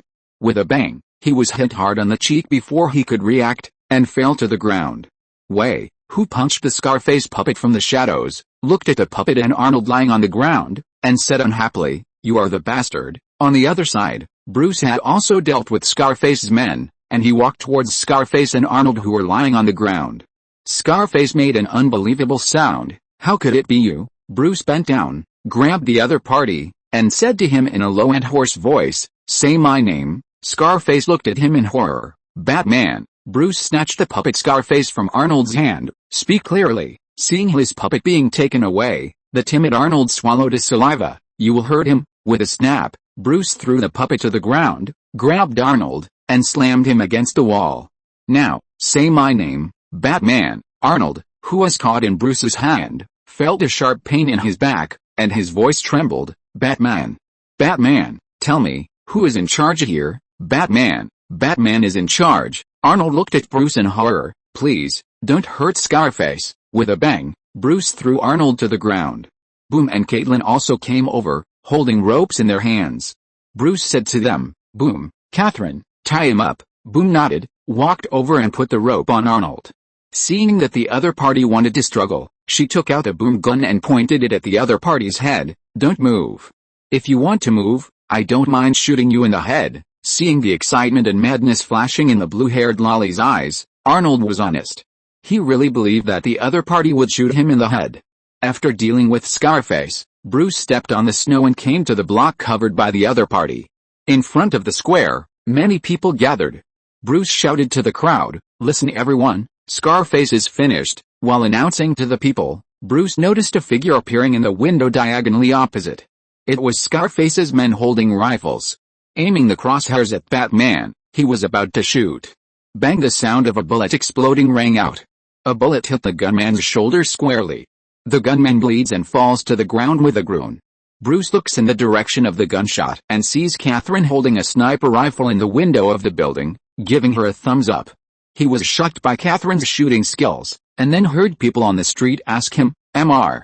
Batman, what do you want us to do for you?" "Yes, you can tell us if you have any instructions." Bruce faces the people, shakes his head and says, "I don't care what you do, you are free, do what you should do." Hearing Bruce say this, the people did not show gratitude, but said to him, "But who will provide us with rations in this way?" Bruce said speechlessly, "You don't need anyone to provide you with rations. What you find belongs to you. Everything is the same." The people with ragged clothes and dusty faces kneeled down to Bruce. "No, we will pay tribute to you, and then you can give us the rewards we need." Bruce stood there in a daze, looking at the people kneeling down.